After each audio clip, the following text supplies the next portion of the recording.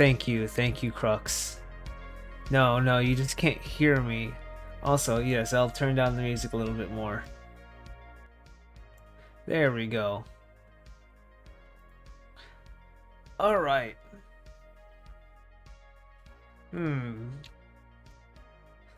Cyberbullying or cyber harassment is a form of bullying or harassment using electronic means.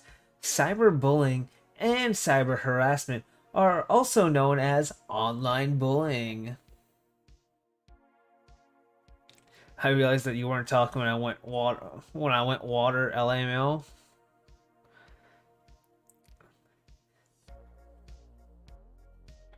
Yeah, I wasn't realizing my mic was off. Thank you for telling me. It would be hilarious if I read this entire thing and no one heard me. It has become increasingly common, especially among I almost said fucking among us. Among teenagers, as the digital sphere has expanded and technology has advanced. Cyberbullying is when someone, typically a teenager, bullies or harasses others on the internet and other digital spaces, particularly on social media sites. Harmful bullying behavior can include posting rumors, threats, sexual remarks of victims' personal information, or pejorative labels, i.e., hate speech. Bullying or harassment can be identified by repeated behavior and an intent to harm. Victims of cyberbullying may experience lower self-esteem, increasing suicidal ideation, and various negative emotional responses, including being anxious, frustrated, angry, or depressed.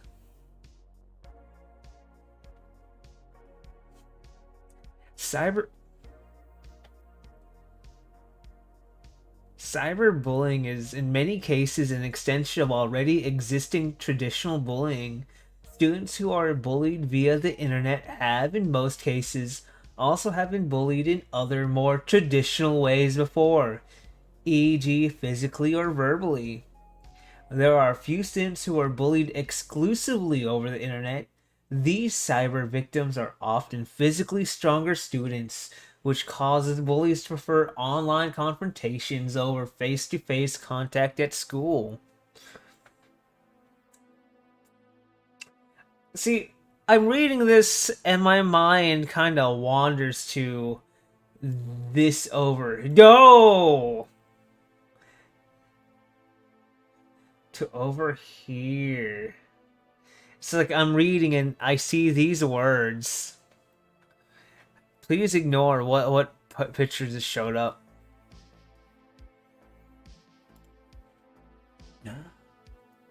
Awareness in the United States has risen in the 2010s due to part to high-profile cases. Several U.S. states and other countries have passed laws to combat cyberbullying. Some are designed to specifically target teen cyberbullying, while others extend from the scope of physical harassment. In the case of adult cyber harassment, these reports are usually filed beginning with local police. The laws differ by area or state. Research has demonstrated a number of serious consequences of cyberbullying victimization. Specific statistics on the negative effects of cyberbullying differ by country and other demographics. Some researchers point out there could be some way to use modern computer techniques to determine and stop cyberbullying. Hi Kirk, how you doing? Today's another I read something off of Wikipedia. Other research has suggested an uptick in cyberbullying during the COVID-19 pandemic, when many youth and adults were quarantined at home and as consequences online more often than before the pandemic. For example, a study of adults published in the Journal of Social Psychology identified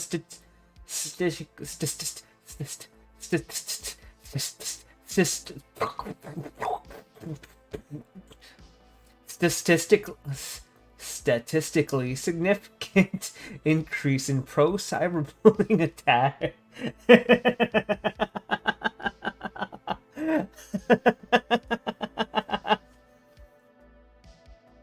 Okay. Pro-cyberbullying attitudes as well as cyberbullying offending behavior. However, another study involving over 6,500 Canadian youth in grades 4 to 12 did not find higher rates of cyberbullying involvement. The authors speculated that this might be a result of closer monitoring and involvement of online activities by parents while their children were at home. Internet trolling is a common form of bullying that takes place in an online community, such as online gaming or social media, in order to elicit a reaction or disruption, or simply just for someone's own personal amusement. Cyberstalking is another form of bullying or harassment that uses electronic communications to stalk a victim. This may pose a credible threat to the victim. Not all negative interaction online or on social media can be attributed to cyberbullying. Research suggests that there are also interactions online that result in peer pressure, which can have a negative, positive, or neutral impact on those involved. Definitions. A frequently used definition of cyberbullying is an aggressive, intentional act or behavior that is carried out by a group or individual using electronic forms of contact repeatedly and over time against a victim who cannot easily defend him or herself. It is to be distinguished from normal conflicts between people of comparable power or status that often also occurs online. I need a drink.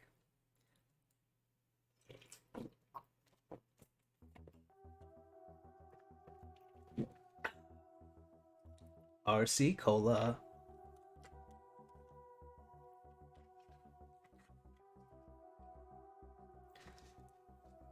There are many variations of the definition, such as the National Crime Prevention Council's more specific definition.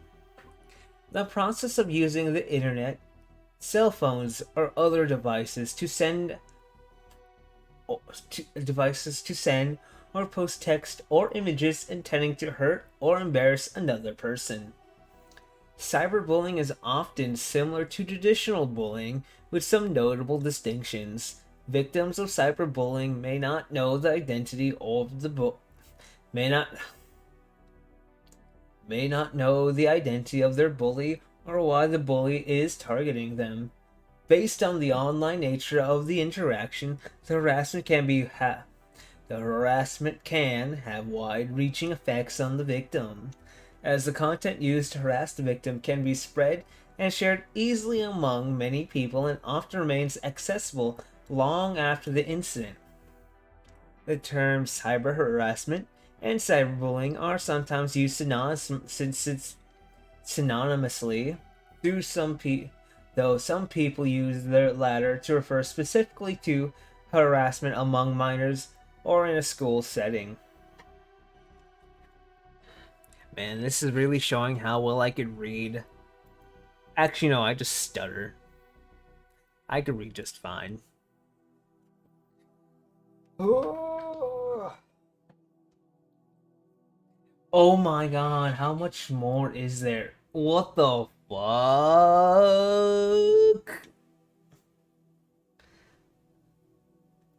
I'm not reading all this about.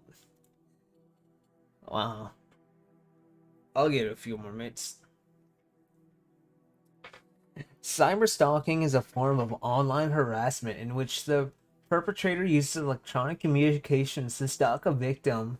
This is considered more dangerous than other forms of cyberbullying because it generally involves a credible threat to the victim's safety. Cyberstalkers may send repeated messages intended to threaten or harass. You know, a lot of this goddamn page is fucking repeated over and over.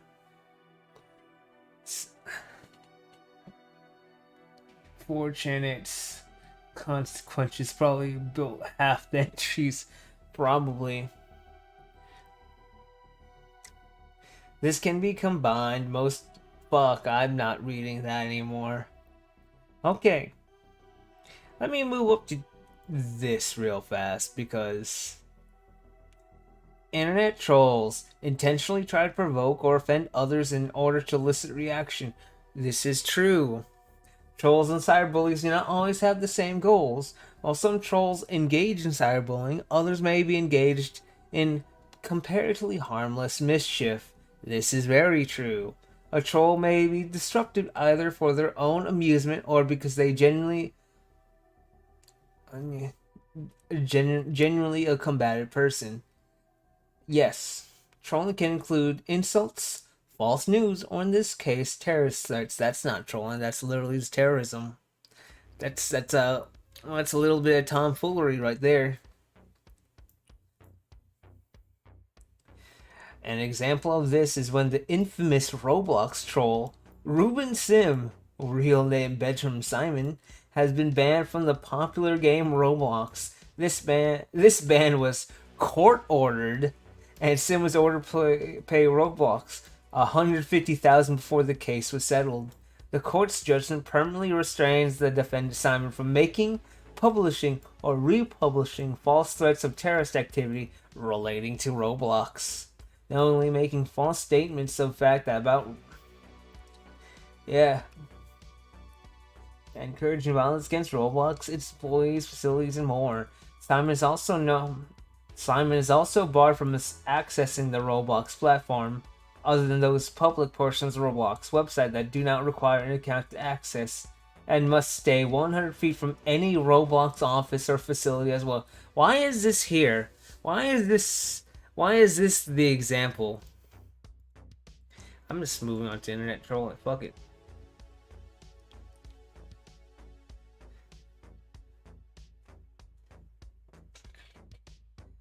Oh boy.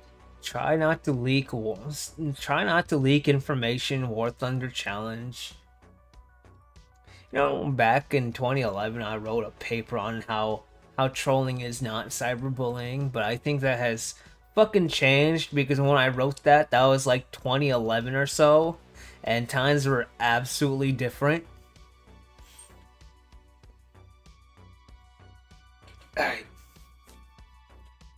Alright, it's been roughly 20 minutes of this Wikipedia bullshit that I'm just trying to waste time with. I'm gonna go do this. Add source. Give me a second. Go. Give me a second.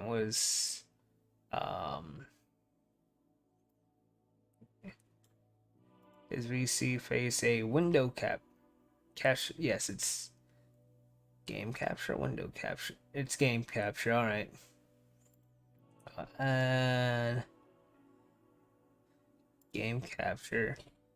VC face because I didn't set up this specific thing.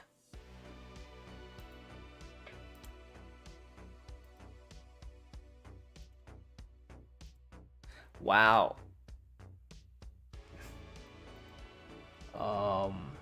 Why is it not? Oh wait. Properties allow transparency.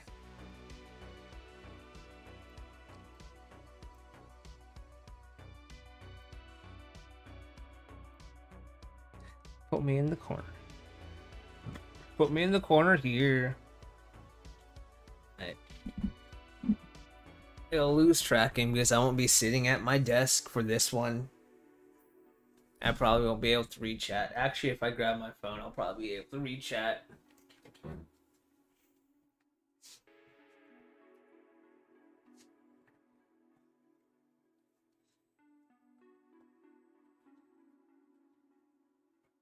This is a completely separate PC. Let me pull up chat on my phone. This is what I mean by live benchmarking.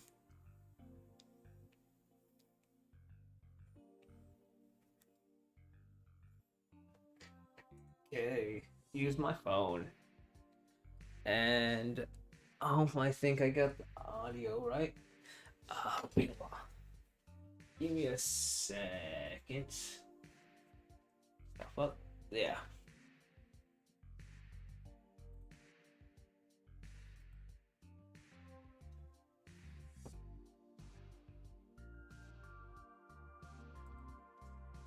Okay. All right.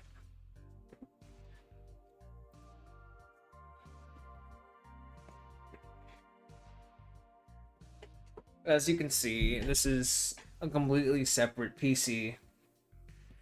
I don't know why I'm stuck speaking like this, but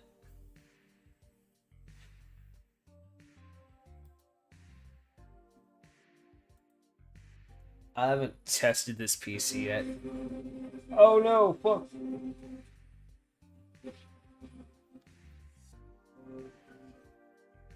Where's...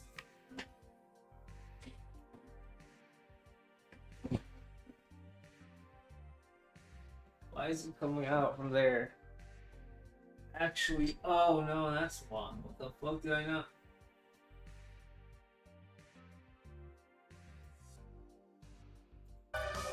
There we go.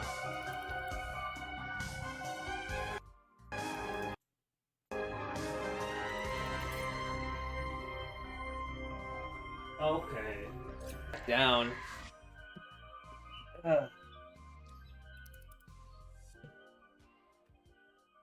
New season? I don't know, but menu options, sound, master volume. Turn this down to like 45.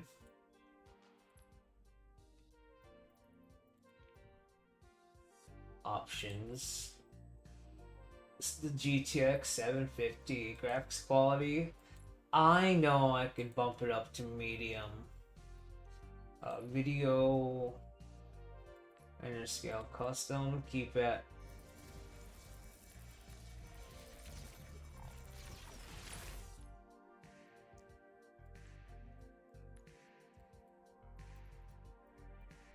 Apply back. X desktop, yes. Hey, alright. Hey, how you doing, Rising? How you doing? Alright, now I'm on the, this is going to be the live benchmark, guys. This is the, it hurts my ears. Goddamn.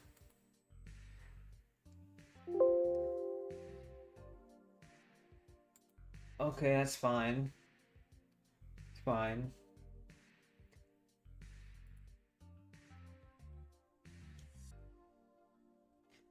How you doing? Rosal, is that how I say your name?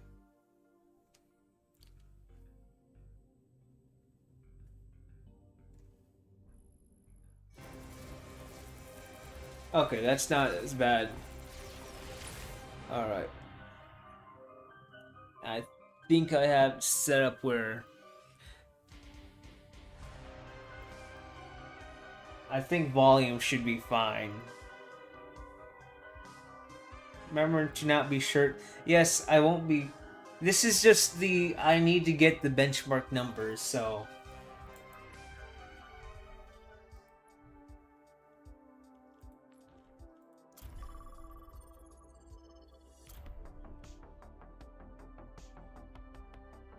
I believe medium should be good for a 750. Honor is all I have left. A testament to my skill.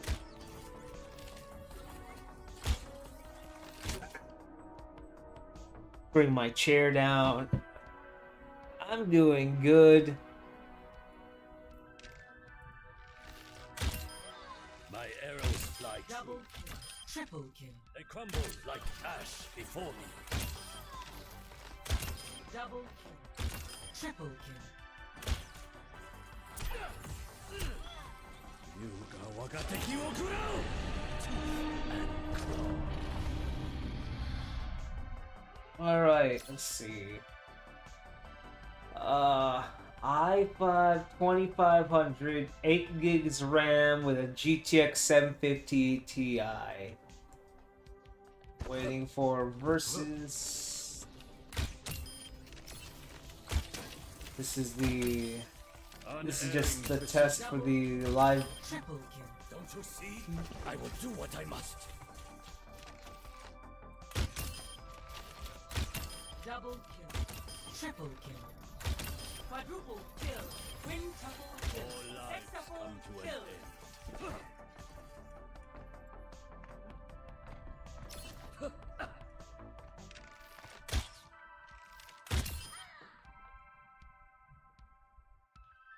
Oh, there we go. Alright. I gotta play Welcome to 3 of these games to get a decent benchmark.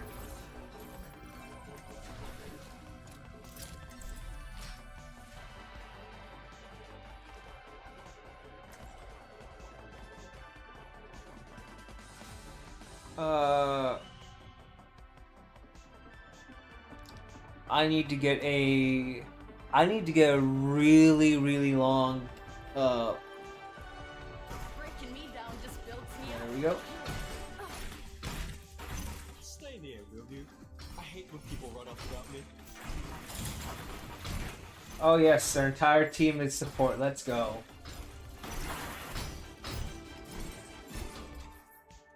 What's up? Sometimes I'm not sure why I even But yeah, You can't take talent down by yourself, Jack. Maybe not, but then I've always liked being the underdog. Oh boy. 5, Special delivery. 3, 2, 1. Attack. Shields under fire. Double score. We got this. Barrier won't hold much longer.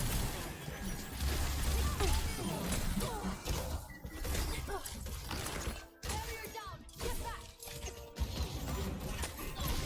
Helping you recover. I'll come if it's I'm on the payload. We did it. Shot.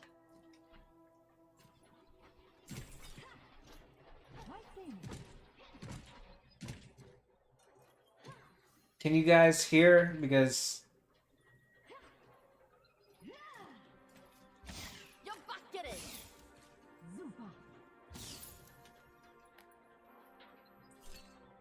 sometimes I'm not sure why I even bother. perfect world is a perfect prison. Over there. Not a bad streak.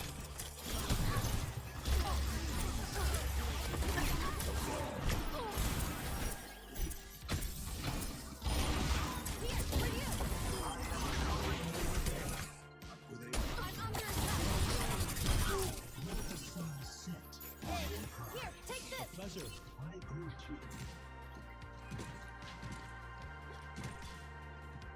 The payload has reached the chip.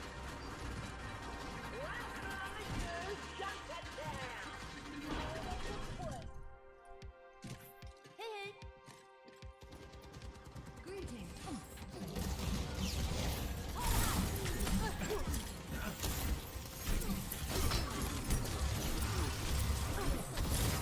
On to the next one. Rally to me.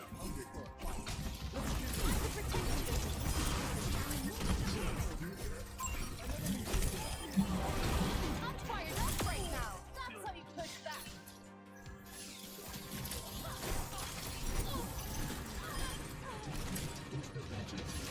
Special delivery.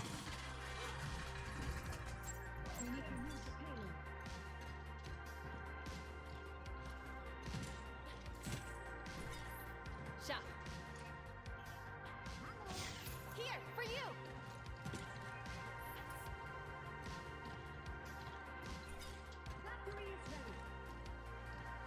okay, looks like you guys can see everything just fine.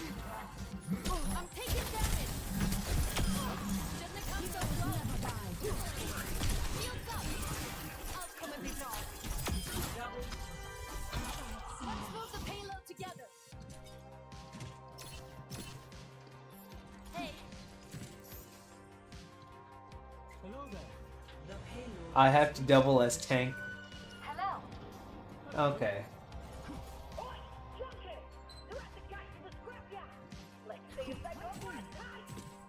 I'm moving the payload. Feel free to kill me. A pleasure.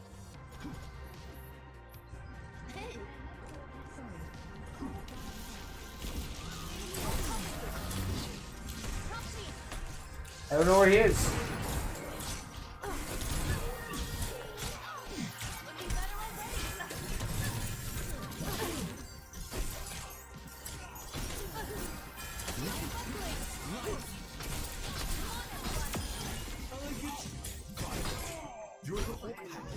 Here, for you. How's my numbers? 69 average. Alright, that's fine.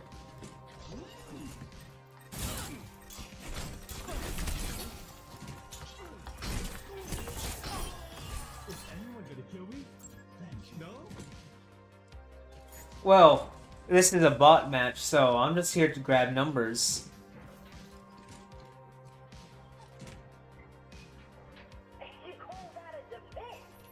What's up? Bring it to me. Its destination.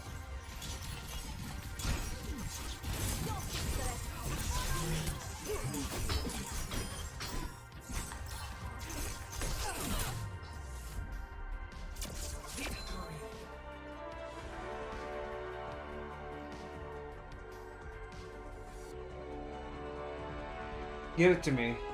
Play of the game. Or Zenyatta. Okay.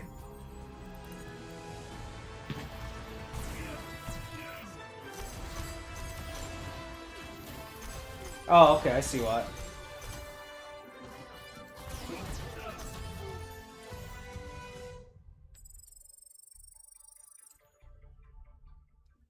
Alright, do another hard one. I have to do about 3 of these.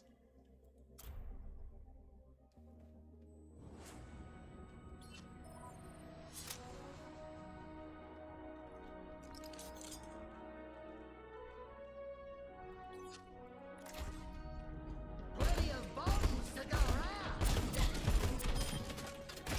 Don't tell anyone. A scintillating finish. Wonk! Right in the griddle.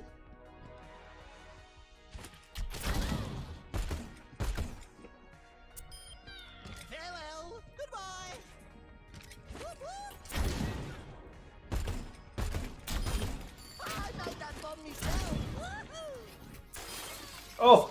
Gotcha. Oh, that's actually...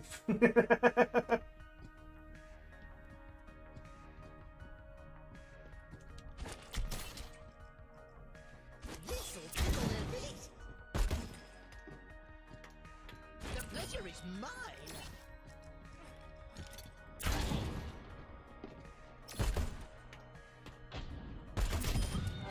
Dear diary, today I blew up several people in a row.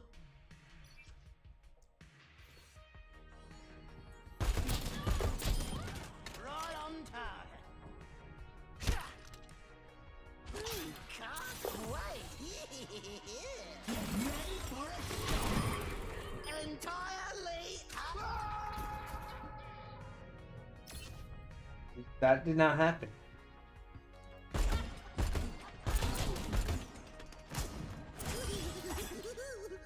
Fly, my little friend.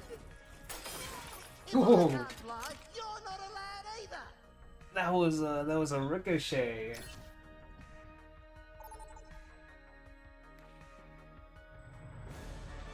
Welcome to Blizzard World. Blizzard word. Select your hero.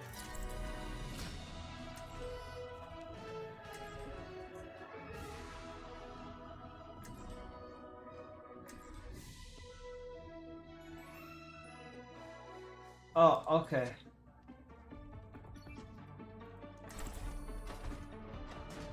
Let's see. Oh, Together it strikes him down. That's a lot of armor. Though I guess you are a pretty big target. I guess I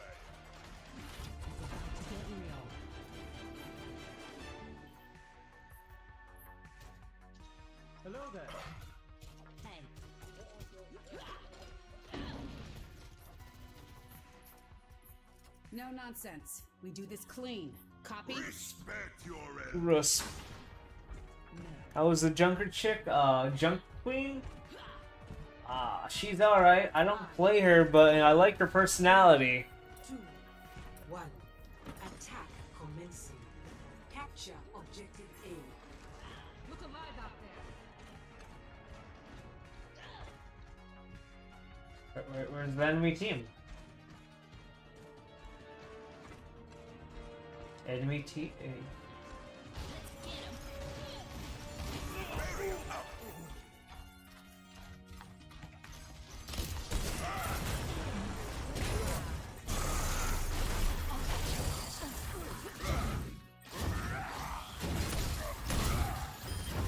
Join me at the objective. Glory awaits.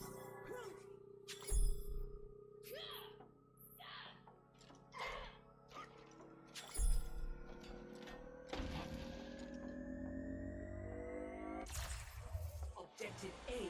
That was Escort. Oh, I forgot. payload. There we go. Yep. All right. Yeah. There we go. This one here. Enemy here. I'm Oh. moving the payload. Feel free to join me.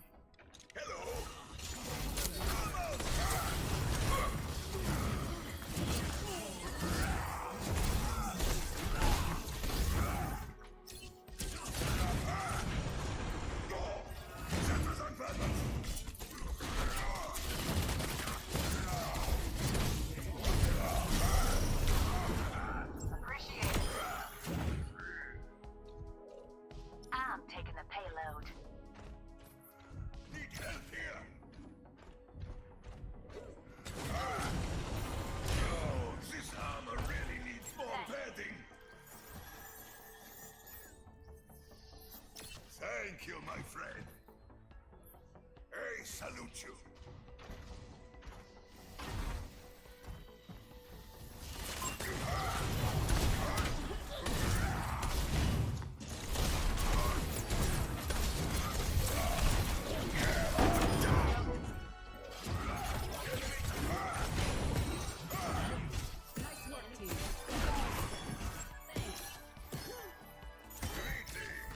I forget. He could. Activated.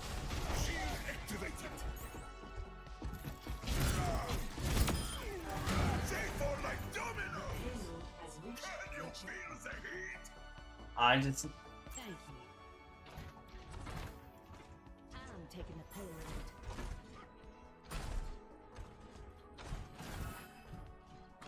payload. I'll show you my process of having.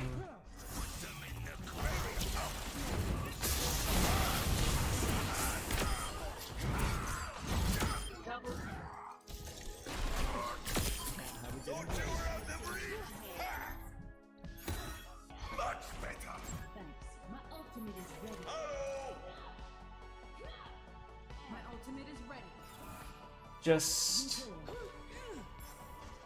I'm glad it's recording just fine.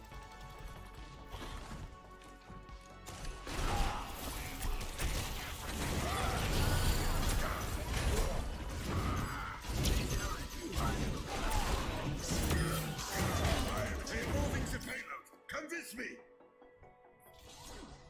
100% German. Life protects me. All right, that's run number 2.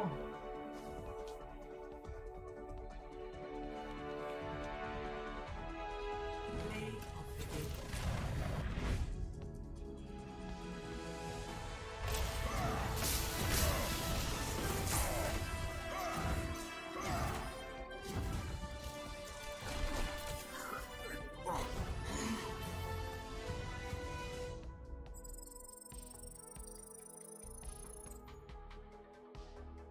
Time for run number 3. Because reason why I do the AI matches for benchmarking is 1, I don't have to try as hard, and 2, it performs just the same.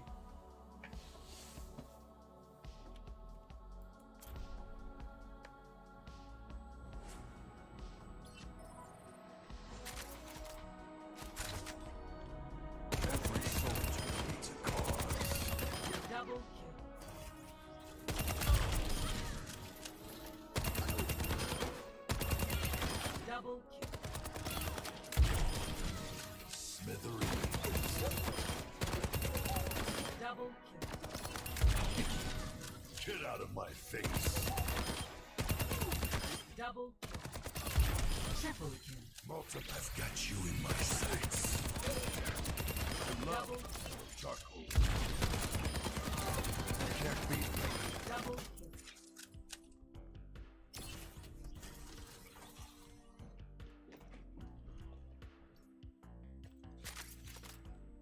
Yeah.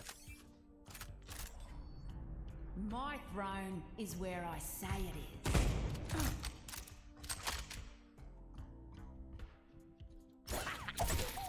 Where's my nose? You got too close, didn't ya? Oh, your blood's all raw. Let's go win this thing.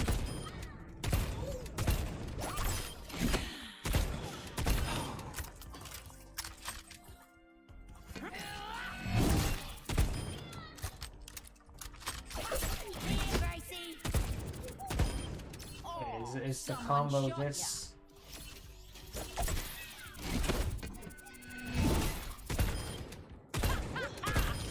Stay down.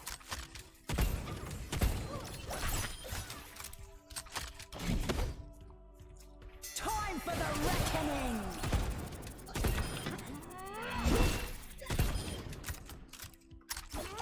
I need an eye. Too close, didn't ya?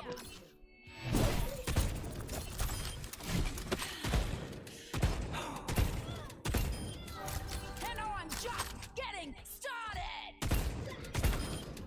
Hard enough. Double. It's only buckshot. No time for reaching. Move out. Kneel before your queen. Ooh, should have done it. Time for the reckoning. Oh no!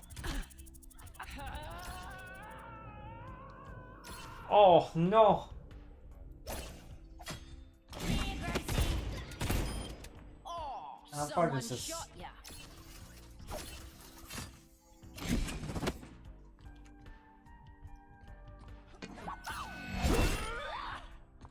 What? Come on, fight back.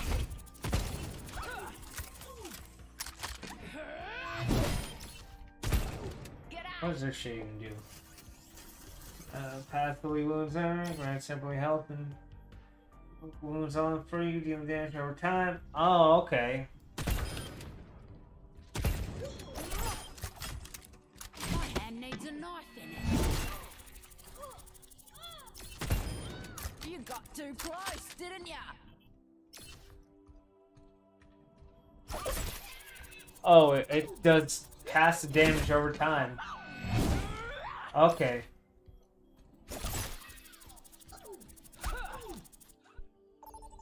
That's neato. He doesn't have a lot of health for a tank though.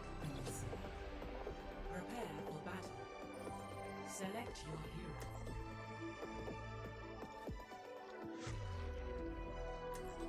Oh, we got... I can shitpost Sanzo now. Let's go. Let's go. Time to... Last... Doesn't really matter if I win or lose. It's all about if I get my numbers down. My mom wants to know if you kept up with the sword. I swore never to wield a blade again. I'll tell her you're thinking about picking it back up.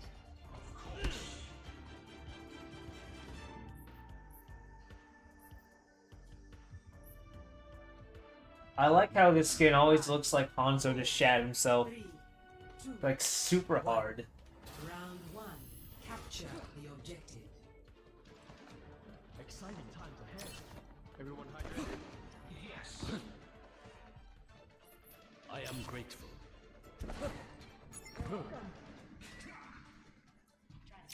Here they come. I'm with you.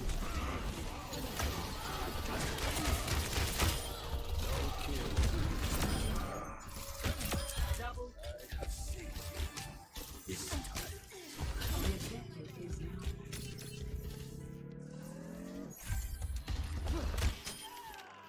Witness the flame of my hello. I got 4 eliminations. Wow. Thank. Yes. Ignore all distractions. Steady. You feel yet. Better.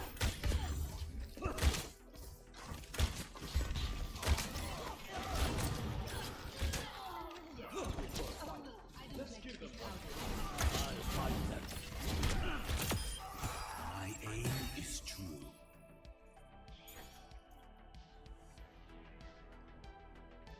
Not going beyond sea. Oh, Hanzo. Yeah, it's like, look, he shat himself super hard with that skin, and that's why I use this skin. You can't hide.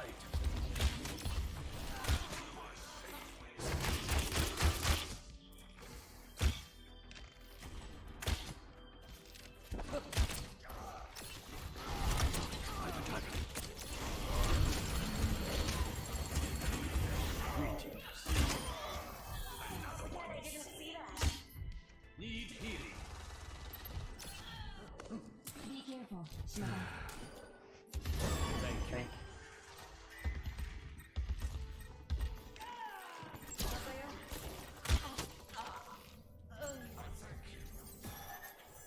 I am restored.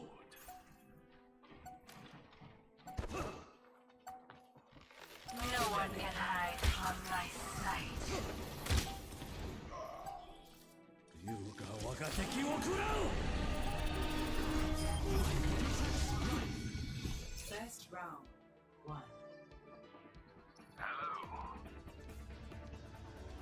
Let's go. Shit your pants, Hanzo. Woohoo.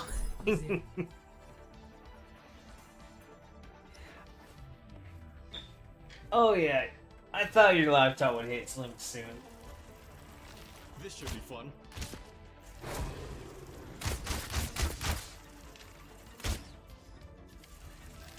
You can't hide. I craft my own arrows. Each one a meditation.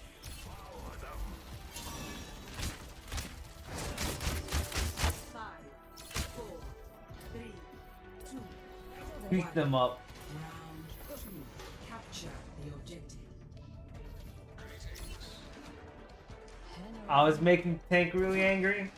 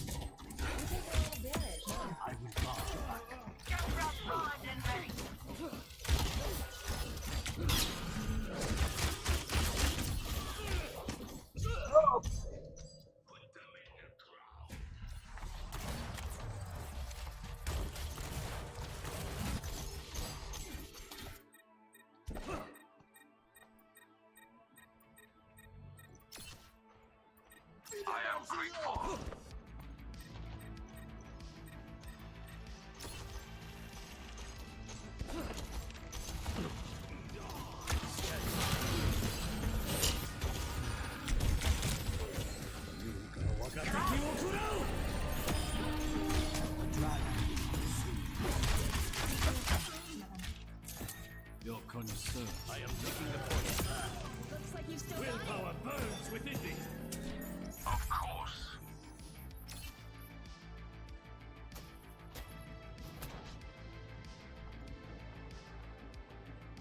Alright.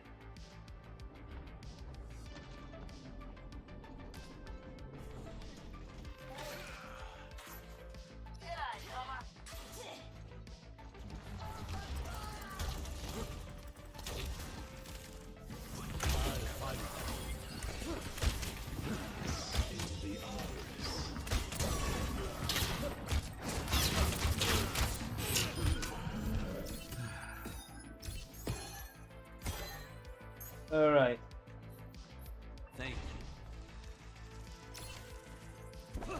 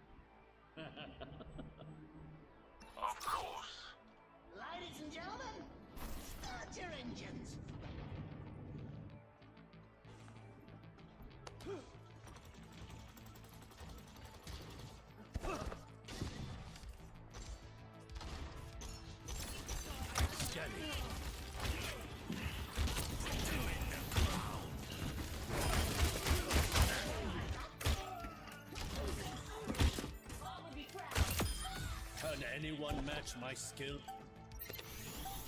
I am here. Life protects life. Capture that. Get my numbers.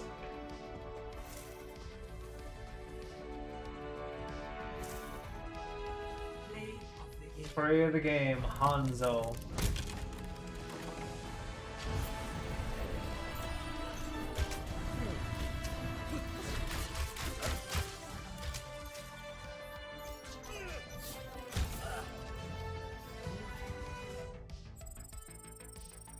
There we go.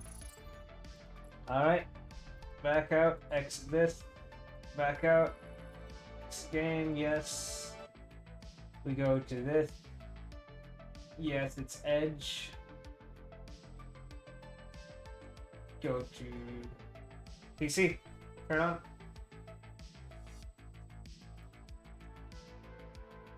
Oh yeah, there we go. That'll get sleep PC will sucks. Go to this. Copy this. We change this to Overwatch 2, 1080p, presets, do this, benchmark view, all that. Now we go to calculator, get our numbers. First round was 8.7 plus 73.1 plus 67.2 divided by 3. The average is 70. There we go to our 1% now. Huh.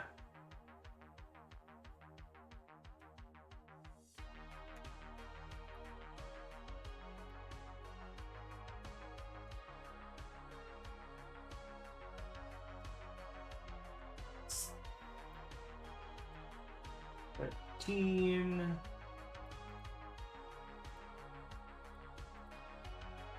then 3.6 plus 6 plus 5 by 3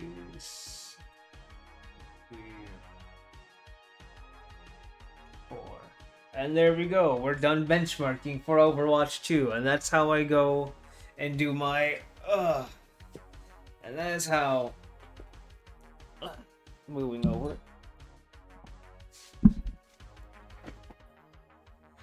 And that's how that usually goes.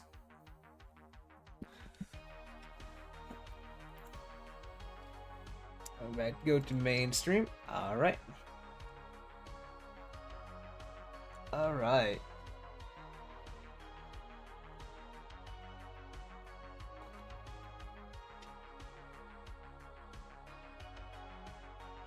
Where's chat?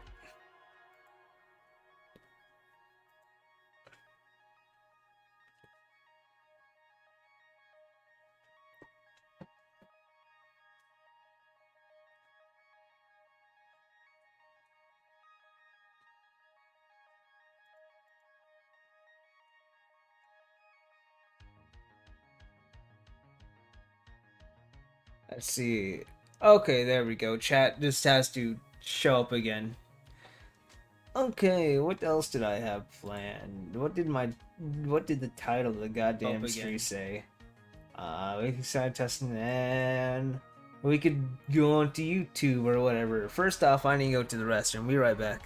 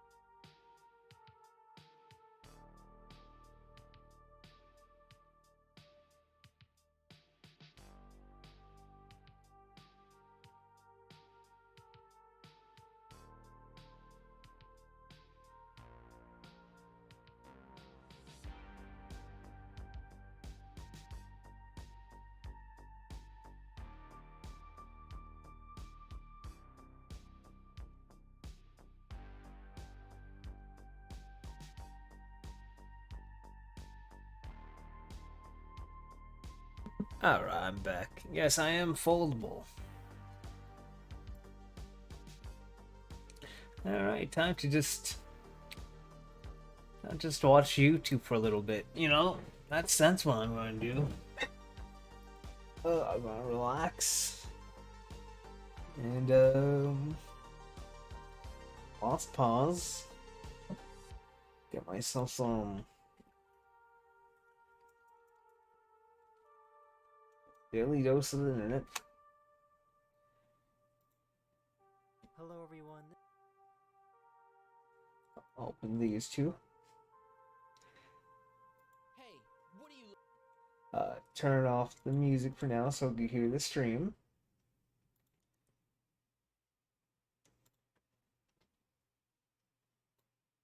Looking at it's Moushly and you're just pulling on the ear. How about we do some overtime? You pervert. Oh my god. And as she's thinking about that, he's just like, Leon's just like, no, this is not gonna work. Mouse. There's actually a Moushly image of just Leon feeding her a banana. It's just not gonna work. Why It's does just not people- gonna work. What is with this Moushly thing? I better not be seeing people drawing Ashley as a mouse now and then me feeding her a banana. No, wait.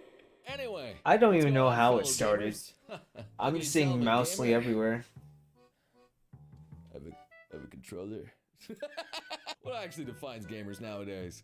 I don't know, probably their subscription to Lost Pause with notification bell on. Let's go! Notification Technically, bell I on. was a gaming channel before I was more of a reaction meanie channel. I was just doing reaction to video game visual novels. And some people say, does that count as gaming? I don't know, I have to press a button to continue the game, so technically that's gaming. Anyway, we're gonna be looking at video gamings because you guys enjoy video games. I love video games. Like, I literally spent 5 hours streaming one video game and I love it so much. But hey, let's get to these gaming memes right now so we can all have a good sensible chuckle. In Super Mario Sunshine, if Mario dismounts Yoshi while he's spitting juice, Yoshi will follow Mario's head's movements while in first-person view. By hacking the camera to see Yoshi from the side during this, it's revealed that his model is scrunched considerably. Regular Yoshi into scrunched first person as he's just going, whoa, it's just right into his butt, man. Dang, Mario jumped with such force. I mean, that would make sense with how high he jumps. There has to be a lot of butt force he jumps off of Yoshi with. I'm just saying. Hogwarts Legacy sold 250% more than predicted. Wow. It's not really a meme, but it's a meme because of all the things that happened with that game. Wow, who would have thought a game that got canceled more than any game that's currently came out this year sold better than most games that came out this year. Oh my gosh. Ah yes, the $60 soundtracks with a free game. Oh, Exquisite. boy. With Metal Gear Rising and Doom Eternal being on that list. Oh boy. I mean, there's just certain like Mario games too that have fantastic Wow, soundtracks. it's raining Some people even outside. say Pokemon as well. There's some good soundtracks there too. Apparently in Japan, Isabel explains the difference between whiskey and whiskey in a Whiskey series and of whiskey. educational videos, and she talks about how much she likes whiskey. Oh, what you got there, Isabel? And she's like, it's tea. She just hurled. Tea. Isabel, what's going on there? I guess she's a drinker out there, man. I mean, she seems like an adult capable of doing all that. She runs the town and tells you all the things that go around. I mean, girl, I got wouldn't some be issues surprised. Going on, okay? I mean, she also had to help, you know, Mr. Doom guy fight off all the demons, you know? Like, she's got things on her mind. Another Animal Crossing, Goldie. You're a golden retriever, right? Yes. Okay, that makes sense with his name. And Apollo, yeah, you're like the moon landing. I love it. All right, sure. Tad and Lily, frog puns. I get that. Yeah, I totally get that. And so you are Kyle. Because my parents named me that? But why? But why? Not everyone has to be named after some sort of pun or because of things like that. Even though my name is, you know, my big butt. And I mean, I just got this chunky gahunky. You know what I'm saying? Wait a minute. Why are you showing Did us I this, just show Noble? my underwear? No. You're gonna have to censor that and show my underwear. No, I'm sorry, Chino. Right, I now paid Chino to look at my butt and censor it. You're welcome. I've been calling Sonic, Tails, Knuckles, and Amy the Core 4. I saw someone call them the Dreamcast, and I will henceforth accept no other title for this specific group of characters. Wow, the It's actually Dreamcast. really, wait, why do they look? They're just like all so happy. It's so weird saying them like that. But I like the Dreamcast too. That's really nice. Nice little send off there. Dreamcast, I still love that system so much. It's just a shame what happened to that thing. So Peach, giving Zero Suit Samus looks like the leaf out here. And I mean, it looked Hey, good. yo. it looked good on here. I'm just saying, you know, that Tanuki, just saying. I was literally watching Chibidoki play like Super Mario World, like one of the Super Mario Worlds today, and Peach was, Peach was in a Tanuki suit, and she kind of. What are you saying, I'm Noble? thinking that. I'm What just are you saying, saying? My tastes are weird now. All right, I don't know. My You tastes got- are weird. It's like professional Wii Sports, Gamers Assembly. You could do it, so they got the Grandma. in this, okay. Oh, throws it down. Oh my! Let's go, Grandma. Let's go, Granny. Oh, that's so wholesome. Let's go. The Granny got the bowling action out here. Let's go, yes, Grandma. That's what I wanted to kill. All right, shoot an arrow at the dragon. Sure. Completely missed, bro. Oh no, the bunny! No. Oh, that's the cutest thing I've ever seen. Oh, an Elden Ring run. Time for I've ever seen. Please. Sure. Completely missed, bro. Please. Oh no. Wait, right next to the deer too? Bro. Please don't. Oh no, the bunny! No. Oh, that's the cutest thing I've ever seen. Oh, an Elden Ring run. Time for a horse. As they. Oh my God. Elden Ring players, as classy as always. The messages will never fail to make a sensible chuckle out of me.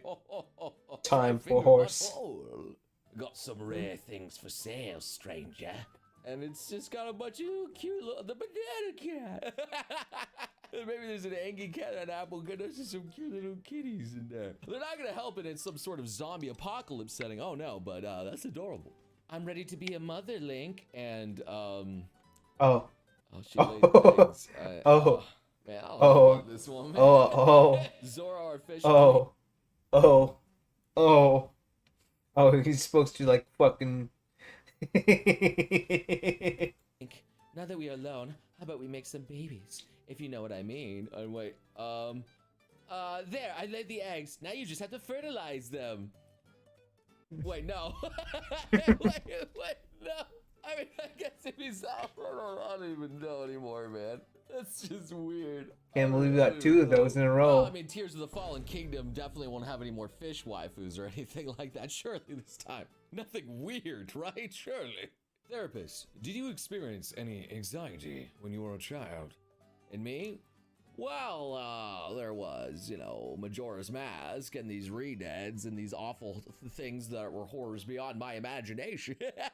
I will never forget that stinking moon and those stupid redeads with that awful scream, and I was always paralyzed in fear, and I'm just like, oh, this is what terror is. I can't do anything, and I'm chain stunned, and I'm freaking out. Yo, some Minecraft out here. Yo, Chino does speedruns. Here we go. Yeah, he's got to get that guy. He's going to nerd pull up to fight it. All right. Oh, it can do dirt block. Okay. Well, we're not doing that one. There's speedrun ruined. The iron golems can nerd pull up. Well, GG, buddy. You ain't cheesing that one. Oh, all right. Some more Zelda tonight. What's the horse saying that? That was a loud one. Like, wait a minute. Although I do know that there is a guy that goes absolutely kind of crazy in Breath of the Wild when there's a blood moon. He like just goes absolutely mental. I don't know what's going on there, whether it's like some dark powers or some weird story about it. But I don't know. Oh. Turn into a furry and let me ride you. What? Oh, Midna, why? No! No, he barked. No. Is that inaccurate? No. Is that inaccurate? Is it It's 3 days inaccurate? into your Minecraft phase and you still haven't found a location to settle down and build your base at. It has to be absolutely perfect. Lord of the Rings. Okay. I mean, you'll find it eventually. You'll get there. I remember when I built my home on top of a mountain that was really tall because I wanted just to build it up there, and it was really difficult making a home up there that looked good on top of that mountain. I did it. I made All I kinds made of a ride, whole Kurt. ladder up All there, kinds and of a nice ride. little waterfall that went down. It was great. It was good. Hey, yo, some Assassin's Creed. And, oh, just knocks him down out there and finisher. Oh, the guy even celebrated. Oh, in the nuts. Oh. Yeah, no one getting up from that one again there. Ain't no way, bro. I want to get married. I wouldn't mind getting married. I don't want to get married, Based. And even more Based there, Rouge. Okay, dude. It's Sonic and Sonic Frontiers seem to be taking things a little bit serious there. I don't know what Shadow's going on there. I need to finish Sonic Frontiers. That game was actually pretty good. Probably after I'm done with Everspace 2 because I've just been playing that game nonstop. I can't stop. It's too good. I made this and I don't know why. Is this the Cerulean Gem? No, this is Patrick. Star me Patrick. I mean, it actually works kind of good, although it's a bit weird. I'm just going, yeah, yeah. That's just the noise they make. It's a really stupid, yeah. Alright though, guys, that's gonna do it for a video game. Get out of here, I had a blast. Get out of here, Noble. I'm still waiting for Get out of here, Noble. Get out of here. Comes out, gonna string the heck out of it. Honkai Star Rail coming out soon. Oh yeah, Honkai Star Rail is actually. I just want a game. Now I get to share some of my love because you guys enjoy the video games too. So let's go. So for now, thank you guys so much for watching. Check out tons of my more videos. That if you guys enjoy the content, just check them out. And I'll see you, beautiful sons of guns, again next time. Next time. Hello everyone, this is your daily dose of internet. People are starting to learn that microwaving hard-boiled eggs isn't a great idea.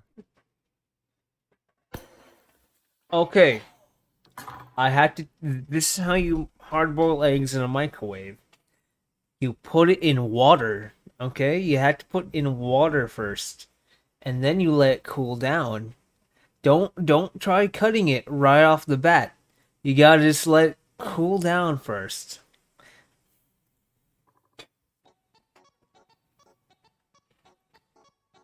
Oh, well, what does that This has to be the most talented pants folder in the world.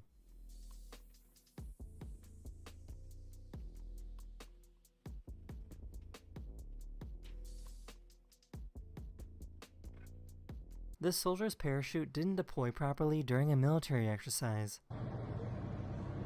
Oh, you see that guy right there? Yo.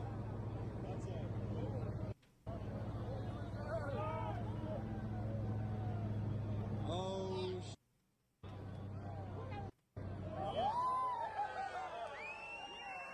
This duck loves getting kisses. I was also like, everyone's like, oh shit, oh yeah. The school hosted an event for the parents of students to race against each other, and one of the moms that was racing is a two-time Olympic gold medalist. Is that fair?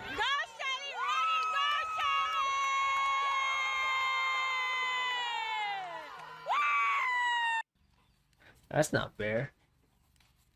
Get it. Oh.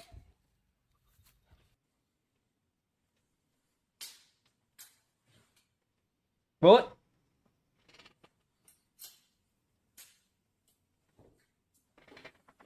Paramedics in the UK are training with jetpacks to make it easier to save people who are in remote locations far away from any roads.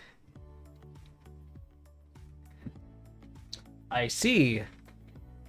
The UK is on something different today.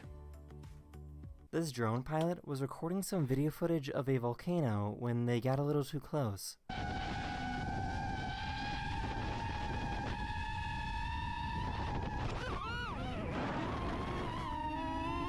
Oh I damn. have never seen a cat give this type of attitude before.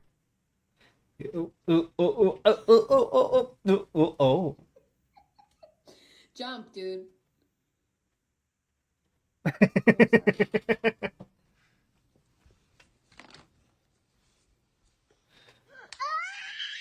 These scientists made a device that can levitate. Go back. Oh. These scientists made a device that can levitate pieces of styrofoam using sound waves. This is what happens when you poke a blue button jellyfish.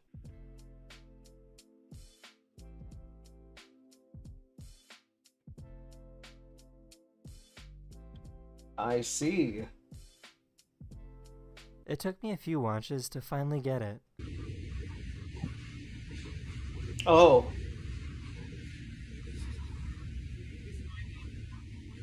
This helicopter rescue team I saw him spotted right someone that was away. stuck in an avalanche with only their face and arm above the snow.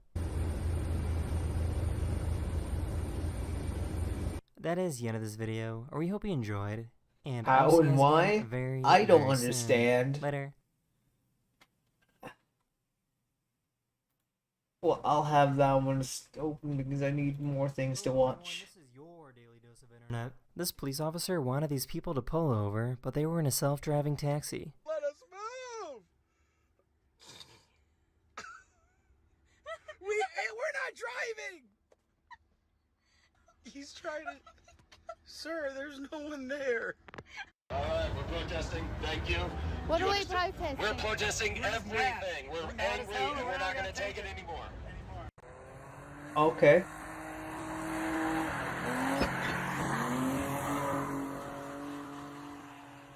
Someone dropped their phone in the otter enclosure, and the otter thought it was a clam and tried to break it open.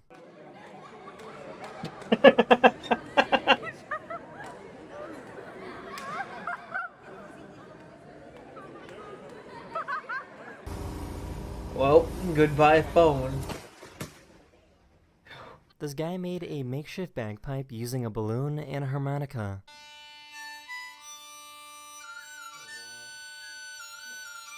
Does sound like a bagpipe.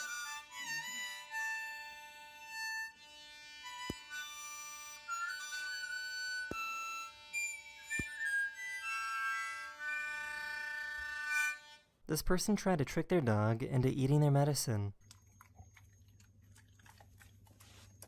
Dog's going to just spit out the pill itself, right?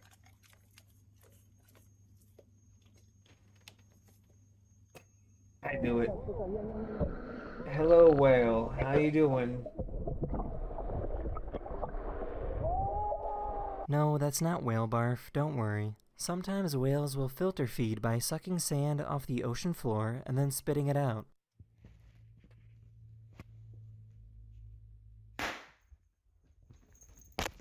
Virtual reality construction workers are now a thing. Caterpillar made their construction equipment controllable from anywhere in the world, so these vehicles could all be controlled by someone thousands of miles away. Oh, that is not a good. Oh boy, brain thought about a very diabolical plan. Yeah. I hope any. Do you remember the? Imagine the Killdozer going on a rampage, and then you open up and there's nobody inside. Imagine Killdozer and nobody inside.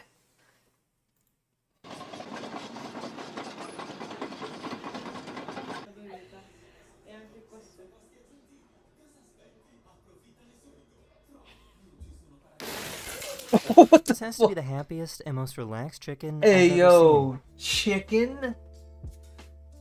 Hey yo! He just like me, for real, for real.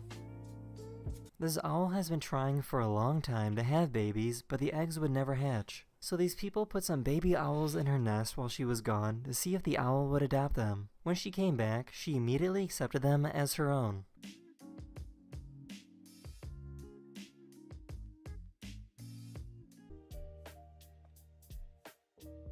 Hey yo, you okay? He is happy. This is pretty cool. This guy made a device that can close and lock bathroom stalls if the door latch isn't working properly.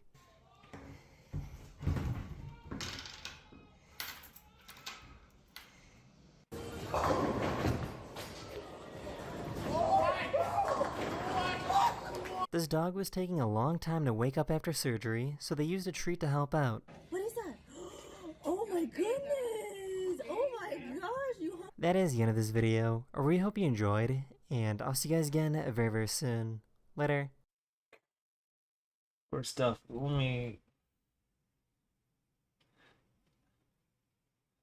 find that kitchen thing. Yeah, what the fuck happened? Okay. It just...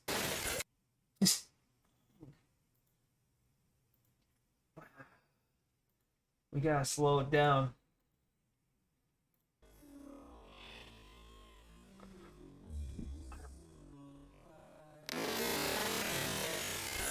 It literally just shattered. Nothing it just shattered.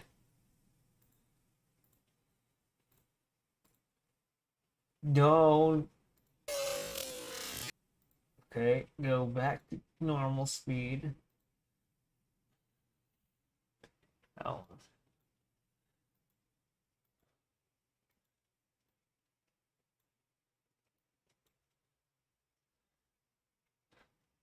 I'm a work from home construction worker is now a real thing. Maybe.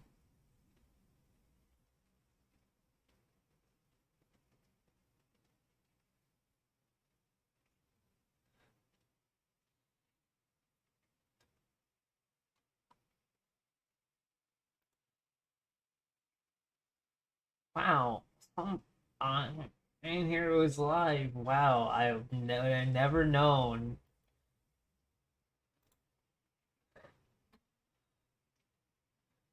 I don't know. This is a. Oh no, that is fucking 15 minutes long. I'm not watching 15 minutes. No, that is there highlights for? Nope. Uh.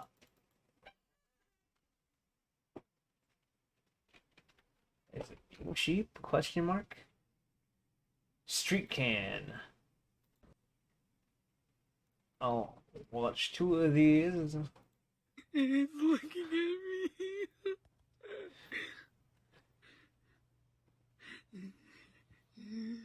me. What?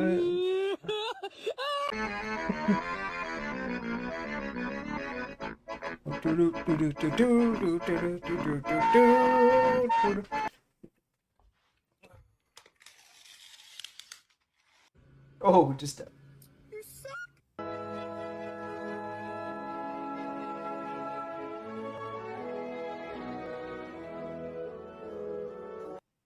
Oh. Oh. Fuck you, you bitch. Your mama. Yo mama. Yo bald Oh, head her ass. ass. You mad.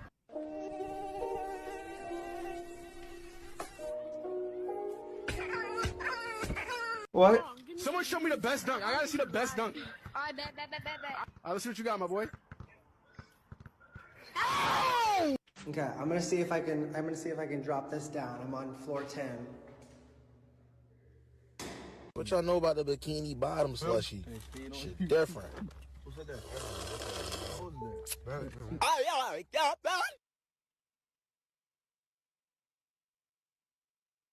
He gave up.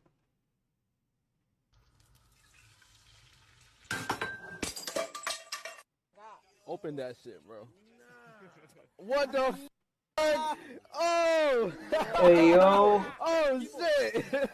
It's just an ordinary crabby.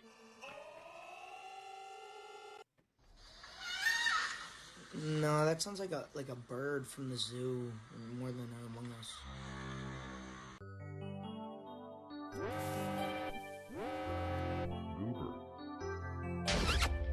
If I wouldn't have slowed down, y'all was not gonna catch me. And let me been in that new scat pack, I'd have took off on y'all dumbass. You two fuckers just made the biggest mistake of your lousy career.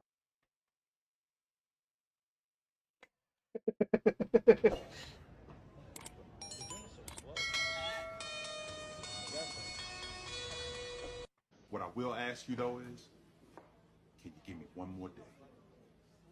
I'm not asking you for a week. I'm not asking you for a month. I'm not asking you for a year. Can you give me one more day? I really hate to be the dude that fucks with us. You think? I mean, hell. Yeah. God damn.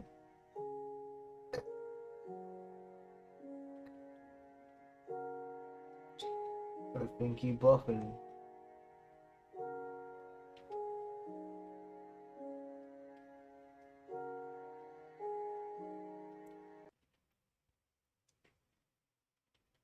Hello. Hello. Oh Lord.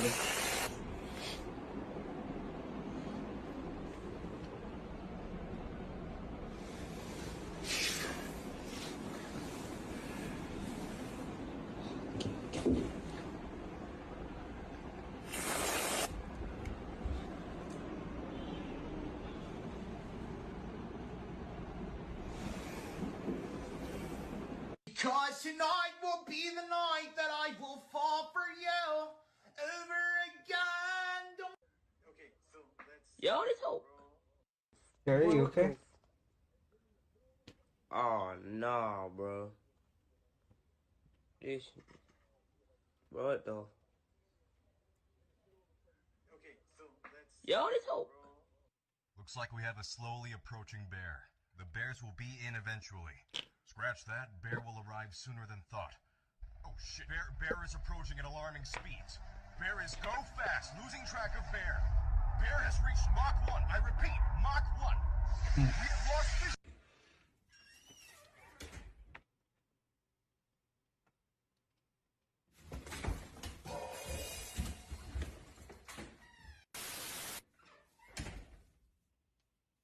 Sup, bro? Hi. What are you doing? Robbing you? Oh, cool. Yeah, I'll show you where she keeps her jewelry. Wrong house. Cabbage salad with scallions, pears, Kalamata black olives. Dressed to avoid nudity with fresh lemon juice, fresh mandarin oranges, EVO, parsley mint, recipe included. What?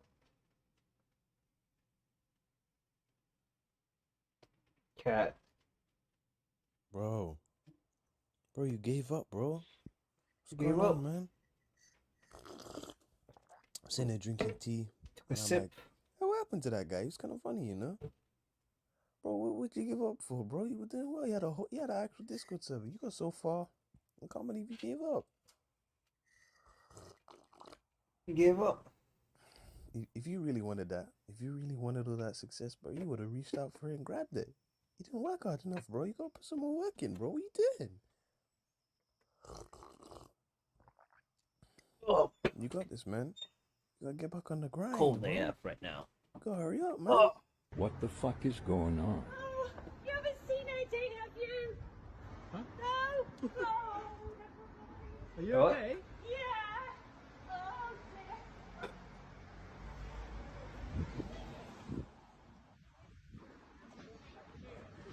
Oh. About 6'2". Hello, chaps. We're looking for a new boat hand. Do you want to join us? I'd love to, but I'm busy, so... Kind of busy. Have a cracking day. Okay, what is I live in happening? a fucking fever dream. What the fuck is going on? Bruv, what is this?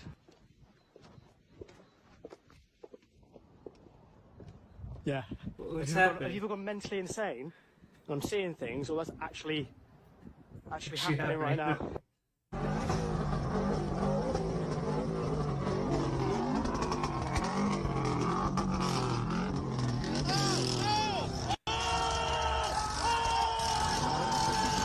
Oh, let's go! Let's go! I'm sorry, guys. I crawled into bed. Have the following players come forward and line up for a picture and recognition.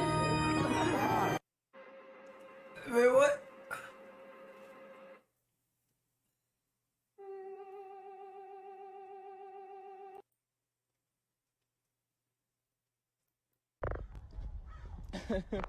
What are you doing, stepladder? What are you doing, stepladder?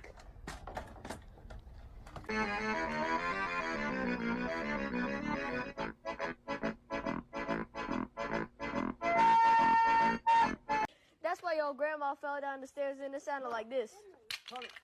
Hey, Grams, what you doing? I'm with the baby. Let's go. Oh, I get it. Let's go. First, and then the milk. Ah. Now we gotta tidy up.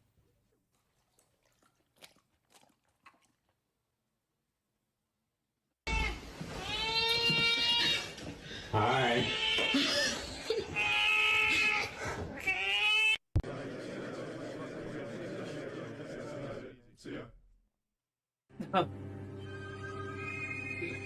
Oh, I gotta go to the restroom. I'll let the memes play for you people.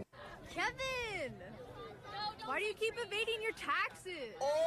Bam bam bam bam bam bam bam bam bam bam bam bam bam bam bam.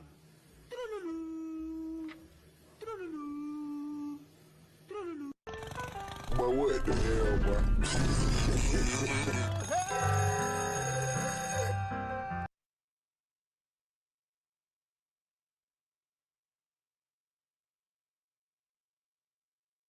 What would you do if you saw me at the red light and I honked my horn at you and we made eye contact and I said to you,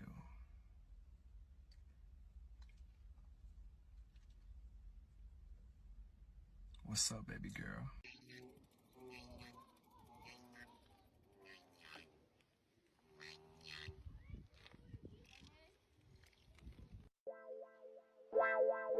Doc! Doc!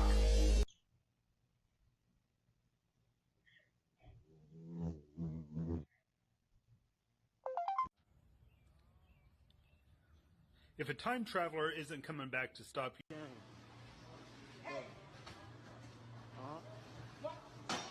No, don't touch me. Stupid. What's wrong with him? What's wrong with him? What's wrong with you?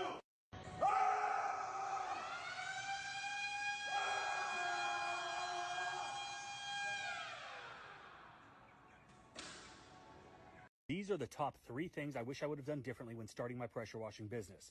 First is get more hose. Hauling a pressure washer. You don't got this watch right here, you a little boy to me. I'll kiss you on your forehead, you a little boy. Sit down. King's home. It's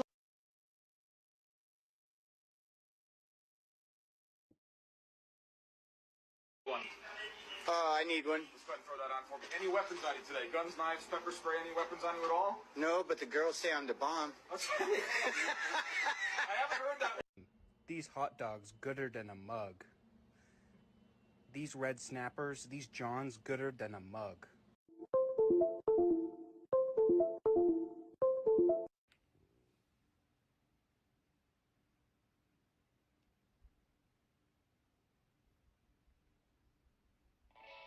Oh, they got the.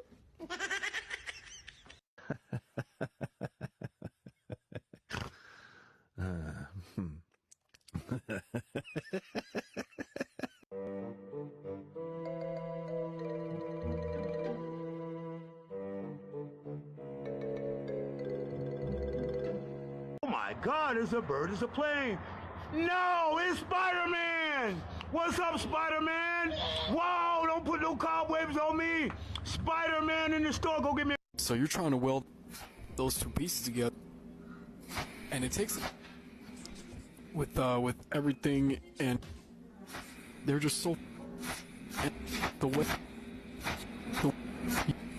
wow, it just looks so nice.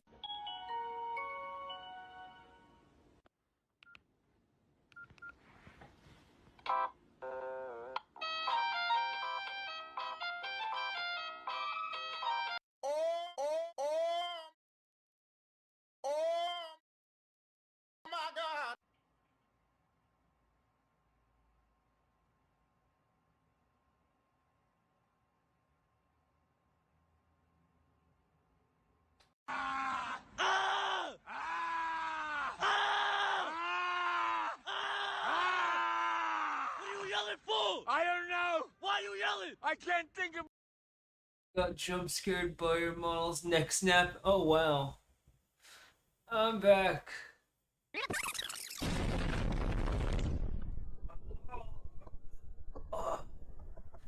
I'm going to continue laying in bed.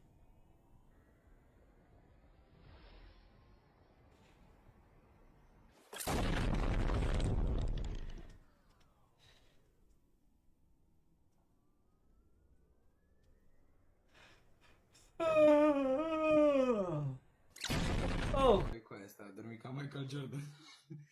Io sì.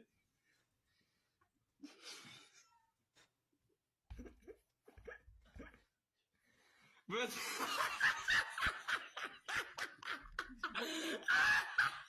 Whatever daddy wants, daddy gets. Whatever daddy wants, daddy gets.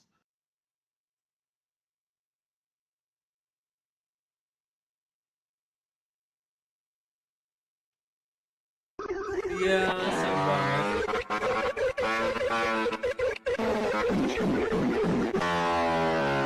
Let your boom and make it boom. Don't mind me, y'all. Don't mind me. Just out here, just watering the grass, getting wet a little bit. I'm getting wet a little bit. Ooh. I'm getting wet on my legs. Ooh. What? What?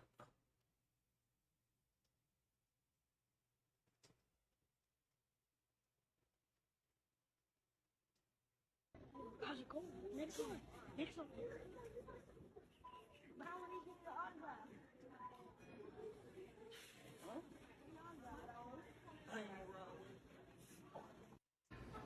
Whiplash, 52.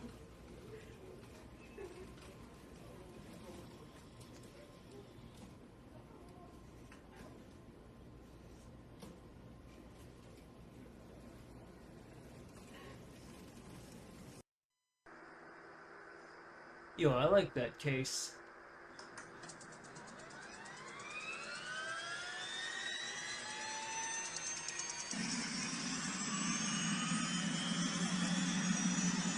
I like that.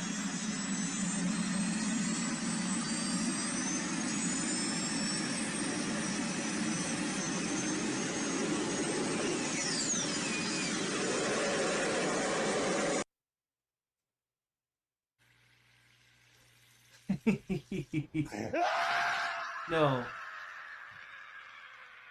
You have different procurement requirements in the city of Irvine, California. Okay? So procurements is that first section, and it's going to be all over the map. And yes,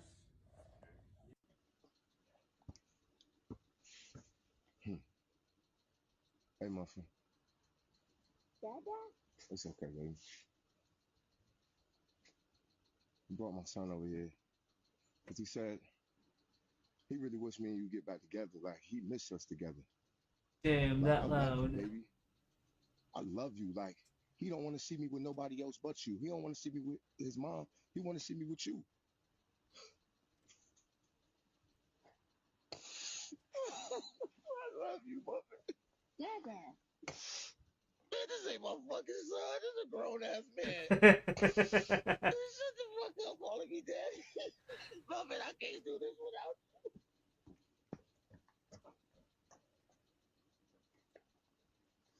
you. Yo, Muffin, what's up? Take me out to dinner.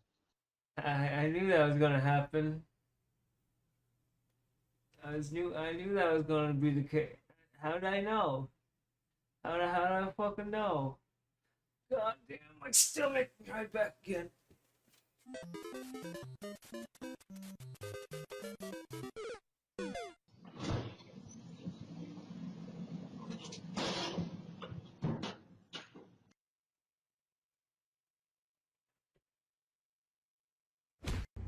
What?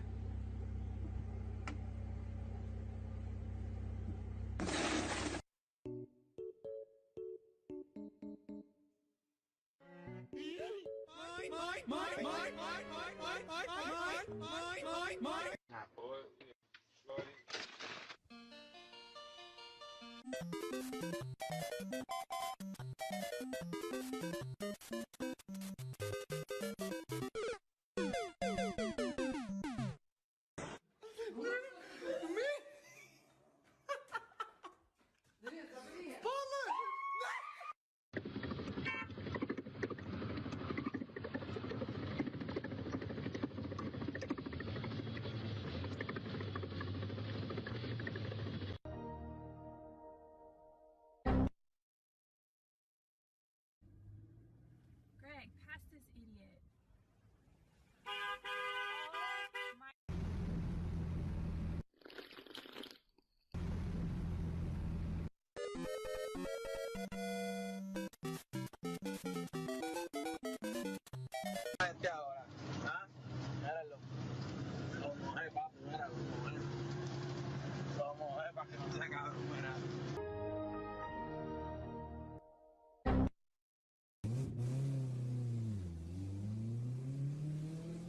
Volkswagen, das Auto.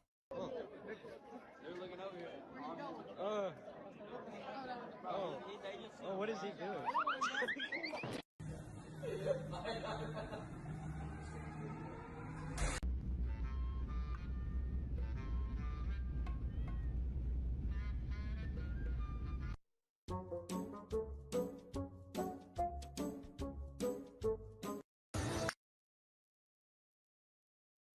Max.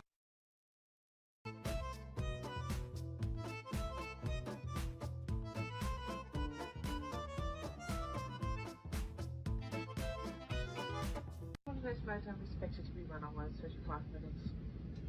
Kindly make sure that your hand baggage is stowed safely and on top of the aisle when emergency exit. Please switch off your laptop and place it in your hand baggage.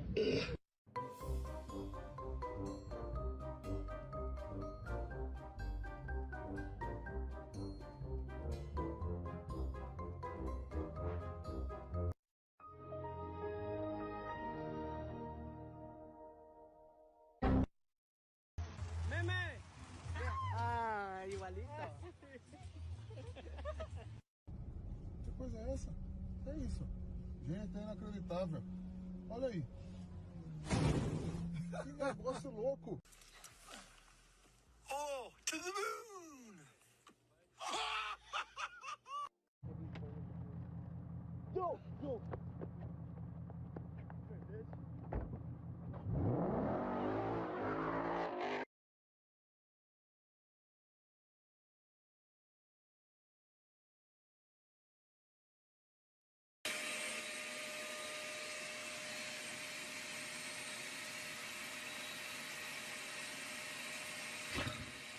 You ready? 3, 2, 1, go! Get him! Get him! Get him! Get him! Get him! Get him! Get him! Made a new friend. Didn't work. Hi Crux, how you doing? I can't read chat from here. Let's see, got jumps. I was not expecting. Got back from an argument. Looking normal in here. You have paper towels, you urinal. Hi Crux. I'm sorry that you had an argument. Hopefully some funny memes will help you relax and calm down. I don't know what I'm watching right now. I'm just letting it fucking play. It's home. Oh. Oh. Hey yo, he's got the pink Jeep. That's good. Oh, lizard. Ocho! Ocho, ocho, ocho!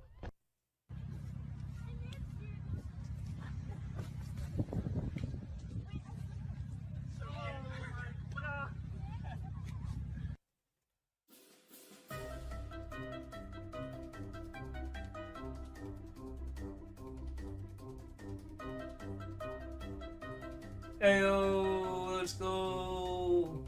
Let's go. Oh.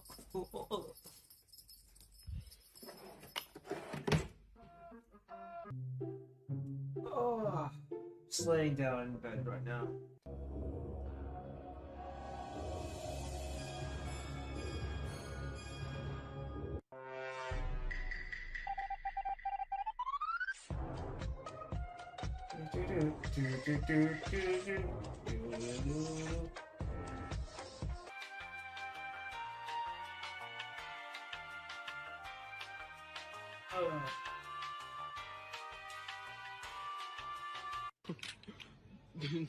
Digger.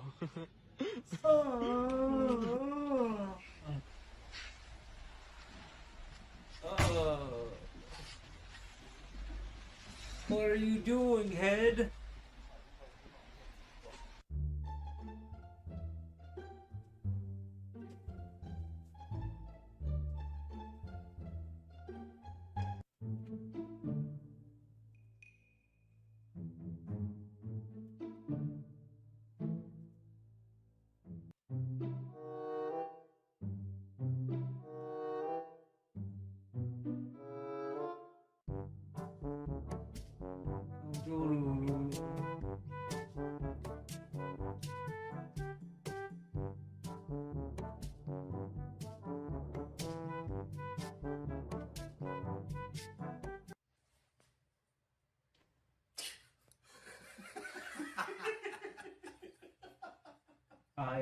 laws of physics. Oh god, dropped the phone in my face. Hey, check this out. Oh, man.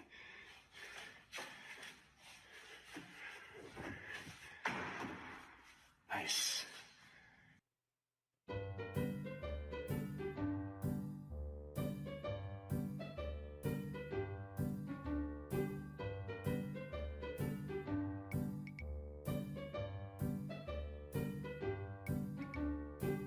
Damn, lady, you can't just...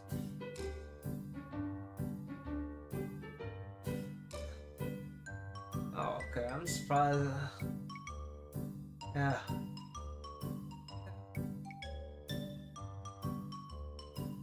Yeah.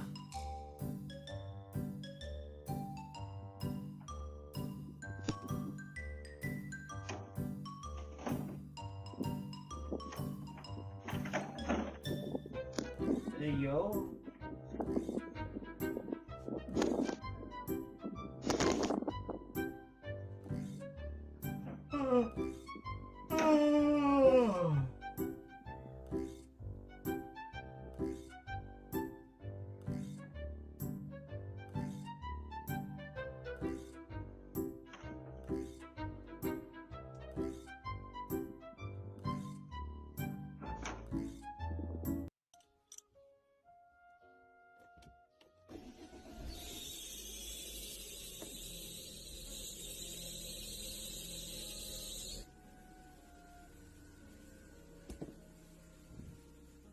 Well, that's one way to do it.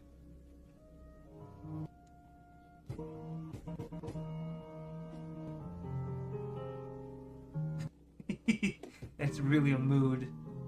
That really is a...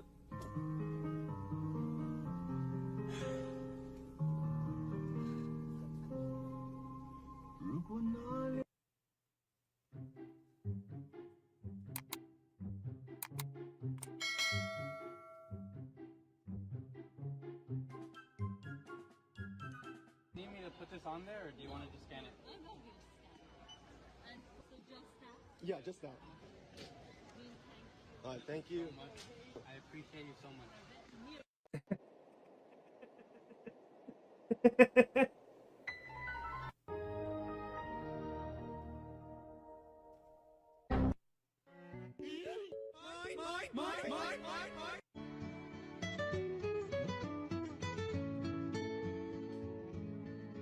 Oh.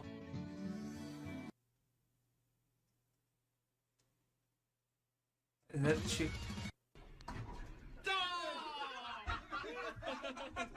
Yeah.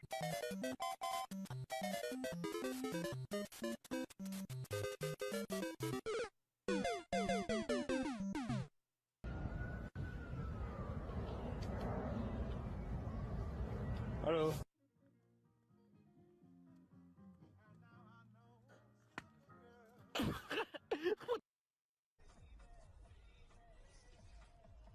They should ticket every single one of them.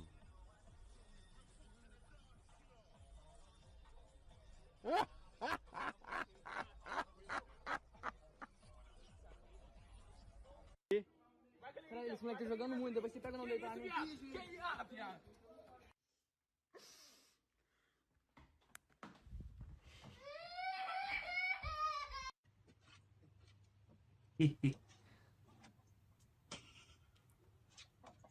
Go down the slide.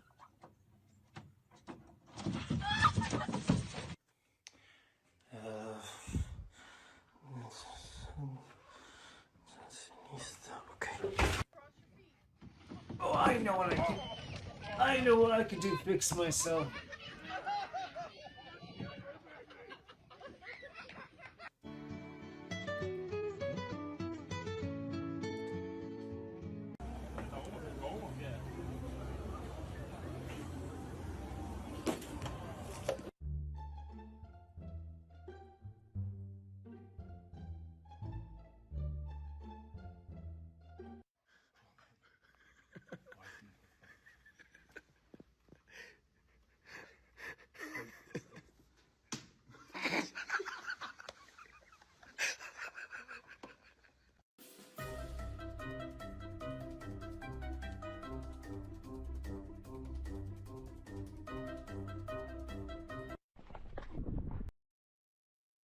Oh.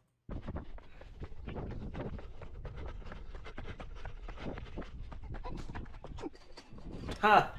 Ha! Wait, I need to watch this again.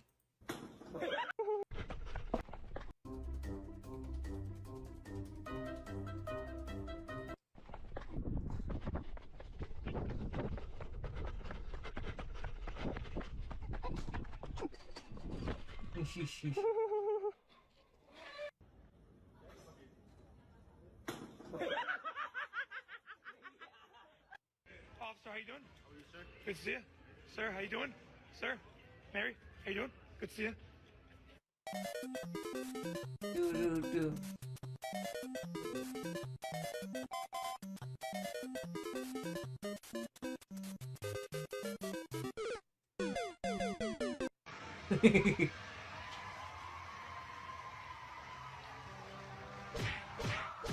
Oh, oh, oh, oh, oh, oh, oh, oh, oh, oh.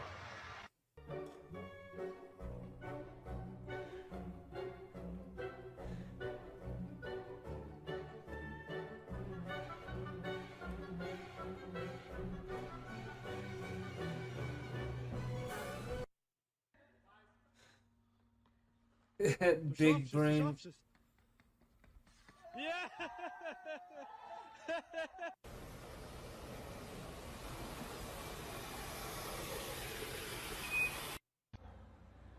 You ready for it?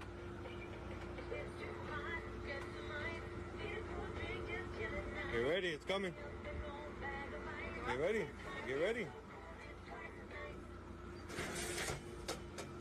No bridge, no sign. No bridge, no sign. What? Oh no!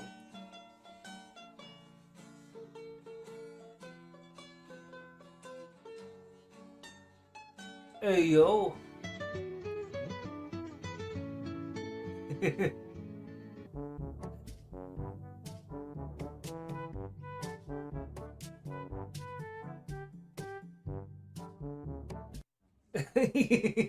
Yeah.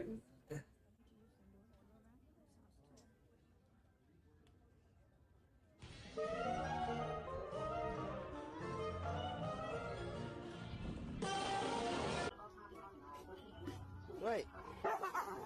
What day? Pepsi. See. Let the bitch drop.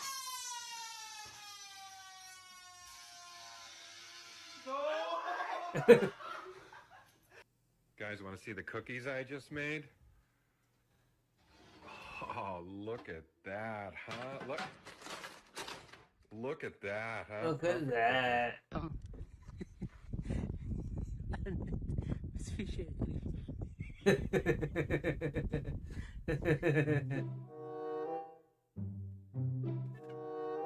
Wait, what? What?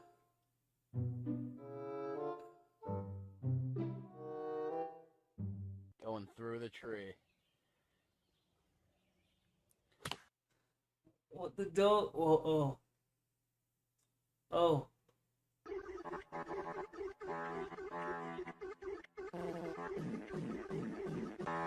That's not. That's right. No.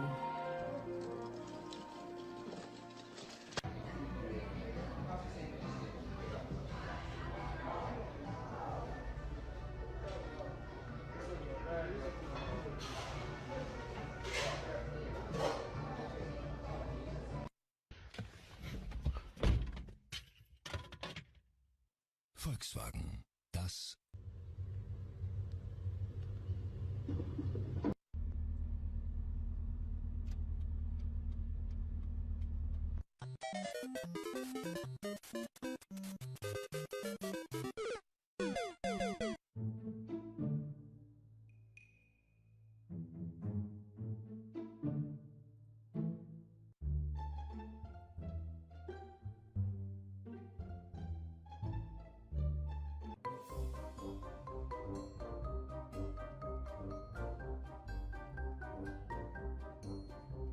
Yeah, my model had a tail. Let me get. Let me show you real fast. Let me go find.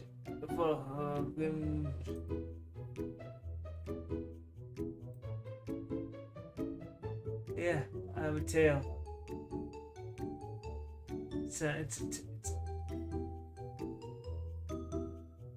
Yeah, tail. Just don't mind me being dead like this. Oh God, what are you doing? Oh, what are you doing to me? Okay, what are you doing to me?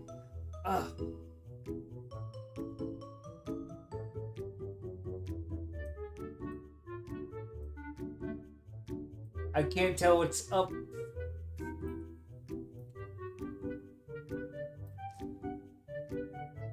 Oh God. Oh. Oh. Oh. Oh. Oh. Oh. Oh. Oh.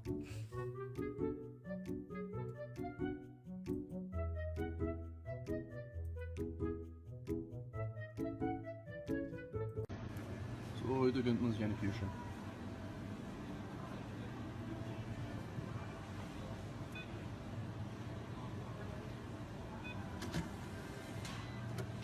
Hier sind.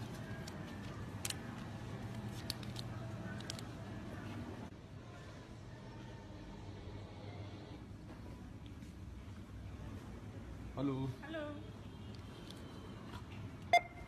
5 Cent bitte. Und Karte bitte.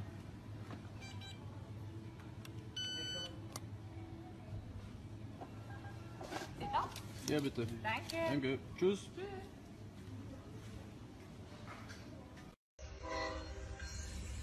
My current shenanigans. Me just being in bed and not. I'm. Easy Duke, content. do you want the ball?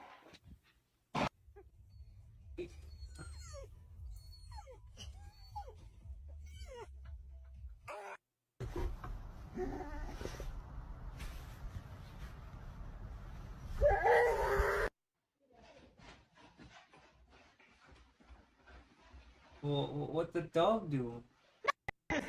Snickers. Sickers. Snices. Let's get it! Let's get it! Let's get it! Let's get it.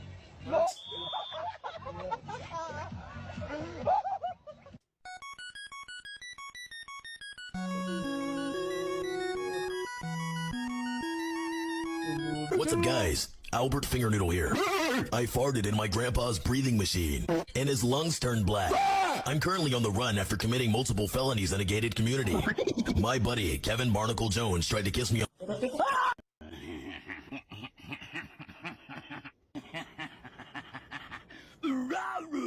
honestly, don't want to say it, right? But I'll show you something. Pick one. Any one you want. Doesn't matter. That's the one you want. Are you sure? Thanks. The Leo horoscope says today, you will experience jealousy from someone you see every day. Would you provide feedback if you feel this is accurate? No, who would I be jealous of? Me. I have over 800 million pounds. Oh my! Wanna see how cold it gets in the Midwest? Yeah, it works. Yeah. It's Yeah. gonna freeze eventually. You trying to be my Valentine's? Who this? Remember me? Damn, who on the left?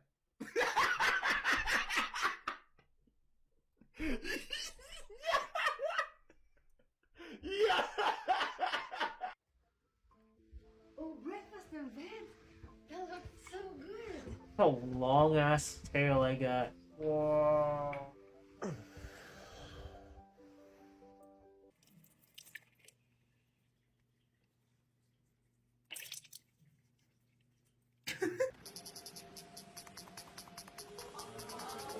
Oh, what a perfect circle. So what do you say, sir?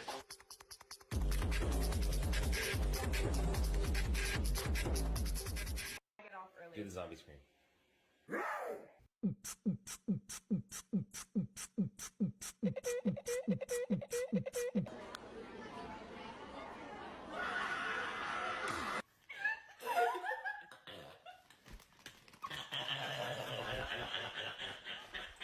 that's such a nice build that you did. That's so cool. Yeah. Oh.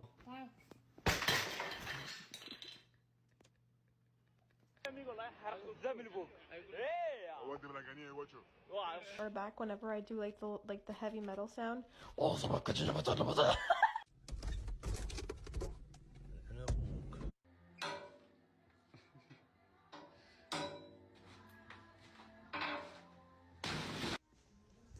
Big Hey, oof. push off, bucko, push off, bucko, push off, bucko. What you get, bro? Honk honk.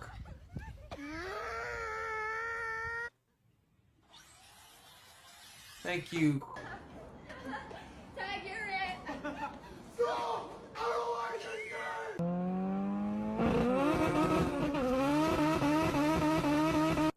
Bitch, you wanna say it in my face? Stupid. Bitch, you wanna say it on Snapchat? Stupid. Bitch, you wanna say it in class?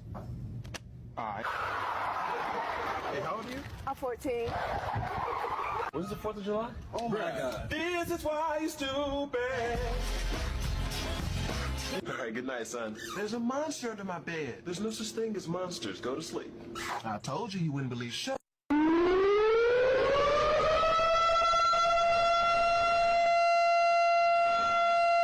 God, my ear.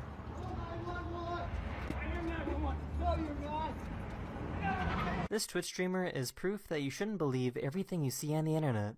I will quickly show you why I have a green screen today. I am not making my bet today. We're gonna swing by. Pick You know up some that coffee. is. Holy cow! Oh my god! Oh my god! See that thing? Yeah. Okay, hear me out. God damn, that is a smart ass idea to have your goddamn bed made, but have it as a green screen, so you don't have to make your bed every time you gotta stream. God damn, I need myself a green screen now with my goddamn bed. Students were playing musical chairs when one student thought of a big brain move.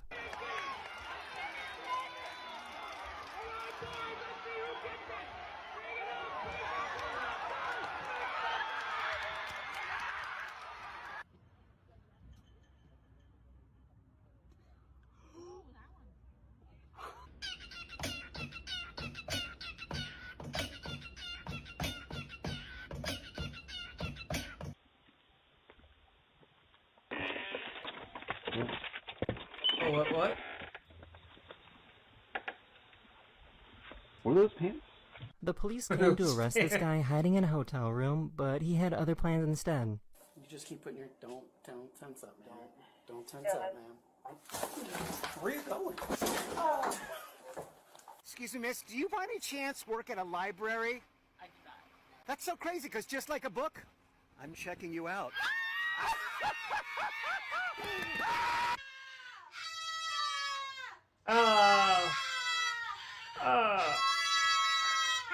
Hi. Would What? you choose money or happiness? Sleep. Sleep.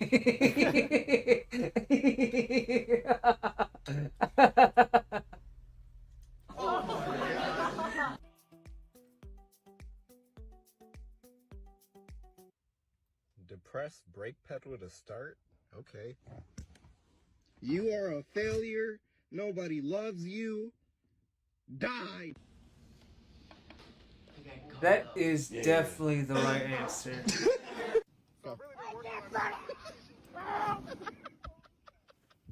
Scientists found this weird, uncoordinated frog species that can jump, but almost never lands on their feet. Whoa. Oh. Would you rather marry someone right now that your parents picked out or be single for the rest of your life? I'm an orphan. All right. Oh.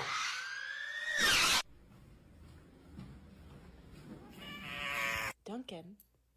Duncan. Duncan. What are you looking at? Duncan. Goofy, me. Oh.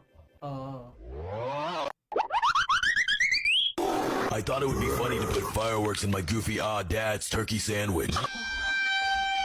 I'm staying at my friend Juandale Pringle's house. My mom caught him and beat him with a pan. 瞧一瞧，瞅一瞅，看完视频你再抖，情深深雨蒙蒙。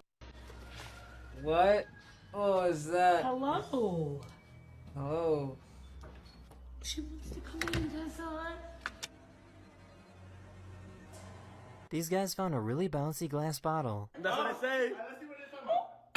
Oh my god!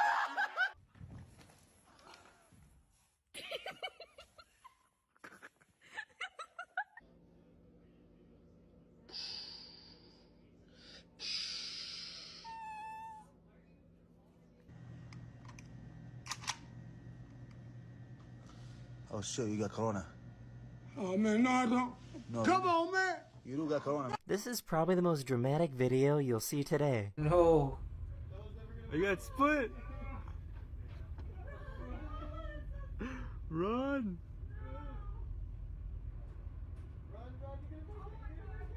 Oh, we made it.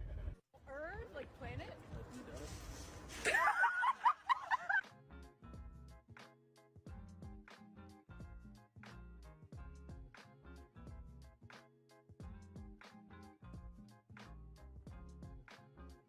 This tortoise was upside down, so this other tortoise went over to help out. No, save the tortoise. Oh no!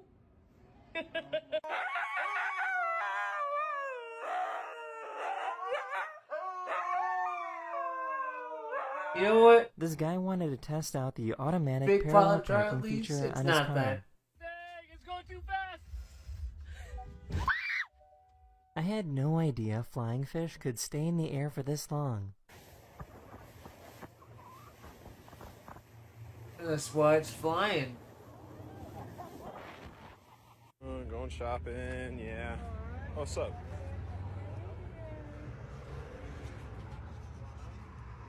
Sorry to bother you. Is it okay if you can just hold these?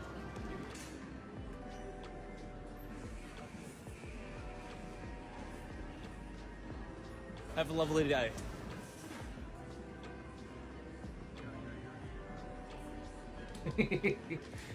I think I found the perfect device for people who want to game and snack at the same time.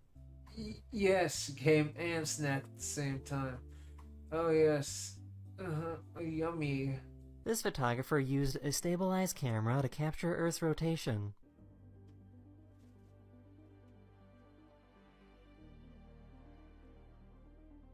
Besties, I just got off work, so don't look up here.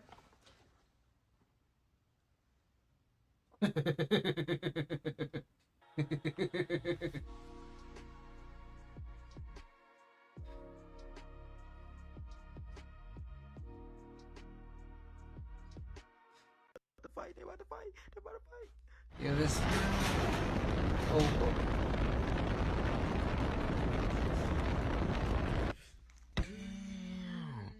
Dude just got laid out. Want a Sprite cranberry? The answer is clear.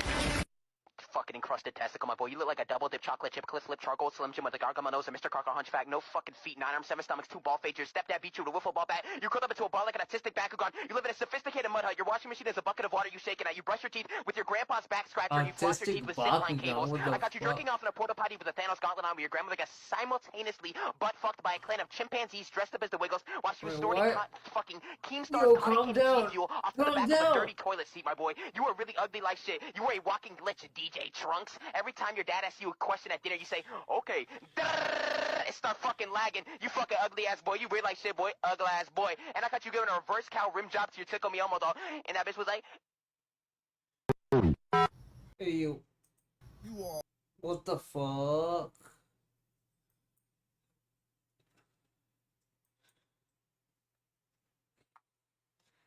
I wanna fall asleep to some dinosaur documentaries. Let's see.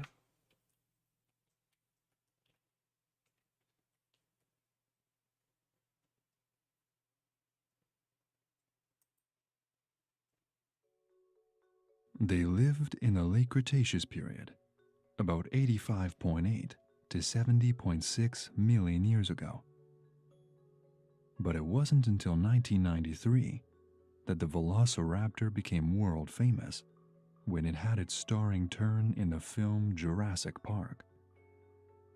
Although, as we'll go into later, This film depiction isn't exactly accurate. The velociraptor is just as interesting in real life as it was depicted on film. Today, we're going to deep dive into this historic hunter, from the first discoveries to famous velociraptor fossils.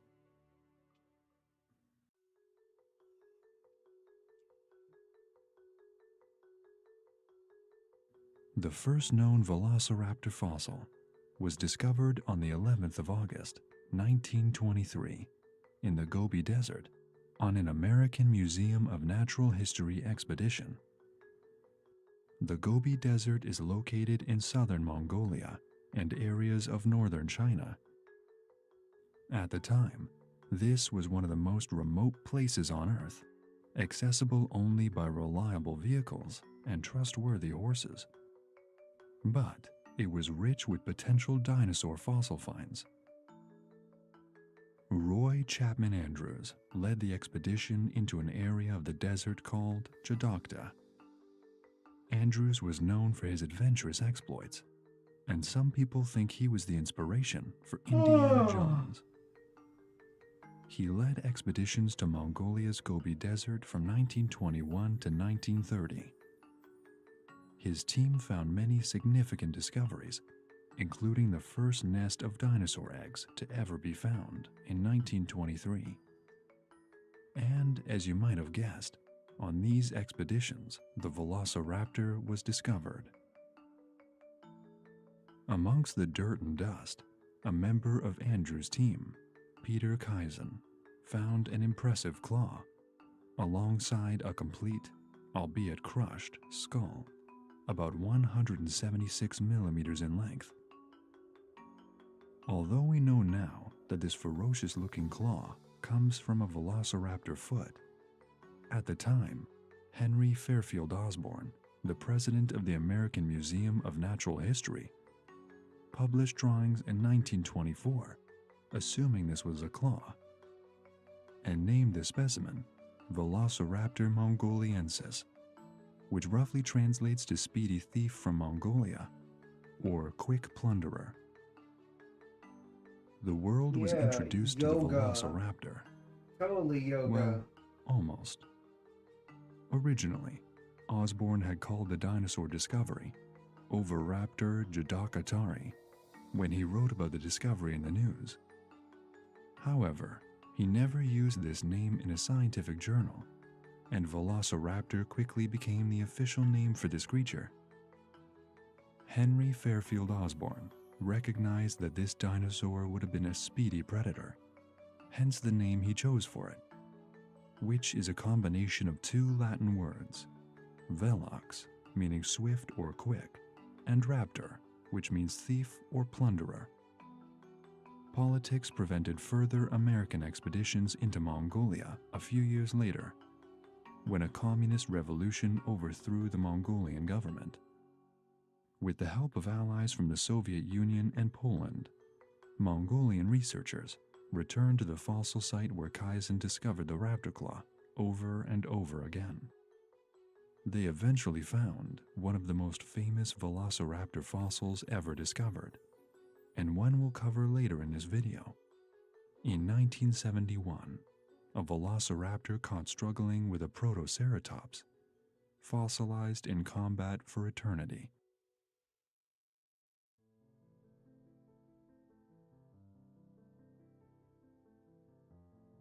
There are two known species of velociraptor. Velociraptor mongoliensis, the specimen discovered in the Gobi Desert in 1923, and the Velociraptor osmolskae, identified in 2008. The two species are very similar. The Velociraptor osmolskae was discovered in another part of the Gobi Desert called the Bayan Mandahu Formation. A Polish paleontologist called Halszka Osmolska is the namesake inspiration for this new specimen, but it was classified and identified by another paleontologist called Pascal Godefroy. Although not as famous as the American Museum of Natural History expeditions in the 1920s, The Polish-Mongolian expeditions, undertaken by Halszka Ozmolska and her team in 1965 to 1970, found many significant discoveries that aided modern understanding of dinosaurs. Ozmolska herself was involved with first describing dinosaurs like the Dinochirus, Bagaceratops, and Barsboldia. So what are the differences between the two species? If I do fall asleep, there are a lot of similarities. goddamn, I'll let the stream just For keep example, playing. It'd be both funny. species have a large teardrop-shaped hole in their skull. But Godefroyd's team found enough differences between the Velociraptor mongoliensis and Velociraptor osmolskae to classify the latter as a new species. For example, If I manage to there are make it through differences this in the thing, this serration video, and structure of the teeth. oh my god, I'll turn it off Finding a new manually. species brings up questions for paleontologists and researchers, which are still questioned today. Why did two different species develop? One line of speculation is the slight differences in plant life between the Bayan Mondahu and Jadocta formations. Some theorize that the two species lived at the same time, but were separated by some form of geographical barrier. But this isn't a theory widely subscribed to.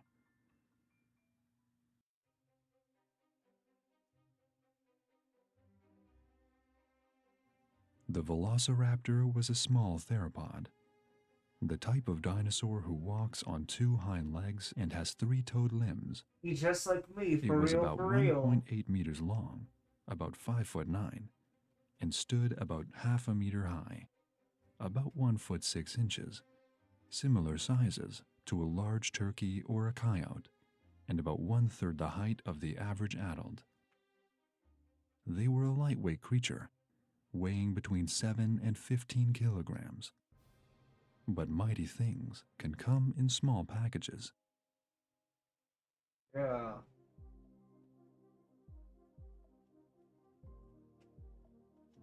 The Velociraptor had clawed hands and feet. The 3 claws on its hands were large and flexible. They walked on 2 toes, keeping their second toe, a long claw, up in the air, ensuring it was sharp enough to restrain prey effectively. Researchers discovered this by looking at preserved tracks from velociraptors and its relatives.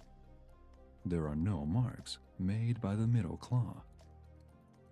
This long claw could grow up to 6.5 centimeters, making it a great weapon. This wasn't for disemboweling other dinosaurs, and there isn't any evidence of the famous toe tapping in the tense Jurassic Park scenes in the kitchen. Sorry to disappoint. The claw was only sharp at the point, so slashing prey would have been tricky to do. Dr. David Button clarified that this claw would have been used for stabbing and preventing prey from escaping.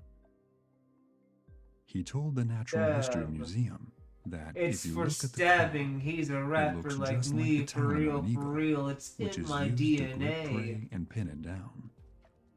Velociraptor probably used its sickle-shaped talon to injure, subdue, and grip its prey before dispatching it with its jaws. Stab. Dr. Button clarifies that even though Velociraptor wouldn't have been running around disemboweling prey, it wouldn't have been particularly nice to meet.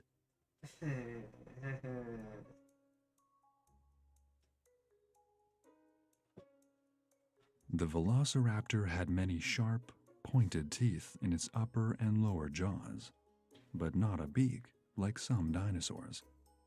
The teeth had an intimidating serration, with sharp edges on each individual tooth, and increasing in intensity from the front of its mouth to the back. To keep their teeth sharp, they were replaced throughout a velociraptor's life, similar to a Tyrannosaurus rex. The teeth of the velociraptor also curved backwards, which was convenient for gripping prey and preventing it from escaping. Oh yes, grippy teeth. Its narrow jaws and small build tell us that the velociraptor usually went for smaller prey. but its teeth leave no doubt that this was a carnivore. Yummy.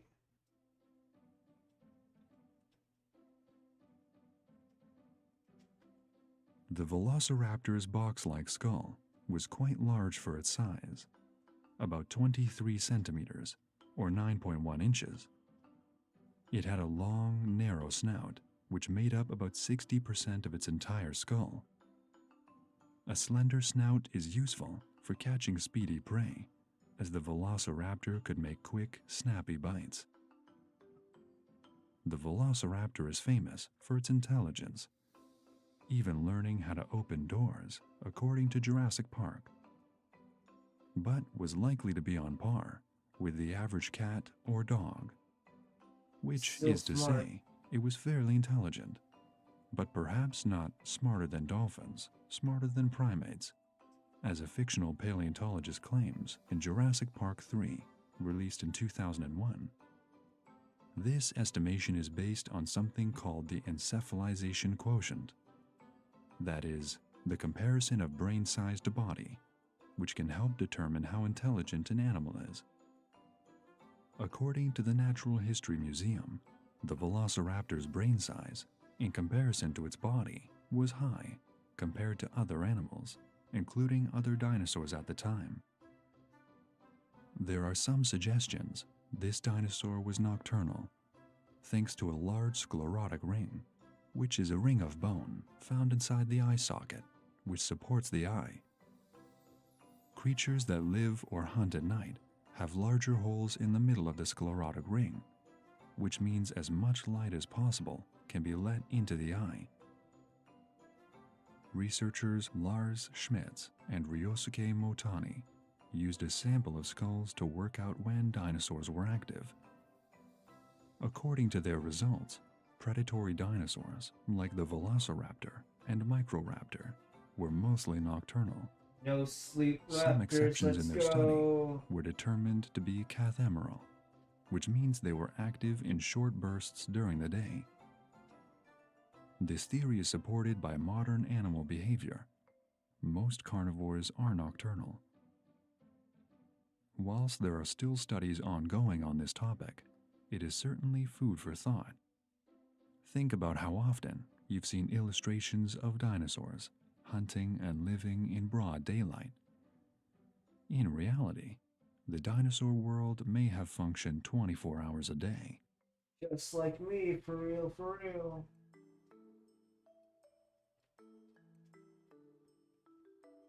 The velociraptor was covered in fine, feather-like coverings. Paleontologists have a fair amount of evidence to make them confident in this fact. And the velociraptor isn't the only feathered carnivorous dinosaur to roam Central Asia in the late Cretaceous period. There were also dinosaurs like Zanabazar, Con, and the Conchoraptor. For example, close relatives like the Microraptor have been discovered with preserved feathers.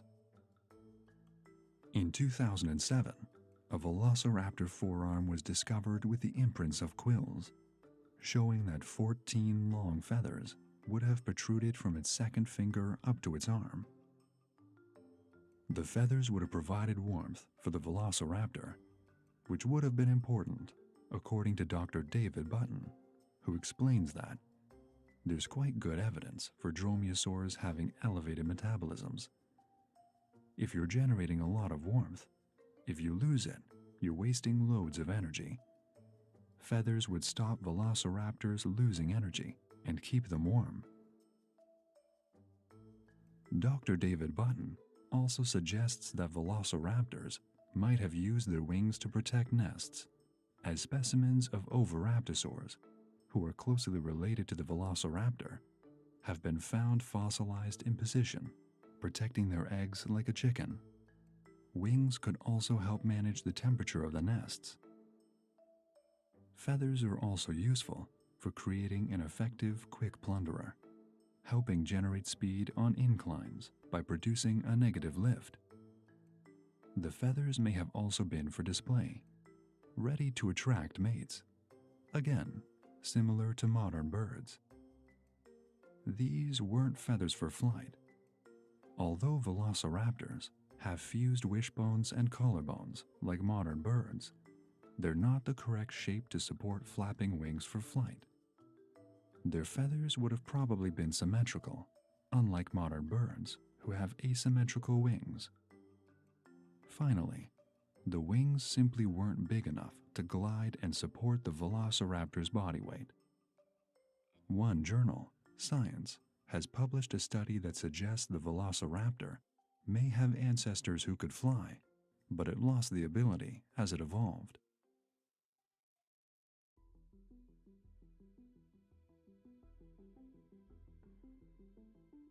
As we mentioned, the velociraptor was likely warm-blooded. It would have needed a fair amount of energy to hunt.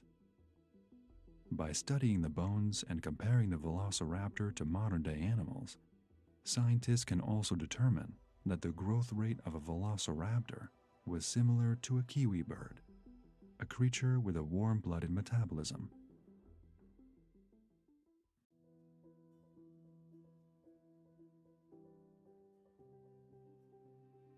The velociraptor had a long tail, which would have helped it steer when running at high speeds. With hard, fused bones, the tail kept the velociraptor steady as it ran and hunted. It has been traditionally thought that the tail was inflexible, but a recent specimen was found with intact vertebrae curved into an S shape, suggested a degree of flexibility. With muscular legs and this impressive tail, estimates put the velociraptor as running at 40 kilometers per hour, or 24.85 miles per hour in short bursts.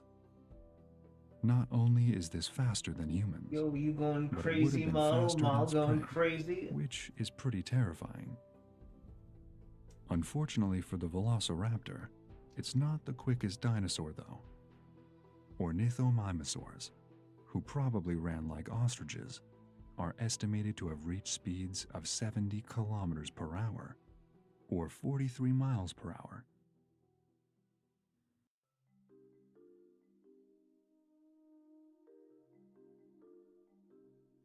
The velociraptor lived in Central and Eastern Asia, in areas rich in diverse fossil finds, like the Barun Goyat Formation and Jadokta Formation in Mongolia. The velociraptor had neighbors, including the Protoceratops, Oviraptor, Macharosaurus, and Mahakala.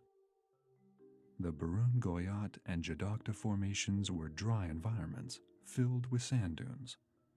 Although the Barun Goyat environment was slightly damper compared to the Jadokta formation. If you were lucky, you could find small streams running through the desert, which were great areas for sneaking up on unknowing prey.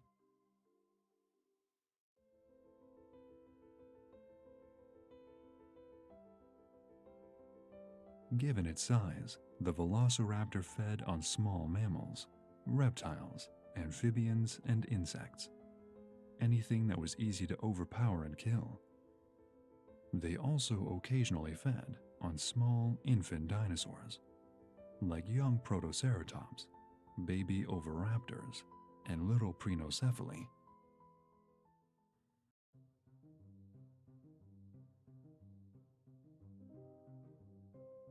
Velociraptors took advantage of opportunities to eat. They both hunted and scavenged food. Film depictions of the velociraptor often portray them as pack hunters, which isn't accurate. Velociraptor fossils don't tend to be found in groups, which suggests they lived more isolated lives. The idea of velociraptors as pack hunters has likely come from the discovery of several Deinonychus with a Tenontosaurus. Some researchers take this as evidence of pack hunting, especially considering the size difference between the two creatures, with the Tenontosaurus coming in at about 7 meters in length. But there's still an argument that this isn't irrefutable evidence of pack life.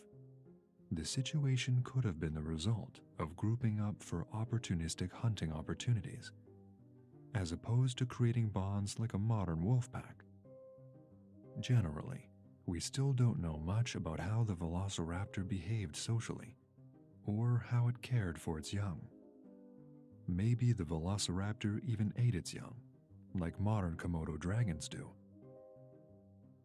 Once a velociraptor identified its prey, they may have used the famous raptor prey restraint technique to devour it. Yeah. As it sounds, this involved using claws and body weight to restrain prey, Gonna which eat suggests the you. prey was eaten alive. Eat you out. Today, Alive. eagles use the same technique, using their claws to hold down prey whilst they enjoy their meal. Oh yeah, I'll enjoy alright.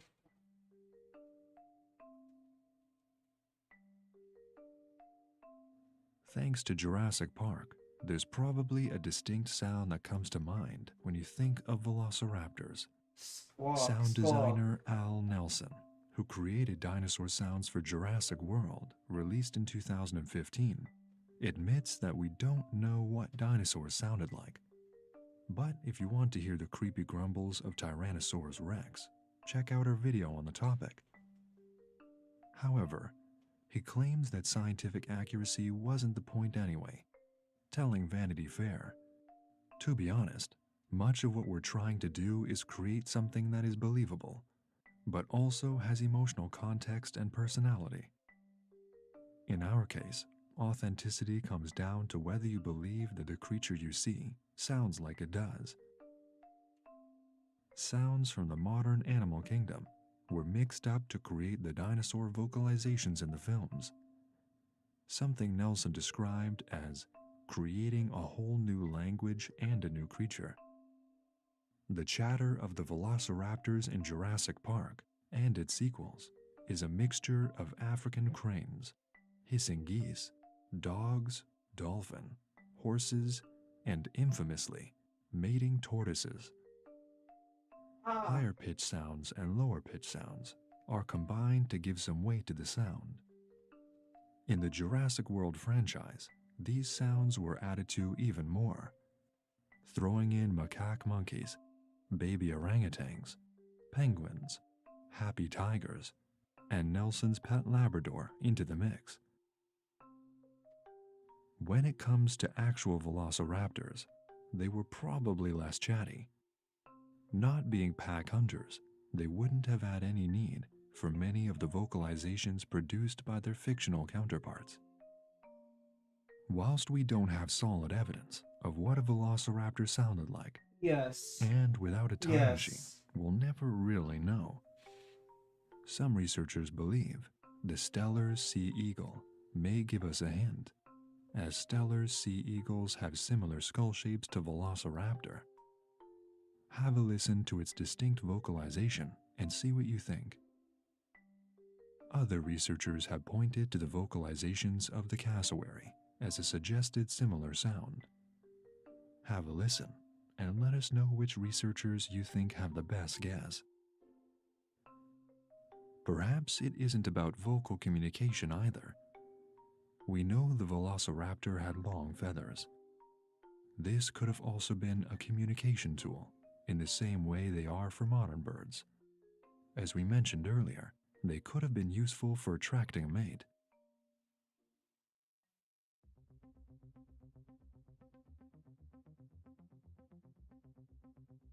Based on current fossil finds, velociraptors exited the fossil record about 70 million years ago.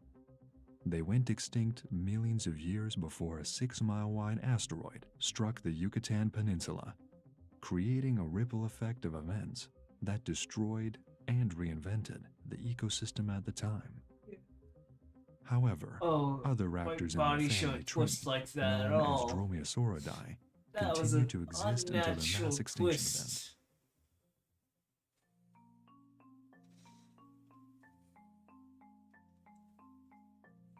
The velociraptor is part of a group called Eudromaeosauria, a subgroup of Dromaeosauridae. Oh, that doesn't. Members of that's this supposed family to. tree tend to share large hands with 3 strong claws and were rather intelligent. Dromaeosauridae are bird-like dinosaurs that range from medium to small sizes and tend to have similar characteristics, like serrated teeth and large claws. The velociraptor was smaller compared to some of its ancestors. 60 For body comparison, twist. the Let's Dromaeosauridae go. group also includes the Utah raptor. The fluffy Utah raptor, living in the early Cretaceous period, about 112 to 100 million years ago, clocked in at a colossal 6 meters long and weighed about 1,000 kilograms. It's probably unsurprising that this is the world's largest raptor to ever be discovered so far. In 1975, How you a doing? paleontologist I'm just from laying Brigham down Young in bed University right now. called Jim Jensen gathered a collection of How you theropod doing, bones Edward? from a dig site called Dalton Wells in Snowden? Utah. Edward Snowden? What do you However, like to be called these as? bones sat What do you unidentified like to be until called? 1991, when paleontologist Jim Kirkland and his team were digging in the fossil fertile lands outside Moab, Utah. Kirkland found the jaw of a theropod first, but it was the discovery of a long, curved claw that gave the game away. And he is This was fine, a raptor. alright. This claw fossil was eventually classified as the Utah raptor Ostromese, but not before some other name suggestions, including Dinoraptor and Spielbergi, the latter in honor of the director of Jurassic Park, Steven Spielberg, or perhaps to try to gain some funding from the world-famous director. Kirkland then recognized the bones discovered by Jim Jensen as belonging to a Utah raptor, which allowed researchers to gather enough evidence to get a better idea of how the dinosaur looked. As well as its massive size, the Utah raptor might have used its claw in a different way to its ancestors. Angelica Terreses, a paleontologist at the University of La Rioja, says the claws on the hand seem to have been more specialized for cutting than other dromaeosaurs. The jaw of the Utah raptor is angled slightly more forward compared to other raptors, but it is likely it used the same form of eating as other meat-eating dinosaurs, the grip and rib. Our understanding of the Utah raptor and how it compares to its ancestors like the velociraptor increased further in 2001, when dozens of Utah raptor bones were discovered in Moab. From young raptors to juveniles to one adult, this find was fascinating and helped researchers discover things like the bulkiness of adult Utah raptors, unlike their slender family members. The last known surviving raptor species lived in the area now known as New Mexico 67 million years ago. The Dineobellator nodohesperus was discovered in 2008 by Robert Sullivan. This species was named as a tribute to those who lived in the region of the San Juan Basin in New Mexico. It translates to Navajo warrior from the southwest. This dinosaur was a similar size to the velociraptor. The Dineobellator stood 1 meter tall, about 3.5 feet, and was about 2 meters long, or 6 to 7 feet. Like its ancestors, it was a light, agile predator covered in feathers. Years of evolution had given this dromaeosaurid a more flexible tail compared to other members of its family tree, something Stephen Jeskinski, who worked with Robert Sullivan and Peter Dodson to study and record this discovery, compares to a cat's tail, explaining that while the tail itself remains straight, it is also whipping around constantly as the animal is changing direction. This would have helped the Dineobellator when chasing prey.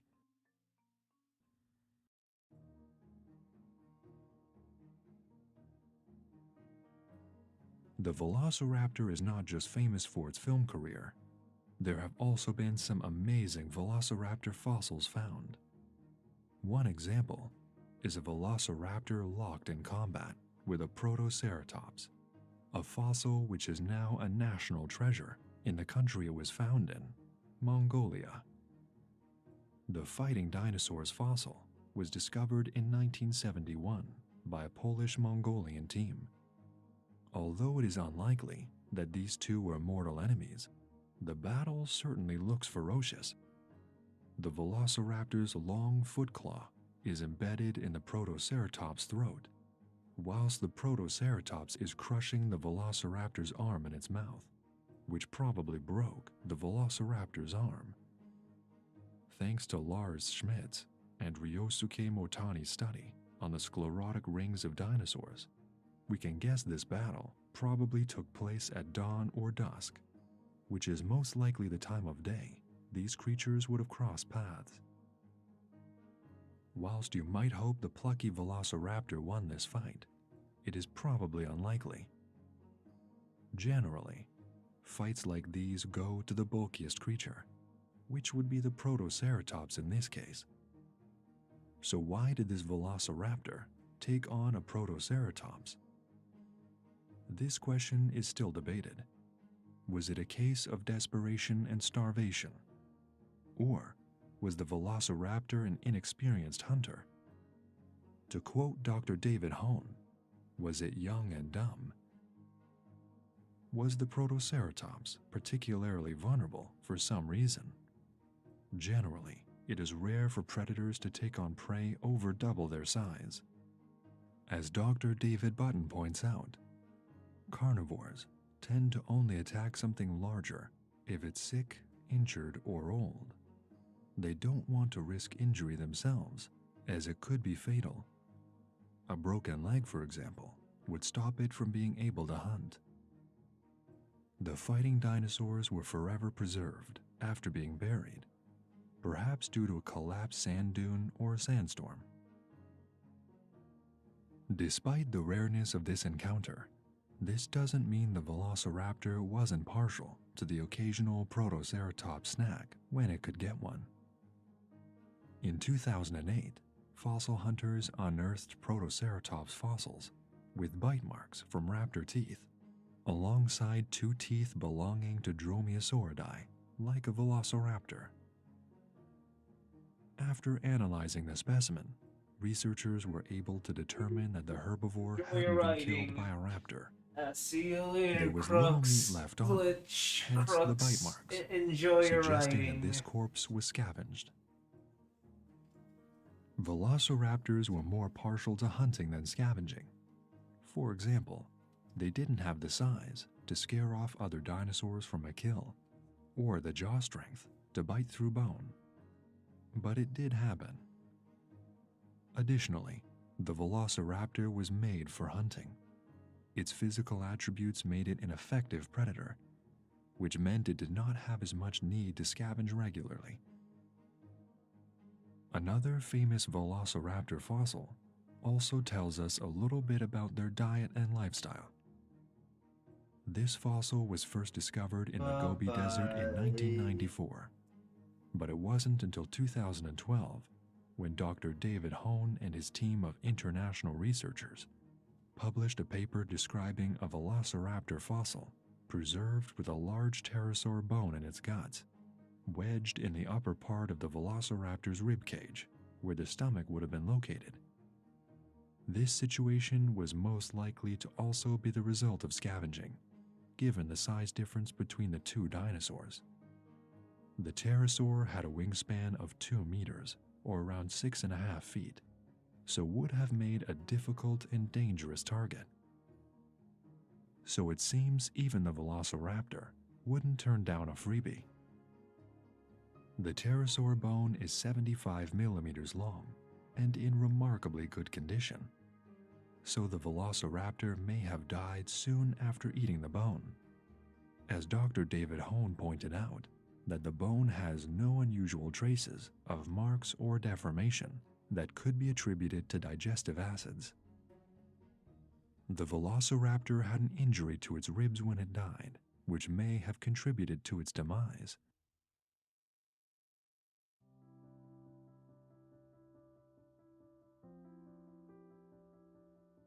The velociraptor became famous when it starred alongside the Tyrannosaurus Rex in Steven Spielberg's 1993 adaptation of the novel Jurassic Park. But the velociraptors in the film Jurassic Park are not really velociraptors at all. The fictional villains of Spielberg's film are closer in resemblance to Deinonychus, another relation to the velociraptor. The Deinonychus was bigger than the velociraptor and had slightly different facial features. Additionally, the two dinosaurs lived 30 million years apart from each other. The mix-up stems from what the National Geographic called a game of pop science telephone. Michael Crichton, who is the author of Jurassic Park and its sequel The Lost World, consulted a text by American paleontologist Gregory Paul called Predatory Dinosaurs of the World. It is worth noting that Gregory Paul went on to be credited as one of the dinosaur experts for Jurassic Park. In Predatory Dinosaurs of the World, Paul said that Deinonychus and the Velociraptor could be grouped together as the same thing. This idea made it into Crichton's novel, which then made it into the film. Jack Horner, the famous paleontologist who wants to make a chickenosaur dinosaur creature, and who was the supposed inspiration for Jurassic Park's protagonist Alan Grant, upheld this idea in subsequent interviews about the film, despite the notion being later rejected by most paleontologists. That's an entire thing I should bring up Thus, later. in the media's eyes, the Velociraptor and the Deinonychus have been consistently mixed up and mislabeled. This sort of mix-up does happen in paleontology. On occasion, different scientists will bestow the same specimen with different names, or a new specimen gets given a name already in use for another creature, and thus a new name needs to be assigned. From this mix-up, there are several misconceptions about velociraptors that still prevail amongst some people today. We've covered some of these already in this video, but here's a recap of some of the key differences between film velociraptors and real velociraptors. There's a whole lot different.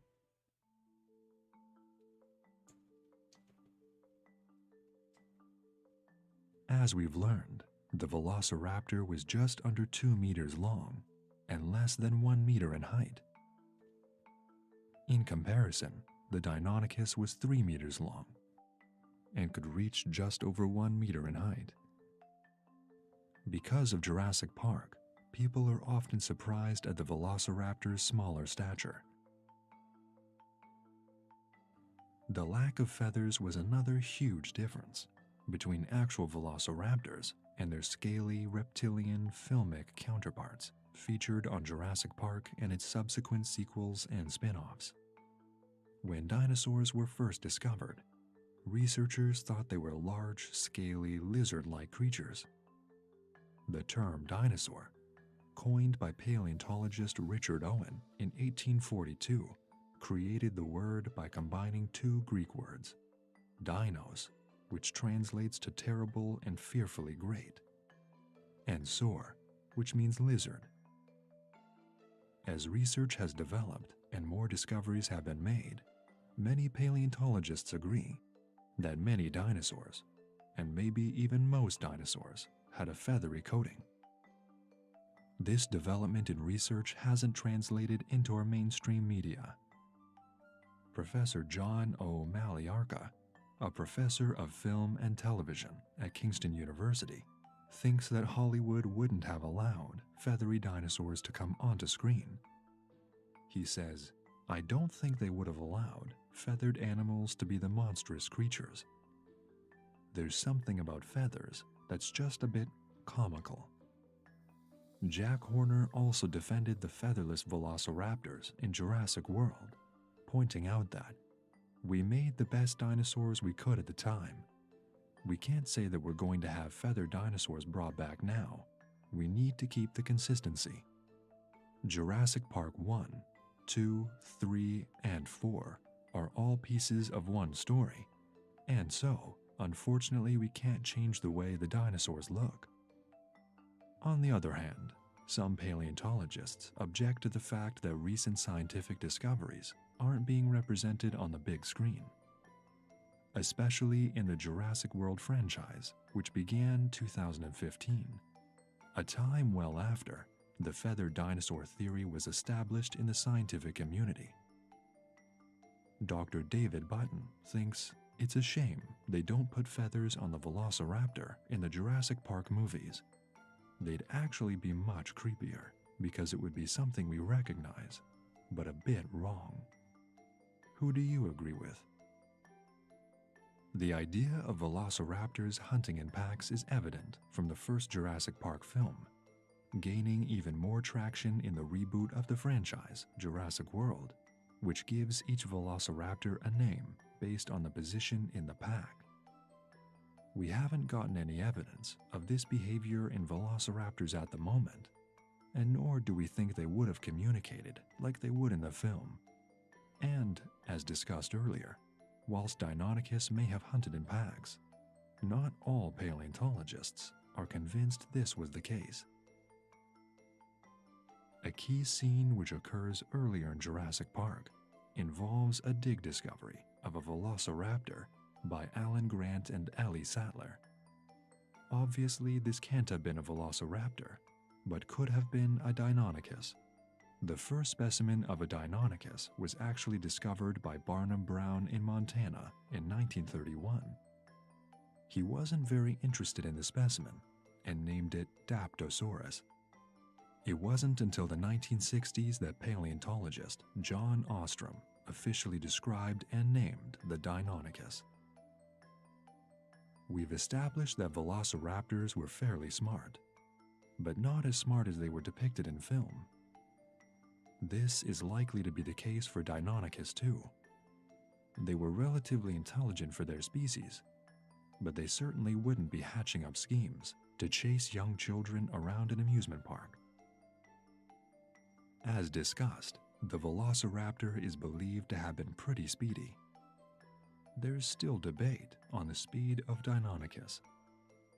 Some maintain that this was also a fast creature, but a recent study on the Deinonychus suggests it wasn't as quick or agile as some of its theropod counterparts. In fact, this study pits the dinosaur at a pace of 6 miles per hour, or just under 10 kilometers per hour, which is slower than the average running speed for men, which is 8 miles per hour or about 13 kilometers per hour. This would make a key action scene in Jurassic World, which involves a pack of velociraptors/Deinonychus matching pace with vehicles whilst hunting the fictional dinosaur antagonist of the film, the Indominus Rex, slightly more relaxed in pace. Like many things Spielberg does in the film industry, these ideas about velociraptors have had a lasting impact on how they have been depicted by media and viewed by the public. The velociraptor has gone on to have a varied film career, including hits such as the Lego Batman movie, released in 2017, to lesser-known ventures, like the Velocipastor, also released in 2017. So, does the reality of a velociraptor make it a less interesting dinosaur? Absolutely not. There's a reason this creature has captured people's imagination for years. The velociraptor is a fascinating creature, and we've been lucky enough to discover enough specimens to get a glimpse into the everyday lives of this dinosaur. Thanks for watching our video today. Is the velociraptor more or less scary now that you've learned all about it? If you're discovering more about dinosaurs, check out our other videos.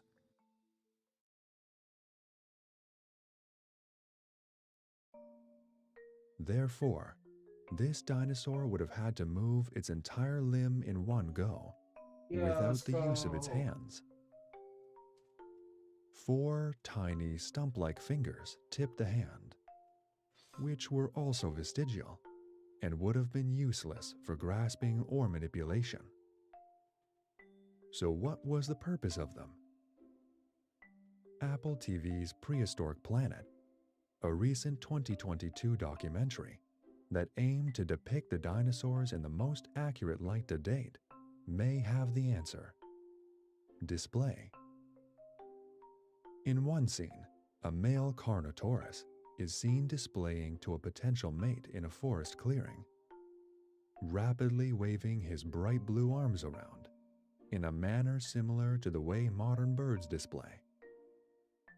Though tiny, they contrast vividly against his dull brown body and likely created a mesmerizing display to the female. It's speculative, yes, but it's an interesting theory to think about.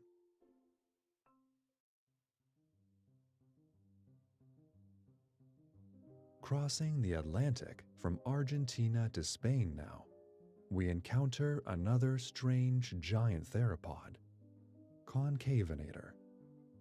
This creature, again, following the classic general theropod body plan, measured about 6 meters in length from nose to tail. But, similar to Carnotaurus, there were strange differences that set it aside from its contemporaries. Concavinator is known first and foremost for its hump. Not something we typically associate with dinosaurs, let alone a large carnivorous theropod. The presence of the hump was betrayed by the discovery of 2 extremely tall vertebrae just in front of the hips, which may have supported one of 2 things, a hump or a crest. Scientists still aren't particularly sure what the function of this strange feature was, but theories have included display, temperature regulation, or communication. If the former is correct, it is possible that the crest was adorned in bright, attractive patterns or colors, making it a very unusual sight in the forests and plains in which it thrived 130 million years ago. That's not all Concavinator had to offer in the odd department, however. As we move down to look at the dinosaur's forelimbs, we can see another strange structure. Some sort of filamentous integument. Not quite feathers, but something akin to them. The presence of bumps on the dinosaur's ulna indicate that the underside of its arms may have been lined with quill-like structures, which potentially add to the vibrancy of its displays. This has been the subject of debate, however, and some paleontologists believe that these bumps were the anchor points for muscles and not quills. Similar structures have been found in ornithischian dinosaurs, such as Psittacosaurus, as well as some theropods, such as Dilong, so we can't rule out the presence of quills on this dinosaur.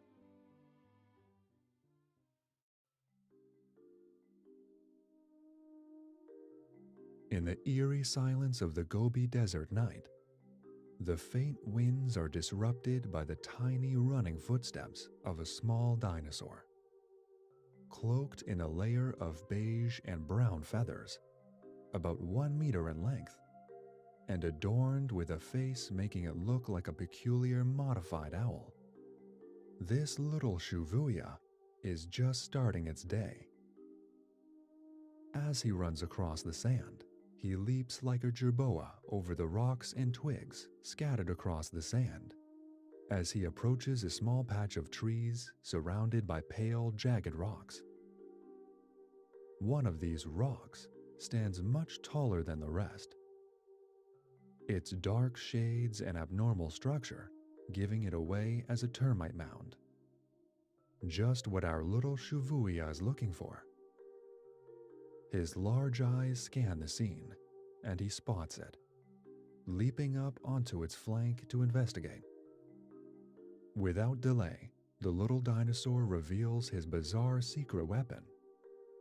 Limbs, which end in one single curved claw, adapted to digging out insect nests. Without effort, the little dinosaur scrapes his tough claws down the termite mound's tough exterior, like a feathered reptilian anteater, coaxing a band of aggressive termites out of their home to investigate the chaos. It's no use now, though, as the insects are lapped up into the theropod's jaws. He'll stay here for a while, until he's had his fill.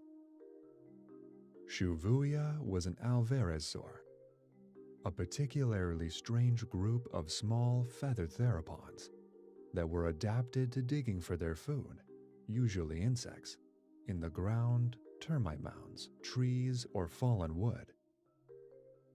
They were perfectly adapted to this lifestyle, each of them possessing just one digit on each hand that was entirely devoted to digging up prey. Shivuya, in particular, had an ear structure similar to that of modern barn owls, giving them an acute sense of hearing, perhaps specialized for determining whether or not a structure contained insects, saving the dinosaur some valuable time when choosing where to dig. Another odd little feature of Shivuya's is that it could flexibly move its upper jaw independently of its brain case, perhaps allowing it to manipulate its jaws around an insect nest or branch to snap up the invertebrates inside. Finally, from studies on the scleral ring bones that surrounded its large eyes, scientists have been able to tell that little Shivuya was a master of the night. While other dinosaurs would have hunted diurnally, Shivuya was unique in its ability to hunt in complete pitch blackness. When the sun went down for the day, this little insectivore would bound across the desert sands in search for its prey in relative safety, free from competition. It was perfectly adapted to its lifestyle.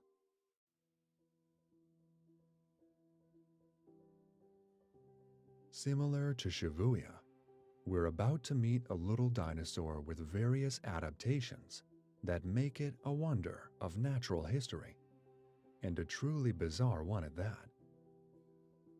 Leolinosaura was named after Leolin Rich, the daughter of the fossil's discoverer Tom Rich, an Australian paleontologist famous for his work on extinct Australian mammals. Leolinosaura was not a large creature, nor are many of its early depictions remarkable. But as time has gone on, our understanding of this 2-meter-long ornithischian biped have developed, and as a result, the way we depict this dinosaur has rapidly changed. Firstly, Leolinosaura was a polar dinosaur. It was discovered in Victoria, Australia, which at the time the dinosaur lived would have been further south towards the Antarctic Circle.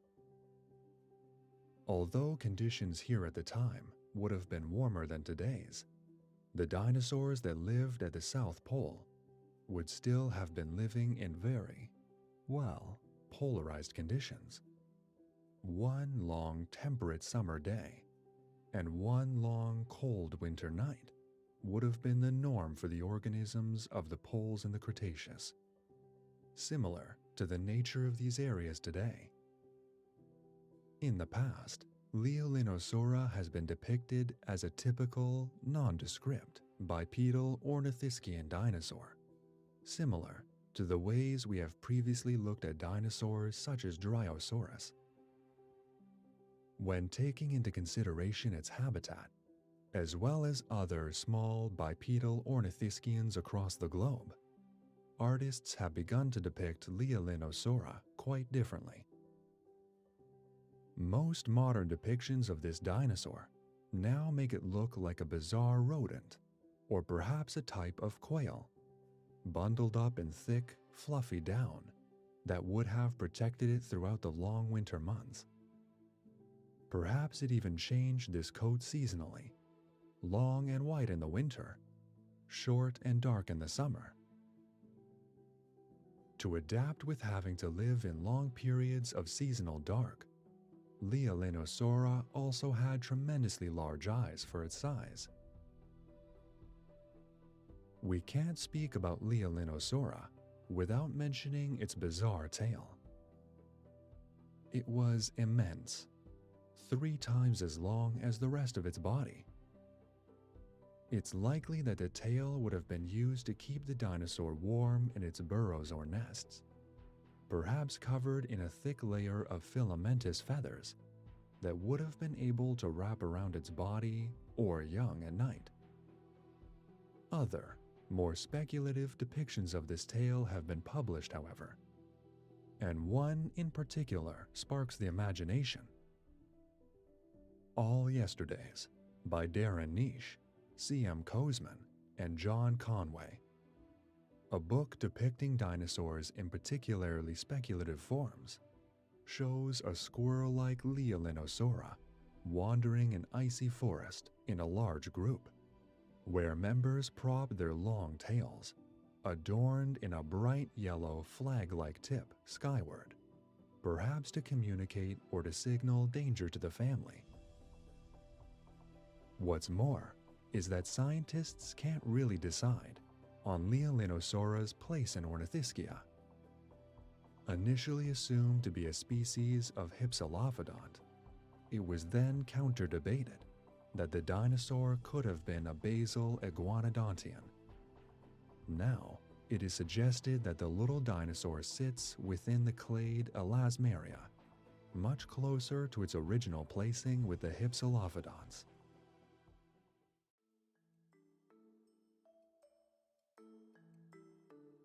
Most ceratopsian dinosaurs, the group that includes the frilled horned oddities, such as Triceratops, Styracosaurus, Pentaceratops, and Protoceratops, were odd. There's no denying that. Many of them were like dinosaurian rhinoceroses, with bulky barrel-shaped bodies, elaborate horned faces, and plenty of muscles packed into them.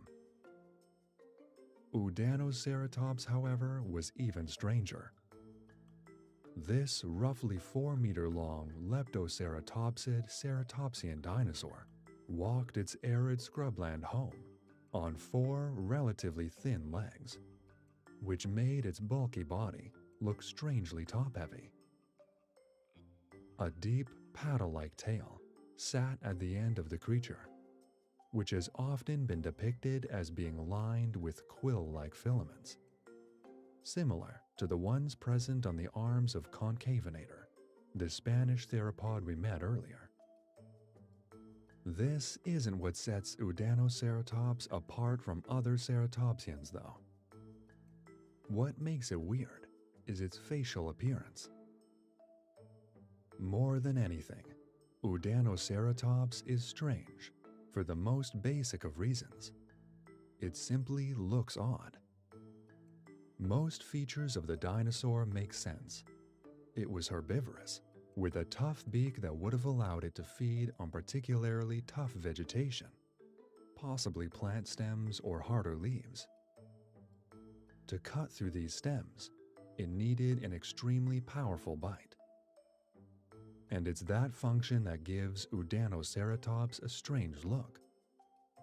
The skull was much deeper than that of many other ceratopsians, and the lower jaw in particular looked odd, with a deep, upward-facing curve that ended in a blade-like beak. This, coupled with the overbite, tall upper jaw, tiny eyes, and small neck frill, give this relatively small ceratopsian a truly alien look. It's certainly a creature that would have stood out on the plains of prehistoric Mongolia in the late Cretaceous.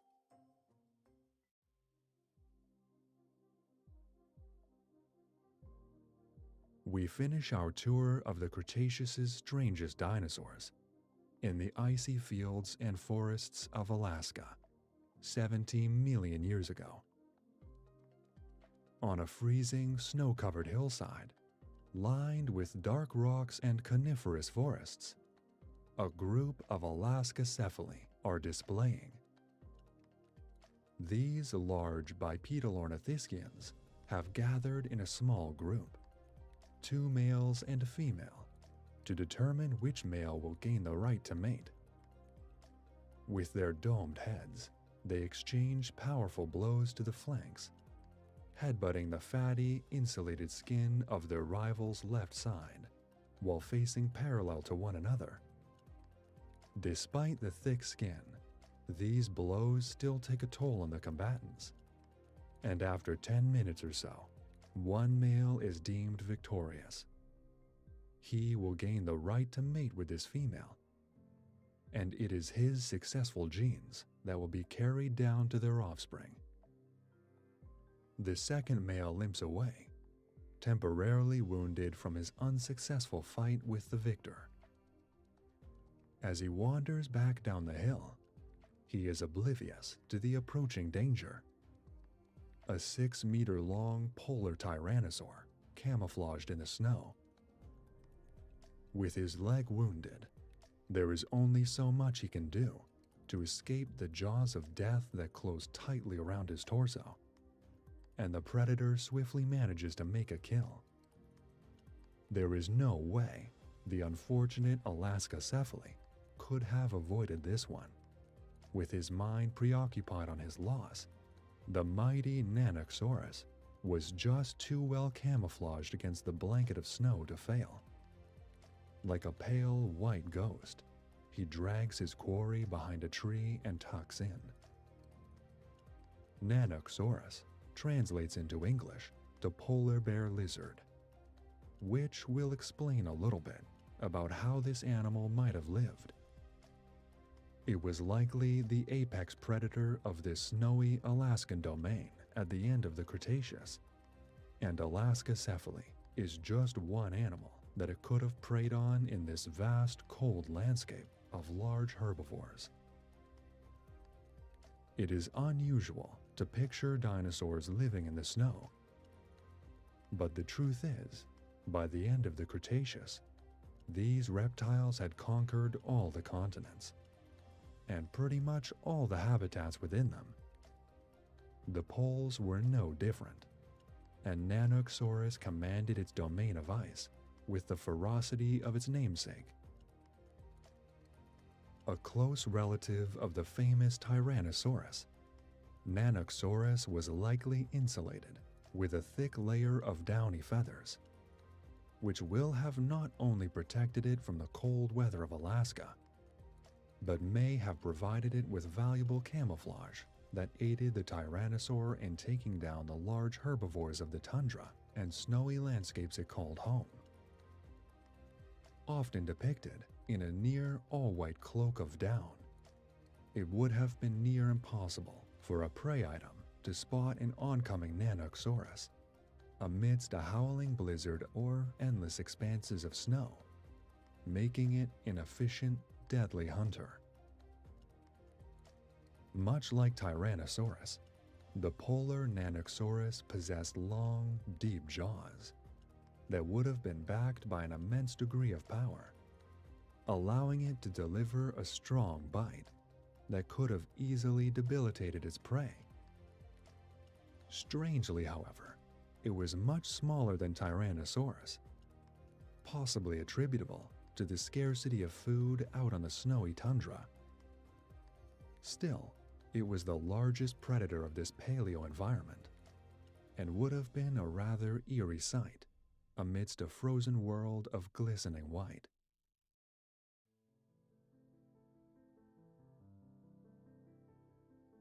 The Cretaceous was a time when dinosaurs had fully blossomed into their full potential.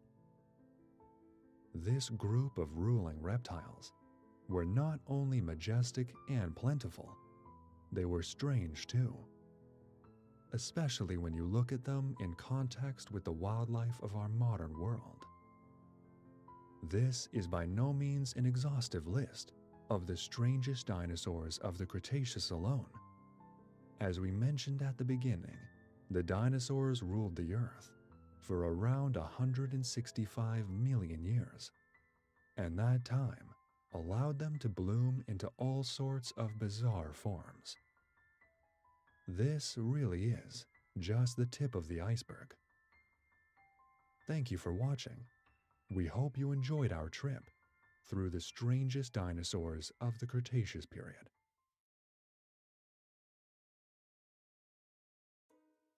Picture this: You're a fish in the late Cretaceous, No. swimming I along don't the wanna seas be- of I'm what a we now fish. know as northern Africa. The water's warm. Fish, fish, Things fish. could be worse. But suddenly, you feel there's something behind you. You turn around, but it's too late for you. You're face to face with the largest carnivorous dinosaur to ever be discovered, the Spinosaurus.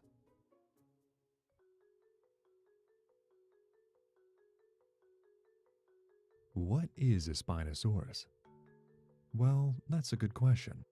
And as you'll see during this video, there is still so much about the Spinosaurus that is debated amongst paleontologists. But first, let's get some context on the dinosaur.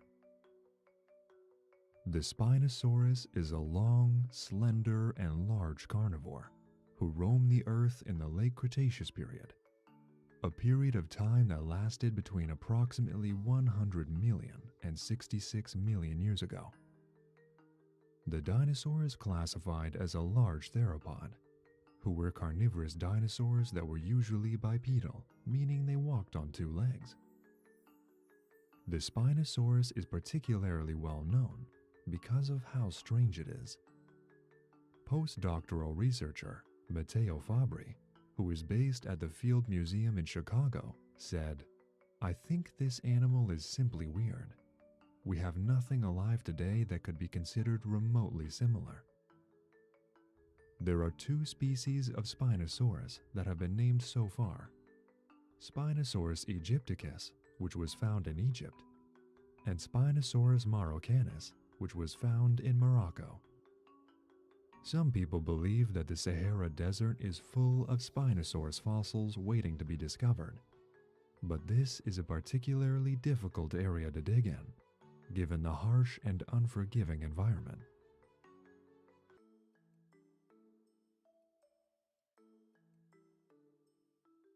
Currently, remains of the Spinosaurus have been found in northern Africa. Putting together the story of this giant has been challenging for researchers, as only incomplete fossils have been discovered. The remains date to the Cenomanian stage of the late Cretaceous, between 100.5 and 95 million years ago. The dinosaur was officially named in 1915 by Ernst Freier Stromer von Reichenbach, a German paleontologist and aristocrat. The journey to get to this discovery was a rocky one. World War was looming. A cholera outbreak broke out on Stromer's ship on the way to Egypt. When Stromer finally arrived to Egypt in 1910, he was allowed to excavate an area 200 miles away from Cairo with his assistant Austrian paleontologist Richard Markgraf. After a tough few years, in 1912, Markgraf discovered the partial remains of Spinosaurus. They were found in the Bahariya Oasis, which is located in western Egypt and is a popular tourist destination 370 kilometers, almost 230 miles north of Cairo, the capital of Egypt. This must have been a mind-blowing discovery, a large apex predator found 10 years after the first Tyrannosaurus rex fossil.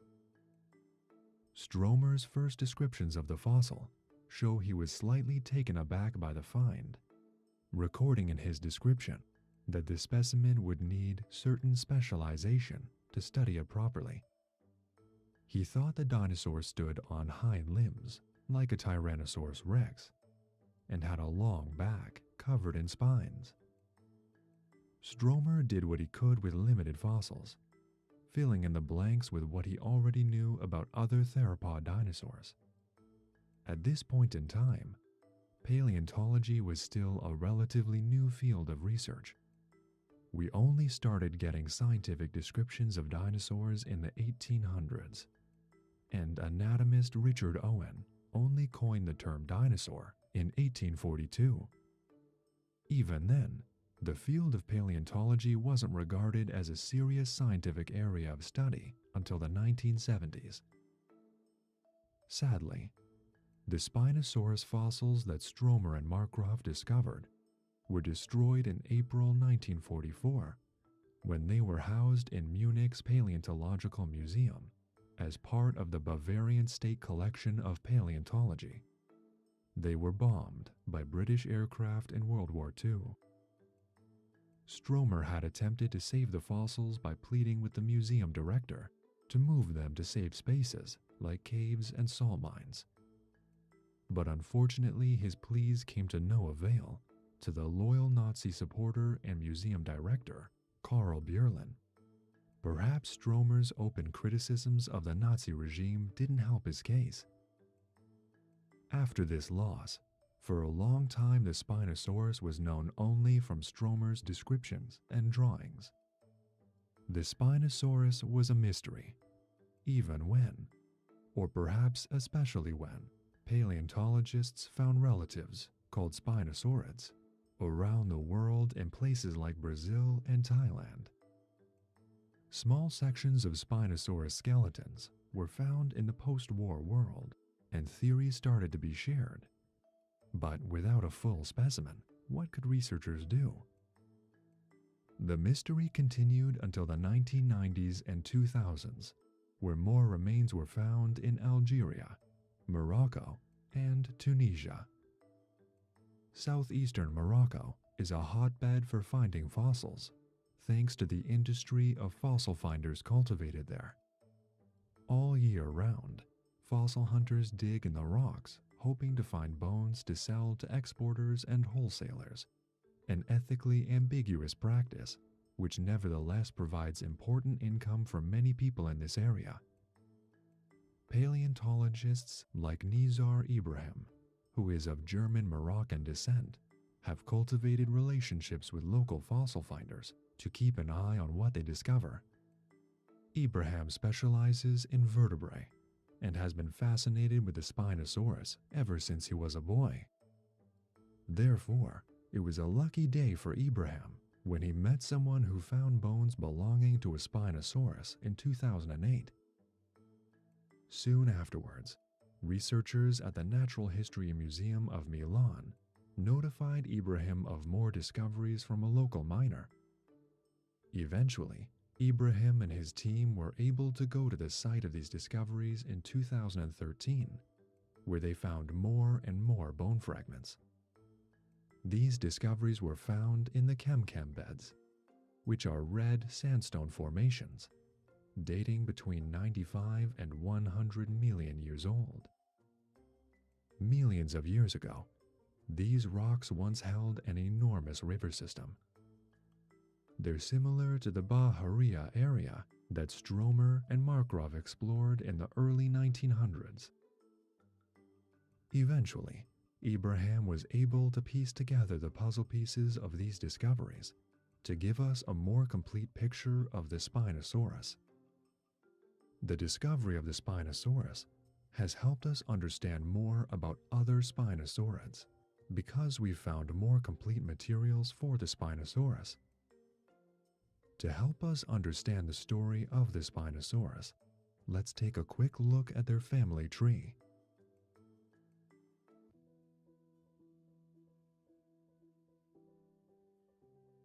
Spinosaurids have been found all over the world, including Asia, Africa, Europe, and South America. Spinosaurids have long, narrow skulls. They probably all had a similar diet. Spinosaurids have been found with fish scales, partially digested, and bones of other dinosaurs in their stomachs. One pterosaur bone was also found, with spinosaurid teeth stuck in it. However, like many dinosaur groups, there is diversity among Spinosaurids.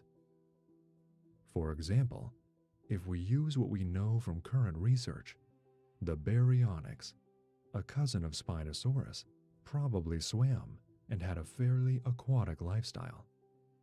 But the Suchomimus is a Spinosaurid with less dense or hollower bones compared to the Spinosaurus and Baryonyx, so it probably had a different lifestyle. The Suchomimus would have lived and hunted in the shallows, as opposed to a more aquatic existence. There couldn't be a more exciting time to learn about the Spinosaurid family, because paleontologists are still making amazing discoveries about them.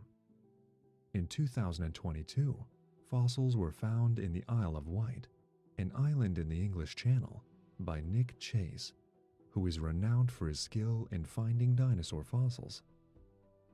The discovery has been called the White Rock Spinosaurid, but it is still waiting its official scientific name, and we'll probably have to find more of it before we can give it a name. The area it was found in is called the Vectis Formation, which is a difficult area to find dinosaur fossils in.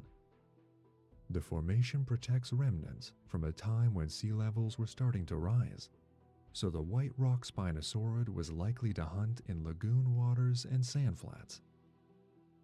The find includes pelvic bones and vertebrae, and although there isn't a complete specimen, the discovery was enough to show us that this was a massive creature.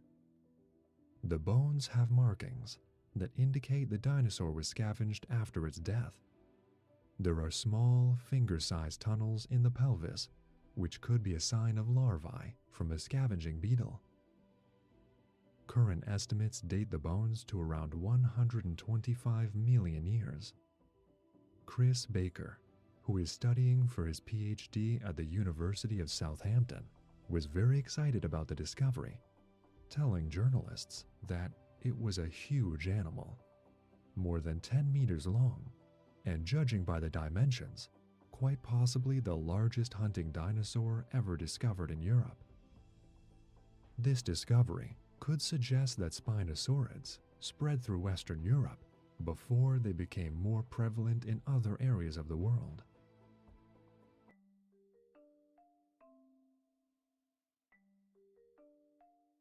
The Spinosaurus may also be familiar to a mainstream audience because it already had its Hollywood debut in Jurassic Park 3, the third installment of the original franchise, and the first to not be based on a novel by Michael Crichton. Directed by Joe Johnston and released in 2001, this film has become controversial amongst fans. The film debuted the Spinosaurus in an explosive and dramatic battle against the mighty Tyrannosaurus Rex, resulting in, and skip ahead if you don't want spoilers, the Spinosaurus snapping the T-Rex's neck with its jaws. Not only were fans outraged that the beloved Tyrannosaurus Rex had been defeated by the newcomer apex predator, but many thought this was simply unrealistic. You know, for a film involving reintroducing dinosaurs using DNA preserved in amber. The Tyrannosaurus Rex and the Spinosaurus were separated by space and time, and the Spinosaurus just wouldn't have had the jaw strength and teeth necessary to take down a Tyrannosaurus in this way. Nevertheless, the Spinosaurus won its way into some fans' hearts, likely partially due to its large size and ferocious nature. The film depicted this dinosaur as walking on two strong hind legs and using its claws to grab prey. The creature in Jurassic Park 3 is an agile and flexible dinosaur, with massive jaw strength and large teeth. Just like many other dinosaurs in the Jurassic Park franchise, like the Velociraptor and the Dilophosaurus, this version of the Spinosaurus isn't completely accurate. Whilst this might have been partially the product of molding the Spinosaurus to fit the film's storyline, it was also the product of lack of knowledge. Many of the discoveries about this dinosaur have happened in recent years. So, at the moment, paleontologists know a bit about Spinosaurus and its family tree, and film audiences are familiar with a not totally accurate version of the Spinosaurus. However, there are still many topics of debate that surround Spinosaurus. We're going to introduce these topics to you, and we'd love to hear your thoughts and opinions in the comments. Unfortunately, for many of these topics, there simply isn't an answer yet, so we're sorry if that's what you were looking for. but we'll keep you updated if new breakthroughs are made.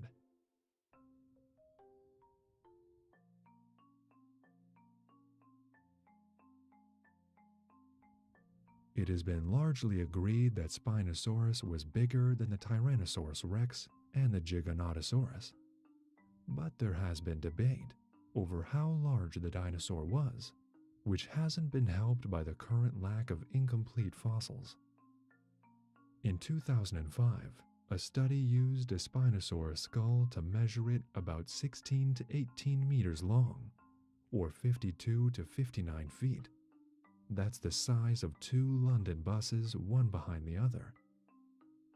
However, a 2007 study disagreed with the method of the 2005 study and suggested the Spinosaurus was actually between 12.6 and 14.3 meters long, or 41 to 47 feet, so about as long as a semi-trailer truck.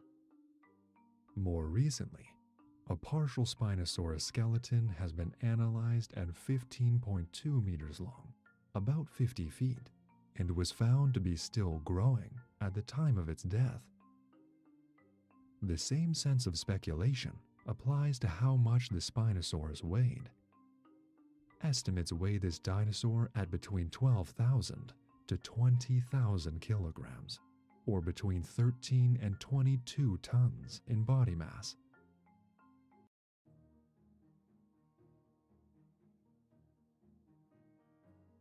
Spinosaurus roughly translates to spined reptile, or spine lizard, a name gained for the sail on its back, which is created by long spines growing from the creature's back vertebrae.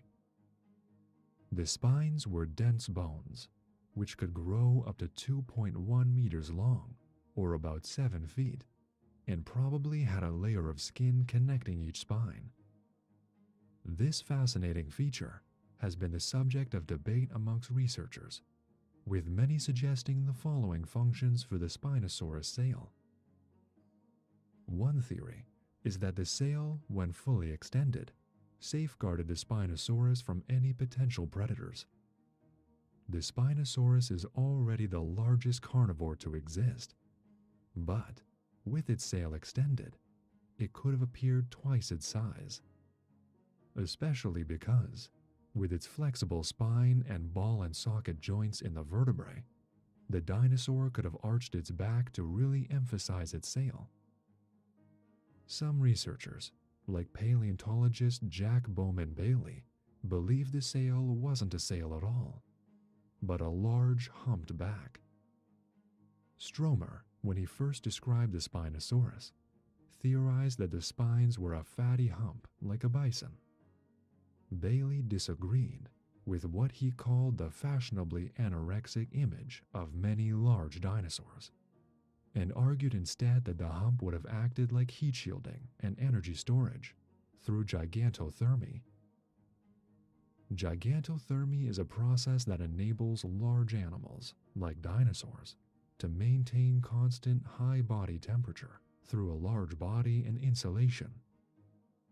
Published in 1997, Bailey's theory held weight when it was thought that the Spinosaurus lived in hot, dry environments where it would need to protect itself from perishing in the heat. But now, we know they lived in swampy areas. In a similar vein to Bailey's theory, some researchers suggested the sail was actually a hump to store fat in, much like a camel. In camels, this fatty tissue can be used for sustenance when food sources are limited. Finally, the most popular theory at the moment is that this sail would have been ideal for recognizing and communicating with other members of its species.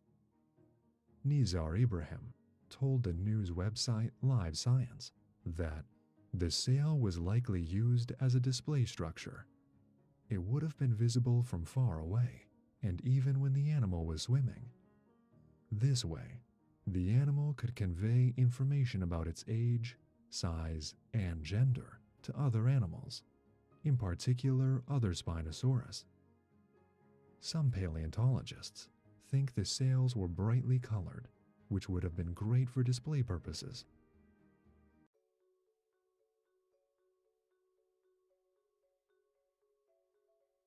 The long, narrow skull of a Spinosaurus was 1.75 meters, about 6 feet long, almost the size of an entire velociraptor.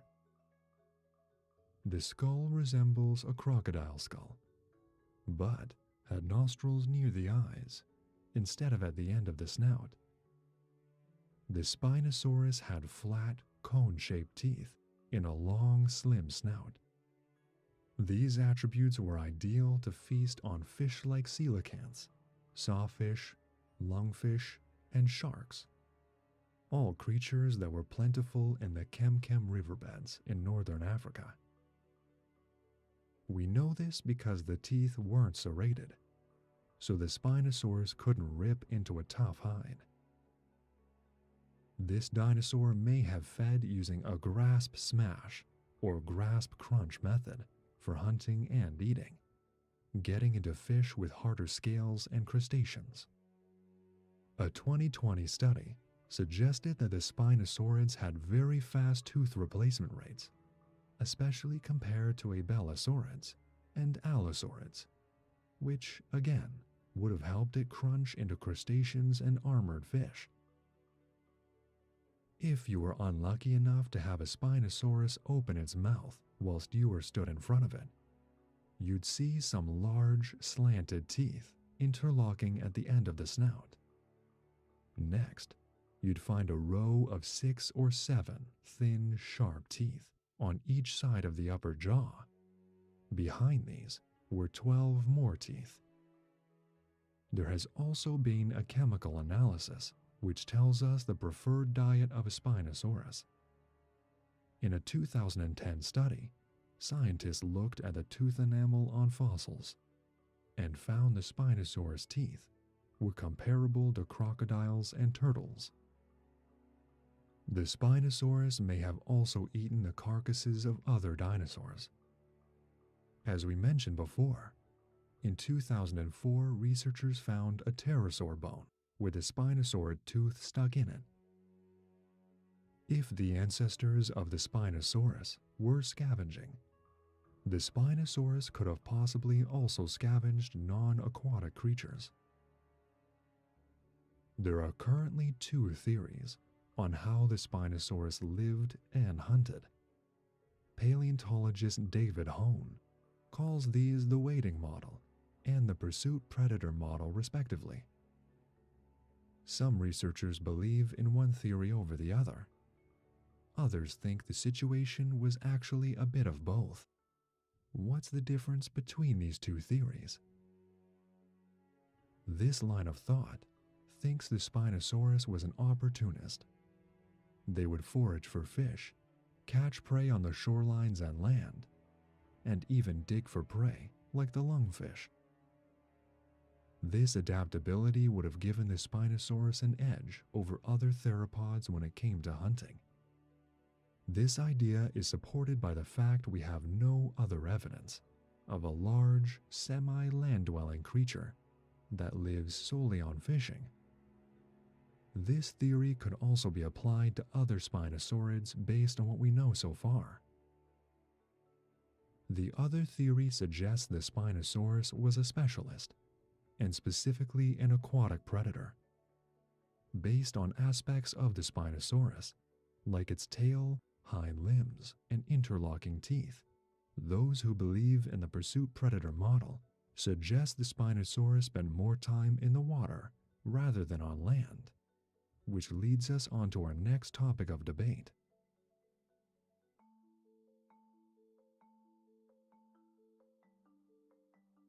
For a long time, the Spinosaurus was depicted with a long tail that narrows at the end, much like many of its theropod ancestors. Scientists believed this tail was rigid and helped the Spinosaurus balance. A tail like this would have helped the Spinosaurus if it was crawling and wading in shallow water. But recent discoveries have shed new light on the Spinosaurus and its tail. When researchers in Morocco found a large paddle-shaped tail in 2018, they realized it was the most complete tail of a Spinosaurus ever discovered. The fossil had long struts sticking out from the vertebrae, which are the small bones that make up the tail. The end of the tail is flexible, capable of moving back and forth, which would have helped the Spinosaurus power through water. Nizar Ibrahim is the lead researcher studying this new fossil discovery and described this tail as basically a dinosaur trying to build a fishtail. This tail is perfect for aquatic life in North Africa 95 million years ago, a place with significant river systems. This tail reopens the debate on how Spinosaurus lived. You see, some researchers believe that the Spinosaurus was semi-aquatic, spending some time on land and spending some time in the water. Here are 7 reasons why researchers thought this. Number 1. With more compact and dense bones compared to theropods who lived on land, the Spinosaurus would have more control over its buoyancy when swimming underwater. You can find bones of a similar density in penguins and manatees, both semi-aquatic creatures. In fact, when researching the bone density of the Spinosaurus, scientists gathered data on 250 living and extinct land-dwelling and water-dwelling creatures. Bone density is important for aquatic and semi-aquatic creatures. Dense bones will allow an animal to submerge itself into water. It is worth mentioning that other dinosaurs also had very dense bones. However, this doesn't mean they swam. Groups like the sauropods had dense limb bones to help cope with the body weight pushed upon those limbs. But some of their bones were much more lightweight. Dr. Matteo Fabri and Dr. Guillermo Navalon, who co-led the study on Spinosaurus bone density, made sure to look at a variety of bones from each animal in their study, which was the aforementioned study involving 250 subject specimens, to make sure they were getting the full picture. Number 2. This dinosaur had stubby hind legs. This style of short back legs have also been found in early whales and other animals that spent a lot of time in water, which again strengthens the argument that the Spinosaurus spent time underwater. The Spinosaurus also had wide, flat feet, which are ideal for paddling. Number 3.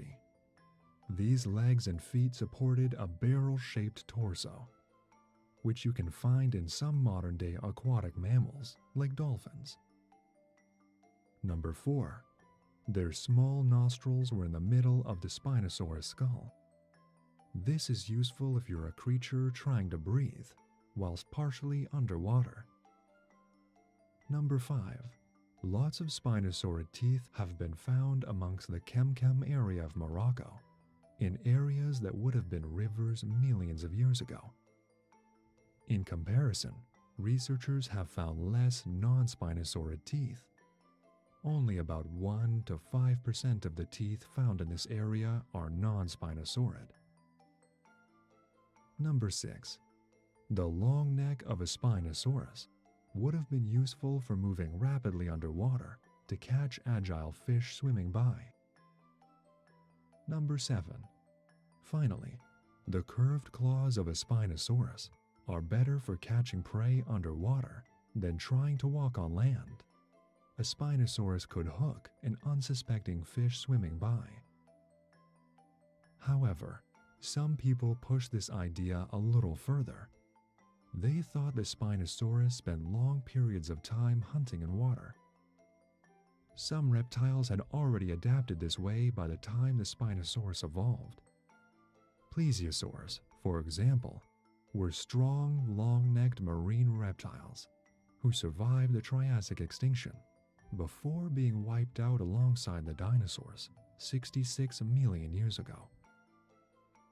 The discovery of the almost complete tail fossil changed ideas about the Spinosaurus and supported those who believed the dinosaurs spent long periods of time underwater. This discovery is huge. As early as the 20th century, paleontologists had been speculating about marine dinosaurs. One line of thought suggested large plant-eating dinosaurs, like sauropods, lived in the water, using the bodies of water to support their massive weight. However, none of these theories came to fruition. So, the more we find out about the Spinosaurus, the more people get excited that this could finally be the marine dinosaur we'd been looking for. Even before the discovery of the tail, Ibrahim and his team first released research in 2014, showing that the Spinosaurus had features that would suggest a lifestyle spent largely in the water, like its skull shape and thick walled bones. Some paleontologists enthusiastically agree with this suggestion. Other researchers were skeptical of these new finds for various reasons, asking questions like, was this just evidence that the Spinosaurus ate fish by wading into the shallows, an idea that was already established by researchers under the wading model? How did it move through the water? Guillermo Navalon, a researcher at the University of Cambridge, suggested that the Spinosaurus moved through a combination of walking in shallow waters, like hippos, and used its tail to push itself through the water.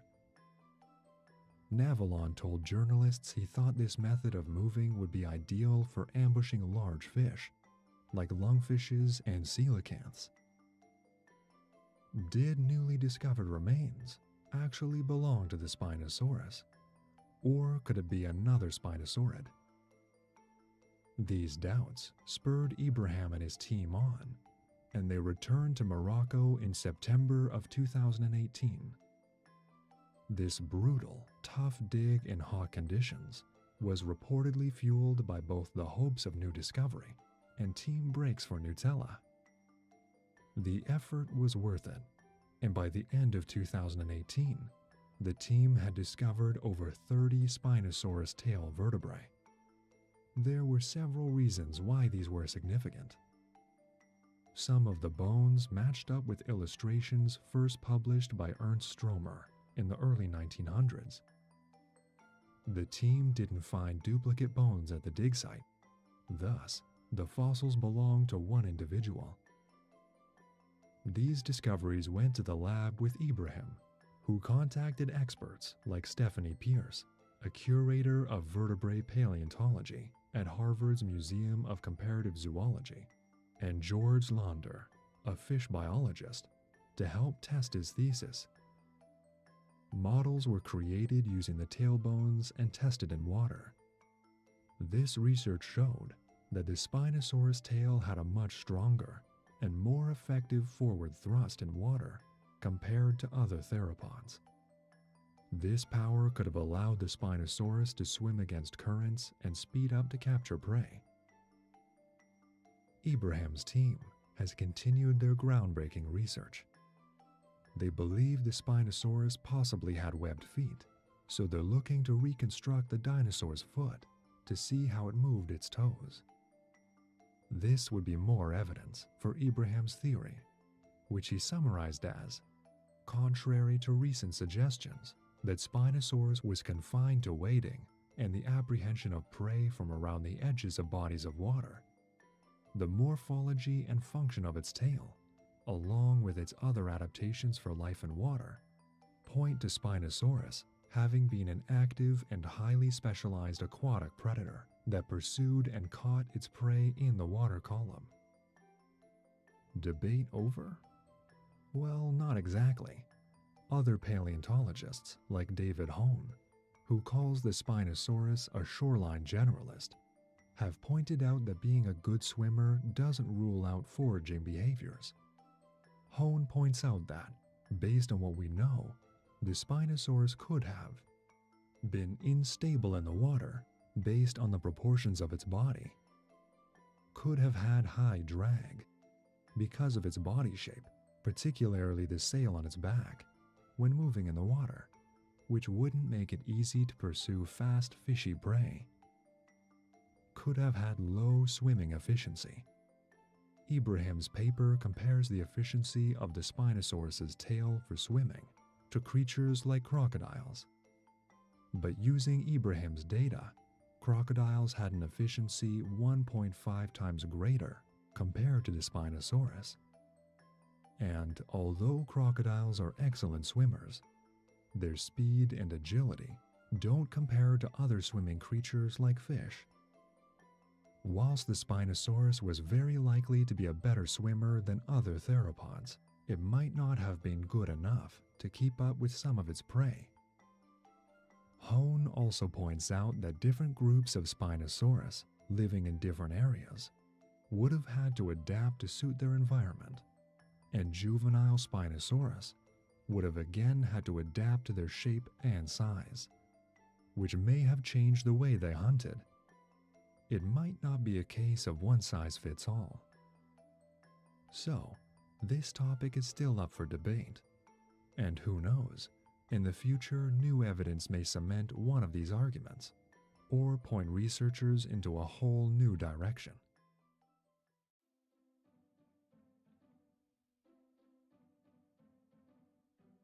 For a long time, paleontologists were studying the Spinosaurus from Stromer's drawings, which depicted the Spinosaurus standing upright on two hind legs, like other theropods. Walking on two legs enabled carnivorous dinosaurs to have long strides, and they could pick up the pace quickly, while supported for balance by their strong, stable tails, which is useful for hunting. In comparison, crocodiles, who sit close to the ground and have four legs sprawled out to each side, have trouble picking up the pace whilst running, as they shimmy their bodies side to side, and air is shifted between each lung as it runs, which makes it harder for a crocodile to catch its breath whilst running. However, as we discovered more remnants of the Spinosaurus, this idea of walking on two legs didn't make much sense to some scientists. With a long neck and a large center of mass, wouldn't the Spinosaurus just topple over when it walked on land? After the reassessment of Spinosaurus bones, researchers Nizar Ibrahim and Paul Serino released a paper called Semi-Aquatic Adaptations in a Giant Predatory Dinosaur. Although this paper doesn't suggest that Spinosaurus spent all of its time in the water, it definitely found it was better suited to living large parts of its life in water and on all fours. The Spinosaurus has strong back legs with short femurs, which are much better for paddling in water. It had a center of gravity positioned much further forward compared to some of its theropod cousins. Like some theropods adapted their stance to increase their chances of hunting successfully, the Spinosaurus was evolved to live an aquatic or semi-aquatic lifestyle and to sustain itself on a diet of fish. It's worth noting that this idea about the Spinosaurus wasn't totally new. Some early depictions of the Spinosaurus did show it as quadrupedal, like this picture from 1976. But it was the first full-blown and most renowned study that supported this idea. But this is the debate section of the video, so you know this argument isn't over. The Spinosaurus is a dinosaur of mystery, and it has been for a long time, throwing paleontologists into debates and bringing up constant questions about how it lived. For example, Dr. Scott Hartman, who is a professional paleoartist, found irregularities between the new look of the Spinosaurus in semi-aquatic adaptations in a giant predatory dinosaur and the dimensions listed in the paper's supplementary figures. Hartman wrote the following in his blog. Given the facts available, it appears the proportions of the skeleton in the paper cannot be correct, and so the locomotive and ecological interpretations that depended on the proportions must be questioned.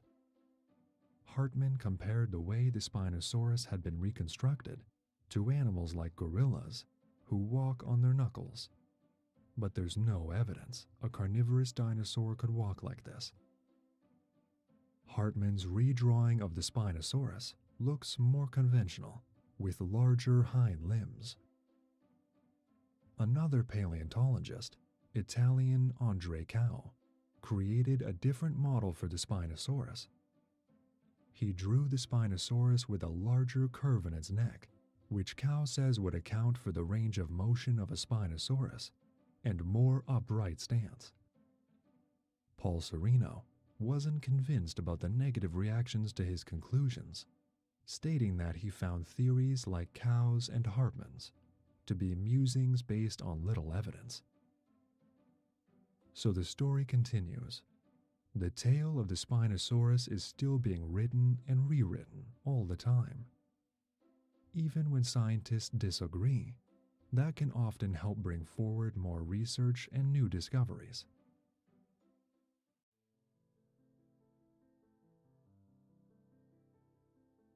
The Spinosaurus is an icon for many reasons. Its size, its habitat, its unusual features. But it's also an unknown in many ways to researchers today, meaning that we have more exciting discoveries to come in the future. Even the discoveries discussed in this video may be out-of-date theories in 10 years' time, as more fossils are found and more research takes place. The story of the Spinosaurus is partially the story of a dinosaur, and partially the story of scientific research, and the twists and turns it takes. There's another reason the Spinosaurus is special, a reason we haven't discussed yet in this video. The Spinosaurus has significant cultural meaning. Fossils found in Morocco remain in Morocco, with the hopes that the collection will go on to feature in Morocco's first National Museum of Natural History. In the words of Ibrahim, "What I want to do is build a home for Spinosaurus." This is going to become a symbol, an icon of African paleontology. We hope you enjoyed finding out about the world of Spinosaurus today. If you love discovering more about dinosaurs, be sure to subscribe and turn on notifications so you never miss a video. Take a plunge into the deep blue depths of any of the world's oceans today, and you would be lucky to encounter a reptile. Out in the open waters, your best bet would be to catch a glimpse of a sea turtle, perhaps a hawksbill, or a giant leatherback. Closer to shore, sea snakes and occasionally lizards and crocodilians venture out into the waters. But in the 21st century, a truly marine reptile is a rare occurrence.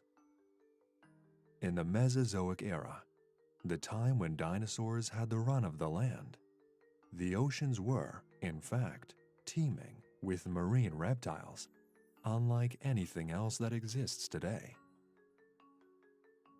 Popular media is filled with depictions of these reptiles, from long-necked plesiosaurs to the fish-like ichthyosaurs. These creatures take their place proudly next to the pterosaurs as some of the most famed organisms of times gone by. The truth is, these reptiles were not only commonplace in the seas of the Mesozoic, but were extremely diverse. Turtles and crocodilians existed, just as they do in the modern day. But some of them would be near unrecognizable to an uninformed time traveler. The plesiosaurs in particular were one of the most diverse groups of Mesozoic marine reptiles, ranging hugely in size and form, from the long-necked titans we're familiar with to short-necked varieties, who during the latter half of the Mesozoic took the throne next to the mighty mosasaurs as the apex predators of the turbulent, unforgiving waves. All of this can be said without even touching on the oddities of the Triassic period's waters.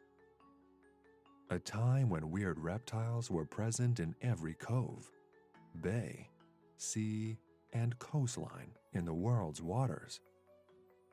Here, groups of reptiles utterly unfamiliar to modern zoology thrived in huge numbers, blossoming into a seemingly infinite range of forms and niches. Today, we will be taking a tour through time, a whistle-stop journey through the oceans of our prehistoric world, where we will meet some of the major groups of marine reptiles that thrived from the start of the Triassic period to the end of the Cretaceous, right up to the cataclysmic KPG extinction event. Hold your breath. It's going to be a dangerous dive indeed.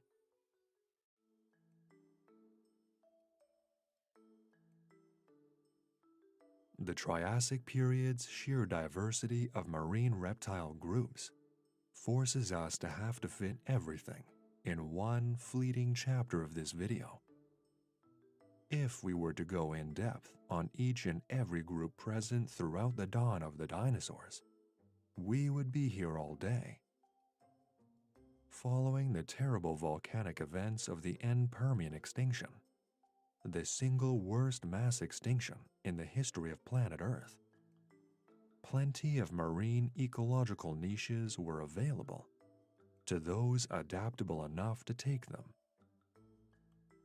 This resulted in the reptiles taking center stage, above the arthropods, temnospondyls, and cartilaginous and lobed fin fishes of the Paleozoic era, diversifying into forms previously unknown to natural history. The first of these strange lineages we'll explore are the placodonts. Appearing in the fossil record towards the Middle Triassic, these were bulky, slow-moving, sometimes shelled creatures, superficially similar to turtles, that were highly adapted molluscivores, with specialized crushing teeth to crack the tough shells of bivalves and other shellfish. The most famous of the group is Placodus, a 3-meter-long reptile that lived much like a walrus or manatee. Its teeth protruded out past the mouth in a circular curve and were perfectly adapted to this derived lifestyle. Through the use of heavy bones and voluminous lungs, Placodus could keep itself submerged with little effort as it sifted through the sand of its coastal home environment. Placodonts were a diverse group in themselves, however, and throughout the late Triassic, creatures such as Hanodus were beginning to evolve. Turtle-like in appearance, yet totally unrelated, several authors have likened the lifestyle of this strange reptile, with a broad, flat shell and crushing beak, to that of rays or cephalopods. It would have spent much of its time on the sea floor, sweeping its spoon-shaped mouth back and forth through the sandy sediment, crushing shellfish carapaces as it went. High above the placodonts, towards the surface waters, swam the nothosaurs. These potentially ancient relatives of the plesiosaurs were almost similar in appearance. They boasted long necks and tails. Some of them had evolved proto-flippers, and they subsisted on diets of fish as they gracefully whirled and wheeled through the surf. Nothosaurus is the most famous of the group, a widespread and successful reptile with fossil remains known from Western Europe to Eastern Asia. The long skull, equipped with needle-sharp interlocking teeth, would have created an effective fish trap, allowing this speedy reptile to snap up its prey with relative ease. Likely semi-aquatic, the nothosaurs are theorized to have bred on the shorelines in colonies, taking to the seas to feed, much like a seal or sea lion would today. Throughout the course of the Triassic, relatives of the nothosaurs took on more and more plesiosaur-like traits, with creatures such as Pistosaurus, with its long neck and 4 flippers, taking on a pretty much stereotypical plesiosaur appearance. The thalattosaurs were perhaps some of the strangest of the Triassic marine reptiles, with paddle-like limbs and long, tapering snouts tipping their slender frames. These reptiles were mostly nothosaur-like fish hunters, with the exception of some genuses. Zinpusaurus, in particular, was a true oddity. It possessed a long, needle-like snout, with which it would have probed the sea floor for fish and shellfish hiding beneath the sand, before snapping it up further back along the skull with needle-sharp teeth. The true oddities could be found elsewhere, however. Tanystropheus has become a semi-popular creature associated with early Mesozoic seas. The long-necked shore reptile, who used its colossal, sweeping neck as a fishing rod to snap up fish from the surf. Recent studies, however, have shown that Tanystropheus was not adapted to a life at sea. Its cousin, however, Dinocephalosaurus, was. Still boasting the freakishly long neck, so synonymous with that of its cousin, it wasn't large enough to feed in the same way. But its feeding method would have been equally remarkable to watch in life. Approaching shoals of fish, Dinocephalosaurus would thrust its neck forward from a retracted position, launching its open jaws forward towards its target, consuming not only the fish, but the water surrounding them also. This suction effect would have made it an efficient predator, as bizarre as it was graceful. Search weird Triassic reptile on the internet, and it won't be long before you find a picture of a Topodentatus. This strange Sauropterygian has undergone a significant change since its initial 2014 description. First thought to possess a bizarre, upward-oriented zipper-like structure on its upper jaw, it is now theorized that this odd animal wielded a broad, flat, duck-like bill, similar in form to the head of a hammerhead shark. It would have used this mouth, which would have been lined with chisel-like teeth, to sweep left and right along the shore to snap up shellfish and other invertebrates hiding in the sand. This is by no means an exhaustive list, but the Triassic period is known specifically for harboring a whole all-star cast of bizarre marine reptiles. The perfect first stop for this underwater tour through time.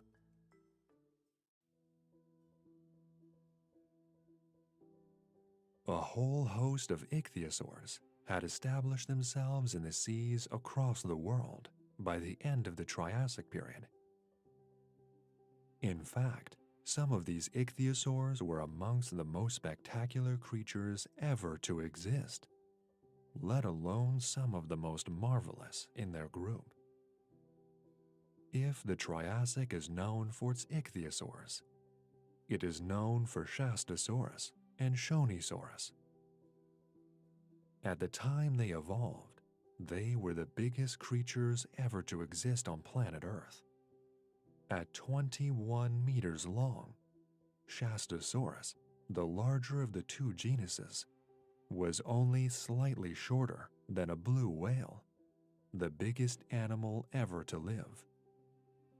with an appearance falling somewhere between that of a shark, whale, and crocodile.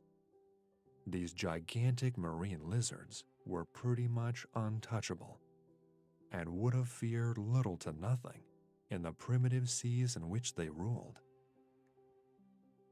Subsisting on a diet of fish and squid, pods of these giants would have been a truly majestic sight out in the open Triassic oceans. They weren't alone in the Triassic seas, however, and a whole host of other ichthyosaur genuses were beginning to establish themselves. Some of these include the traditionally fish-shaped ichthyosaurs, such as Mixosaurus, to the decidedly more reptilian, such as Symbospondylus and Bisanosaurus.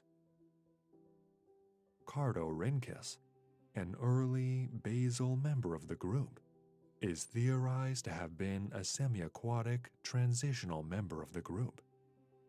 A true ichthyosaur, yet one that lived and looked not much like one at all.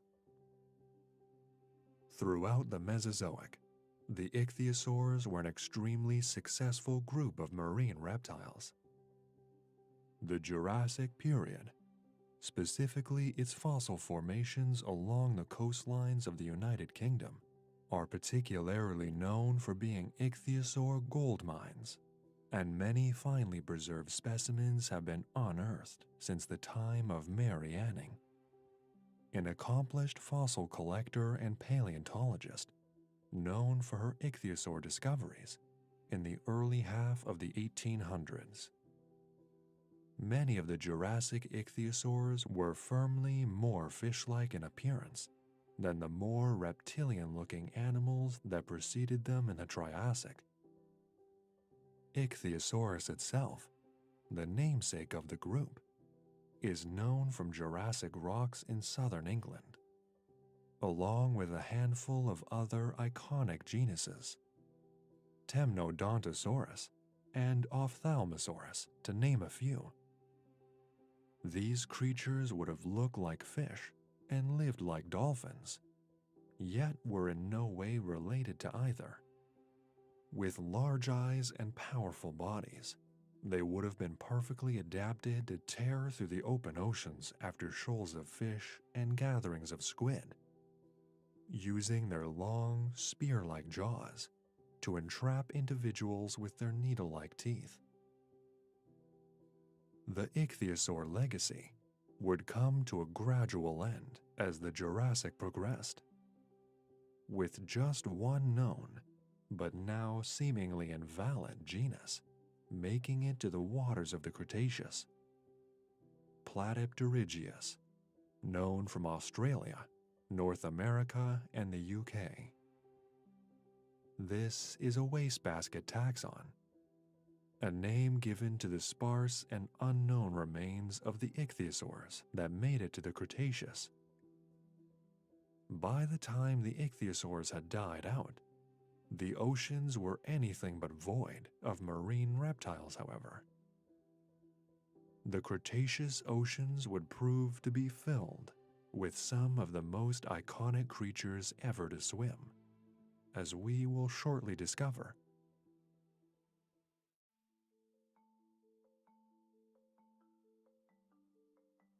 Once depicted as sluggish creatures that wallowed in the primordial seas of times long past, akin to plump aquatic sauropods, modern science has proved that the plesiosaurs and their relatives were anything but. The general form of the classic plesiosaurus, with its elongated snake-like neck, short teardrop-shaped body, stubby tail, and 4 paddle-like flippers, is recognizable amongst pretty much anyone and everyone, young or old. Over the years, however, the plesiosaur has taken quite the trip, as have many other prehistoric creatures, to the point where they are essentially new animals. The vintage image of a plesiosaur lifting its long neck out of the water in a swan-like shape is now very much archaic. Studies on the mobility of the vertebrae have shown that the necks of plesiosaurs were relatively inflexible, and that these iconic oceanic reptiles instead held their necks out straight in front, a tool used for infiltrating shoals of fish, like a biological harpoon to snap up prey. Plesiosaurs, over the years, have also fallen victim to shrink wrapping, the process whereby paleoartists recreate extinct animals based solely upon research of the skeleton, omitting vital components such as musculature, fat, adornments, and textures. Plesiosaurs were, in life, much more complex than the initial images make them out to be, with muscular necks, powerful limbs, and streamlined shapes that would have made for fast-moving, agile predators. Generally, two forms of plesiosaur are known: the long-necked plesiosaurs and the short-necked plesiosaurs, a commonly referenced clade of which are the pliosaurs. Pretty much all of the known plesiosaurs are either speedy piscivorous hunters or powerful marine apex predators, and the group was successful throughout the Jurassic and Cretaceous periods, adapting to fill a huge number of oceanic niches. The long-necked plesiosaurs made their first concrete claim in the oceans in the early Jurassic period, where creatures such as Attenborosaurus, Macroplata, and Plesiosaurus itself sped through the waves after shoals of fish. Plesiosaurus is now almost a wastebasket taxon, where plesiosauroids of uncertain placement in the fossil record are placed before being assigned to other genuses. Attenborosaurus, named after the legendary naturalist and television presenter Sir David Attenborough, was the classic long-necked plesiosaur. With an incredibly long neck and 4 powerful flippers, it would have ruled the seas around the southern United Kingdom in the early Jurassic. As the Jurassic progressed, so did the evolutionary lines of the long-necked plesiosaurs. Continuing up the United Kingdom's Jurassic coast, we encounter late Jurassic plesiosaurs, such as Morenosaurus and Cryptoclydus. The former, a 6-meter-long bulky animal. The latter, an agile, smaller creature with a shorter neck. Heading into the Cretaceous period, the long-necked plesiosaurs entered their golden age as some of the most widespread and diverse marine predators. Elasmosaurus is surely one of the most famous of all extinct marine reptiles, and many different species of them persisted across the south-central United States in the late Cretaceous. While they hunted close to the surface waters out in the open oceans, other stranger plesiosaurs were staking their claims to the deeper waters in the early Cretaceous. The deep, dark depths of the oceans around western Russia harbored Abyssosaurus, a large-eyed, long-flippered relative to Cryptoclydus of the late Jurassic.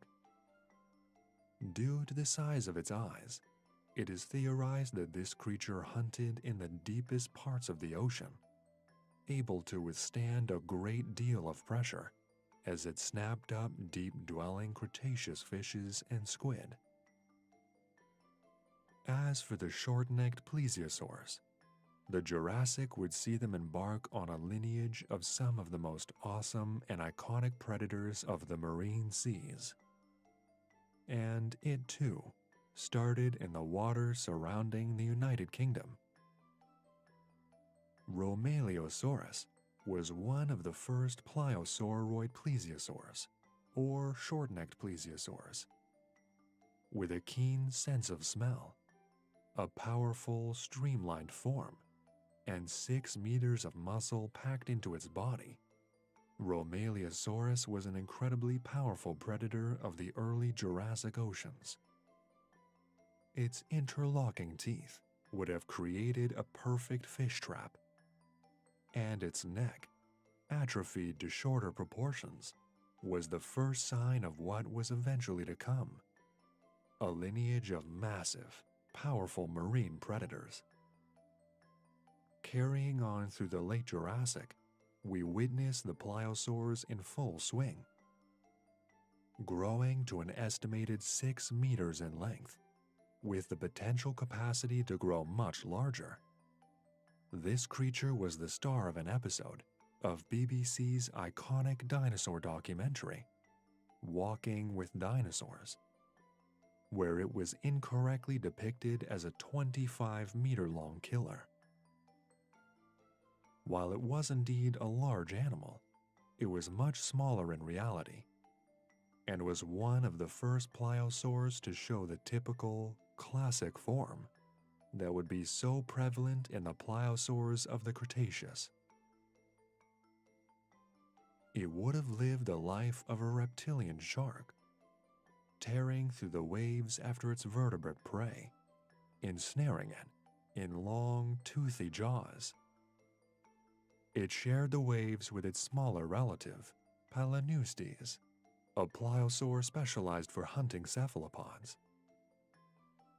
Its inflexible body structure would have been streamlined enough to dart through the waves as it chased, dolphin-like, after prey. The pliosaurs of the Cretaceous continued to diversify even further. Dolichoryncops was even more dolphin-like than its Jurassic predecessors, at 5 meters long, with a slightly longer neck. Its long, narrow jaws would have been perfect for snapping up fish and squid that thrived in huge numbers in the seas of the central United States towards the end of the Cretaceous. By far, the most spectacular pliosaur of all, however, was a creature native to the open oceans of Australia and South America, Kronosaurus. Named after Kronos, a Greek mythological titan, this 9-meter-long terror would have had the largest skull of any known marine reptile, consisting of around a third of its entire body length.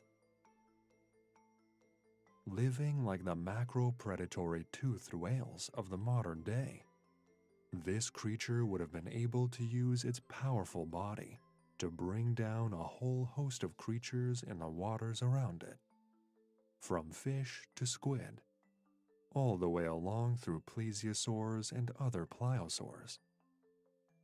Truly, it was one of the most mesmerizing predators of the entire Mesozoic.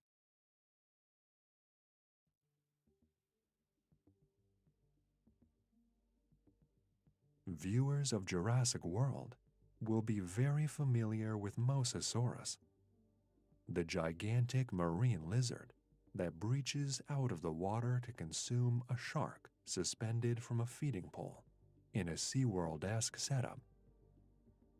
While the creature in the film was oversized and inaccurate, the mosasaurs themselves were no small fry, and some of them made up the largest and most powerful apex predators of the Cretaceous oceans. The mosasaurs were a very widespread group of large, fast-moving marine predators, most closely related to modern snakes and lizards.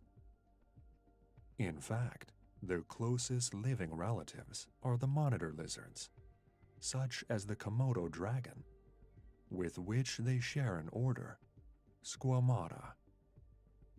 Unlike the monitors, who occasionally venture into water to catch prey or to travel territories, the mosasaurs spent their entire lives at sea, replacing legs for flippers, and sporting a deep, paddle-like tail to propel themselves through the water.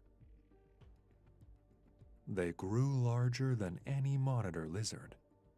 The largest of the group grew to a whopping 11 meters in length and would have been a keen predator of large fish, cephalopods, sharks, turtles, plesiosaurs, pliosaurs, and even other mosasaurs. One of the largest and most well-known species was Tylosaurus, native to the western interior seaway that cut through the United States in the late Cretaceous. It was similar in form to the mosasaur depicted in Jurassic World. With its bulky form and powerful tail, it may have slammed into its prey, stunning them before it tucked in. This was evidenced by the damaged snouts found in some Tylosaurus specimens, indicating that many individuals would have led violent lives.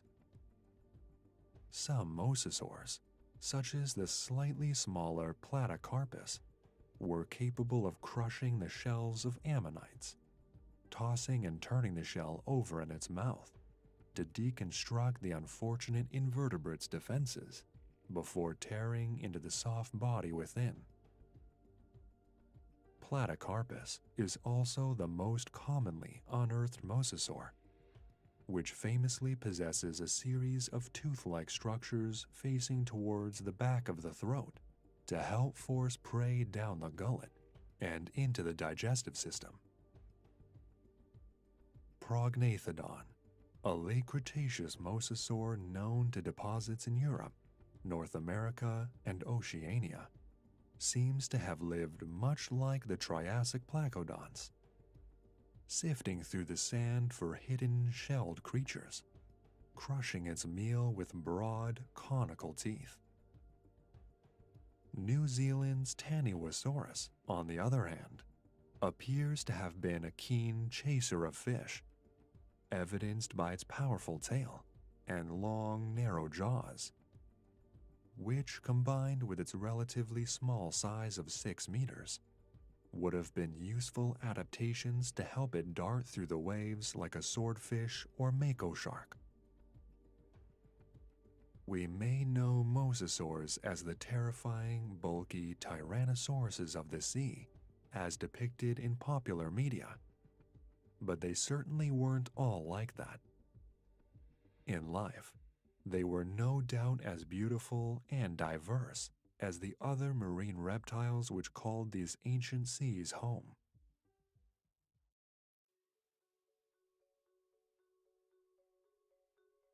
As we have explored in previous videos, crocodilians weren't always the slow-moving ambush predators they are today. In times gone by, crocodilians and their extinct relatives were some of the most diverse creatures, with multiple varying genuses represented in single locations. Armored crocodiles lived out on the deserts and plains. Galloping crocodiles hunted in scrubland and grassland. Arboreal crocodiles mastered the trees, and marine crocodiles were present in the oceans. Metriorhynchus is one such genus of crocodilians, native to the Jurassic marine deposits of what is now France. Like many crocodilians today, it owned long, narrow jaws used for snapping at fish and other vertebrates, 4 limbs, and a long tail. The main difference in Metriorhynchus, however, was its ownership of flipper-like structures on the limbs, and a shark-like tail fin in place of a scaly paddle. These features plainly indicate the presence of a crocodilomorph that spent its life at sea, out in the open oceans inhabited by the plesiosaurs and ichthyosaurs of the Jurassic. It would have indeed coexisted with some of the creatures aforementioned in this video, and it wouldn't have been uncommon to spot some of its relatives elsewhere too. Although many species of marine crocodilomorph are well known from across the seas of the Jurassic and early Cretaceous, two species aside from Metriorhynchus are well known. These are the Geosaurus and Dacosaurus. The former, a 3-meter-long fish hunter, similar in form to many modern crocodilians. The latter, a 5-meter-long predator with a much bulkier form. No Dacosaurus eggs or nests have yet been found, leading to scientists being generally stumped as to whether this creature gave live birth like a dolphin, or came ashore to lay eggs on the beaches like a turtle.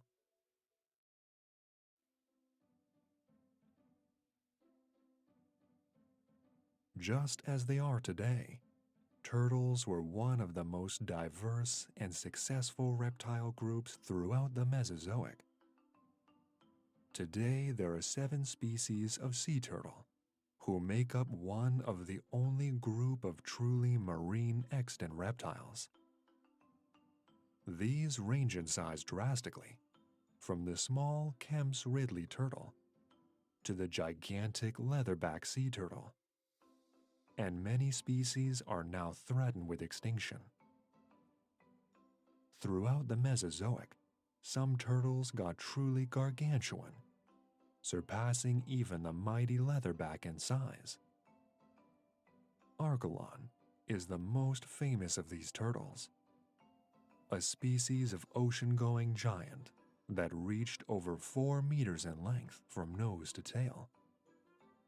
It still possessed the shell so synonymous with living turtles, which would have proved an efficient defense against the predatory sharks and mosasaurs it shared its home with. Other species were present too, however.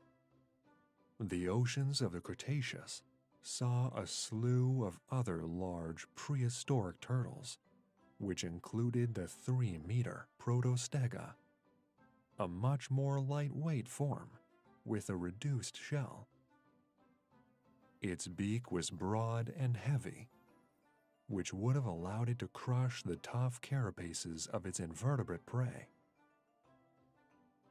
Allopleron is another example of prehistoric sea turtles growing to large sizes.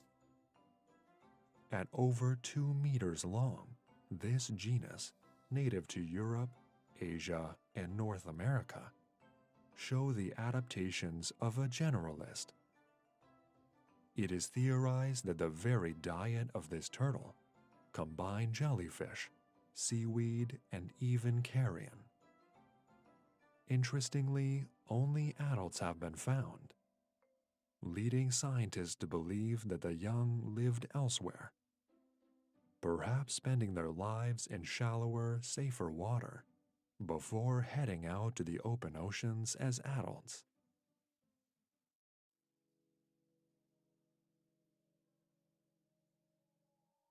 Today, many of the marine reptiles that aren't turtles are snakes. Sea snakes inhabit coastal waters and coral reefs, often highly venomous, and move through the water, undulating their bodies from left to right, making them easily mistakable for eels. Sea snakes were also prevalent in the seas throughout the Cretaceous, relatives of the mosasaurs that had gone down a very different evolutionary path.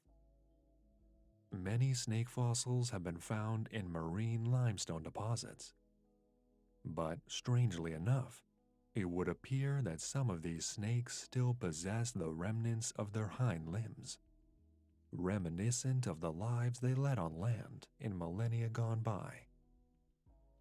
All snakes in the modern day have atrophied these legs entirely, to the point where they all move independently of the use of limbs.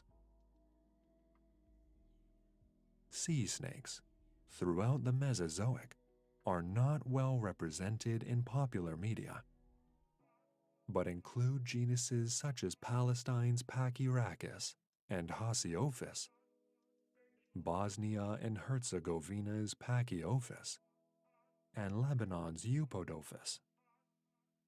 These snakes are known to have been marine vertebrates that inhabited shallow waters in environments heavily associated with fossil fish, leading scientists to believe that many of them were piscivores.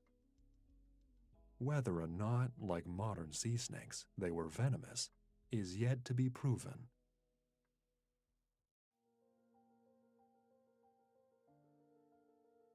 And with that, we conclude our tour through the Mesozoic oceans. Prehistoric marine reptiles are as iconic, in the context of the dinosaurs, as the pterosaurs that soared high above their watery domains, and many are often mistaken for dinosaurs themselves. The marine reptiles were diverse, evolving on a completely different line to the dinosaurs, but did indeed coexist with many different species. Tyrannosaurus itself would have wandered coastlines of seas teeming with mosasaurs, plesiosaurs, and giant turtles, and maybe even interacted with them. Hundreds of amazing species are known, and that number continues to grow. Even very recently, the mighty apex predator Thalassotitan was unearthed. If something the size of a whale can be hidden in the rocks below us, what else is waiting down there to be discovered?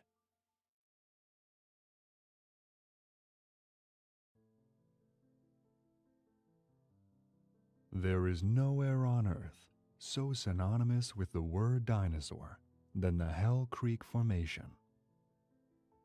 If you haven't heard of the name, you will have definitely heard of its dinosaurian fauna. Go ahead and picture prehistory in the briefest sense. The image that will no doubt be brought to many of your minds is that classic picture of a Tyrannosaurus atop a mountainside, scouring over its cycad-strewn tropical domain. Perhaps a herd of Triceratops ambling slowly by a meandering river in the background. Thick forests and open floodplains dominate the landscape, and a large Asdarchid pterosaur or two fly overhead.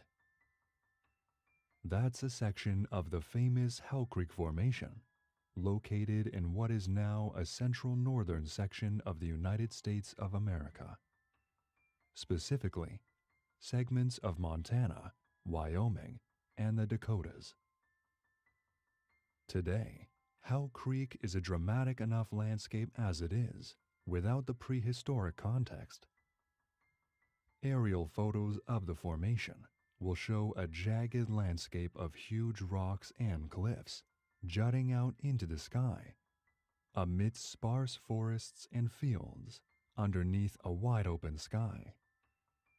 It looks very different to the Hell Creek of 66 million years earlier.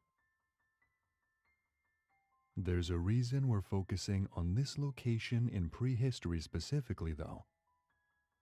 The Hell Creek Formation is famous for containing the fossils of North America's very last dinosaurs, the ones that would have been alive to experience the cataclysmic mass extinction event that put an end to their entire kind. Some of the rocks are even young enough to topple over the Cretaceous-Paleocene boundary into the beginning of the Cenozoic era, the time when the world was dominated by small mammals, reptiles, and birds that survived the asteroid impact and subsequent disasters. Today, we will be taking an in-depth look at this spectacular point in Earth's history, delving deep into the 66 million-year-old claystone to discover the dinosaurs and other prehistoric creatures that called this expansive floodplain home. Sit back and enjoy as we take you on a safari through the Hell Creek Formation.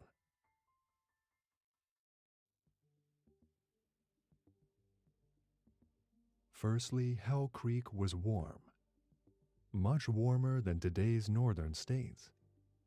In fact, it was subtropical in climate, and where today you might find bison, bears, and moose parading over the mountainous grasslands of Wyoming, you would have been met with crocodilians, turtles, and dinosaurs if you were to turn the clock back 66 million years.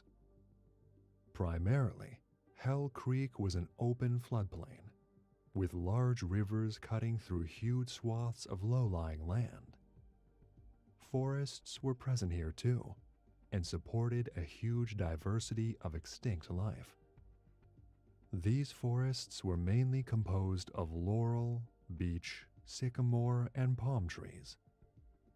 Grass had not yet taken over the undergrowth, and in its place, ferns and mosses grew.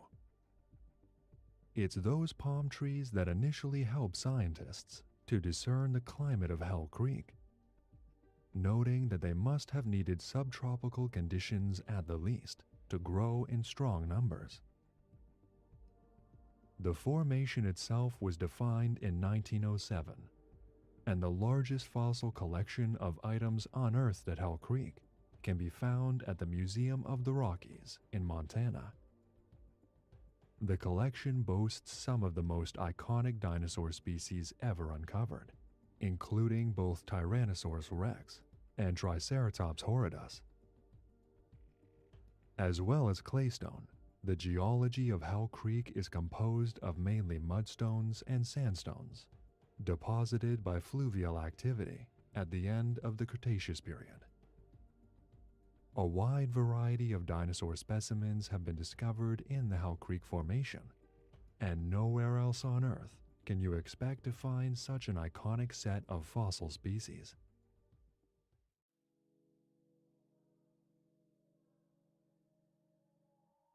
The first thing you might notice if you were to travel back 66 million years in time to end Cretaceous Montana is its diversity of large ornithischian dinosaurs.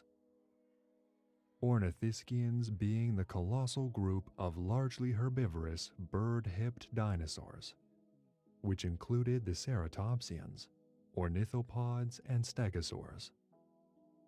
You would notice not only the diversity, but the sheer number of iconic species present in a single place at one time.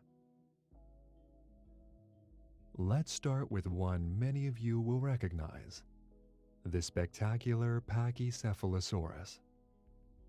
This bipedal ornithischian, famous for its thick, domed skull, is often depicted as a rather small creature, at least against some of its gigantic contemporaries.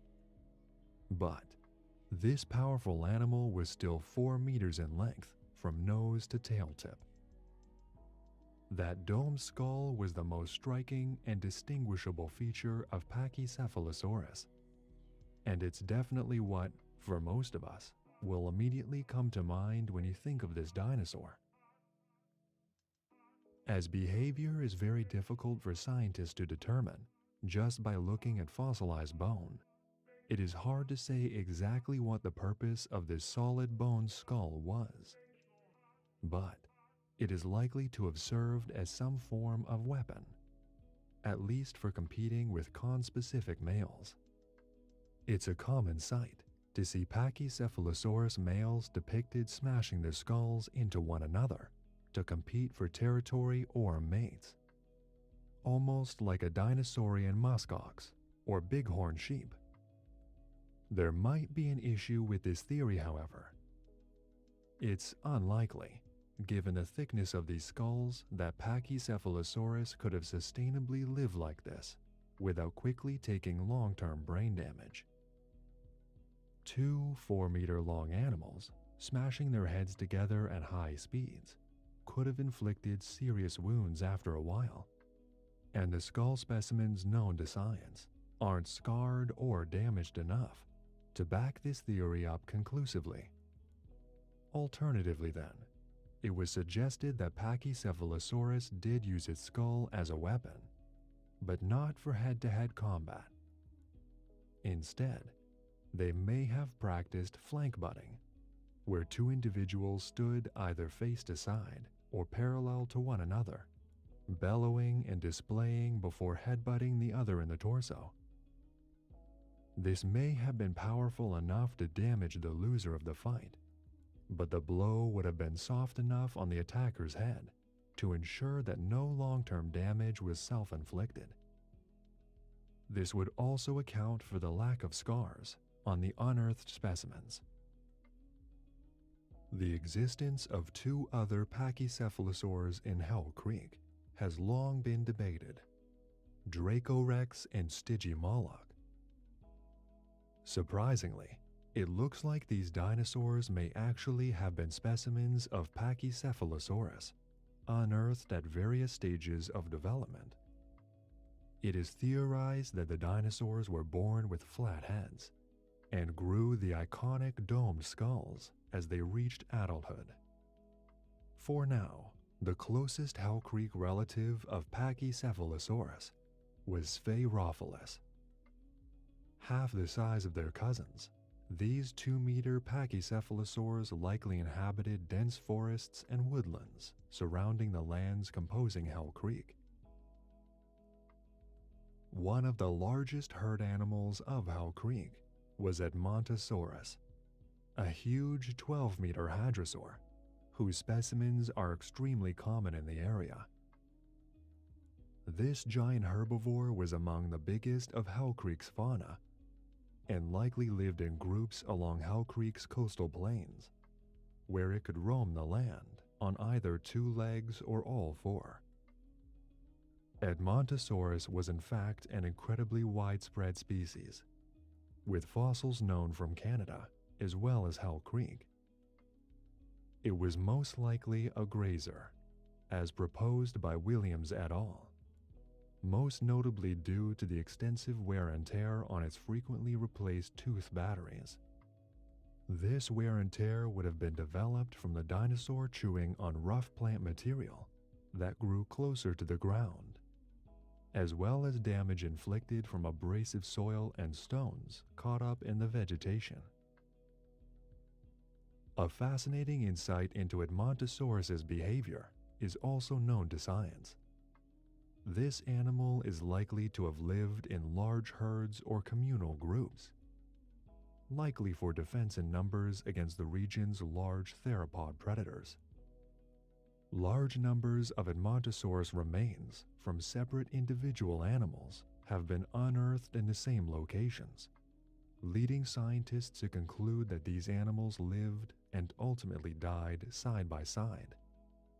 In fact, much of Edmontosaurus's biology is rather closely known. We've even found evidence of cancerous tumors present on these dinosaurs' remains, and we know that Edmontosaurus would have had a very small brain relative to its large size. Any time traveler to late Cretaceous Wyoming would surely be delighted to stumble across an Ankylosaurus.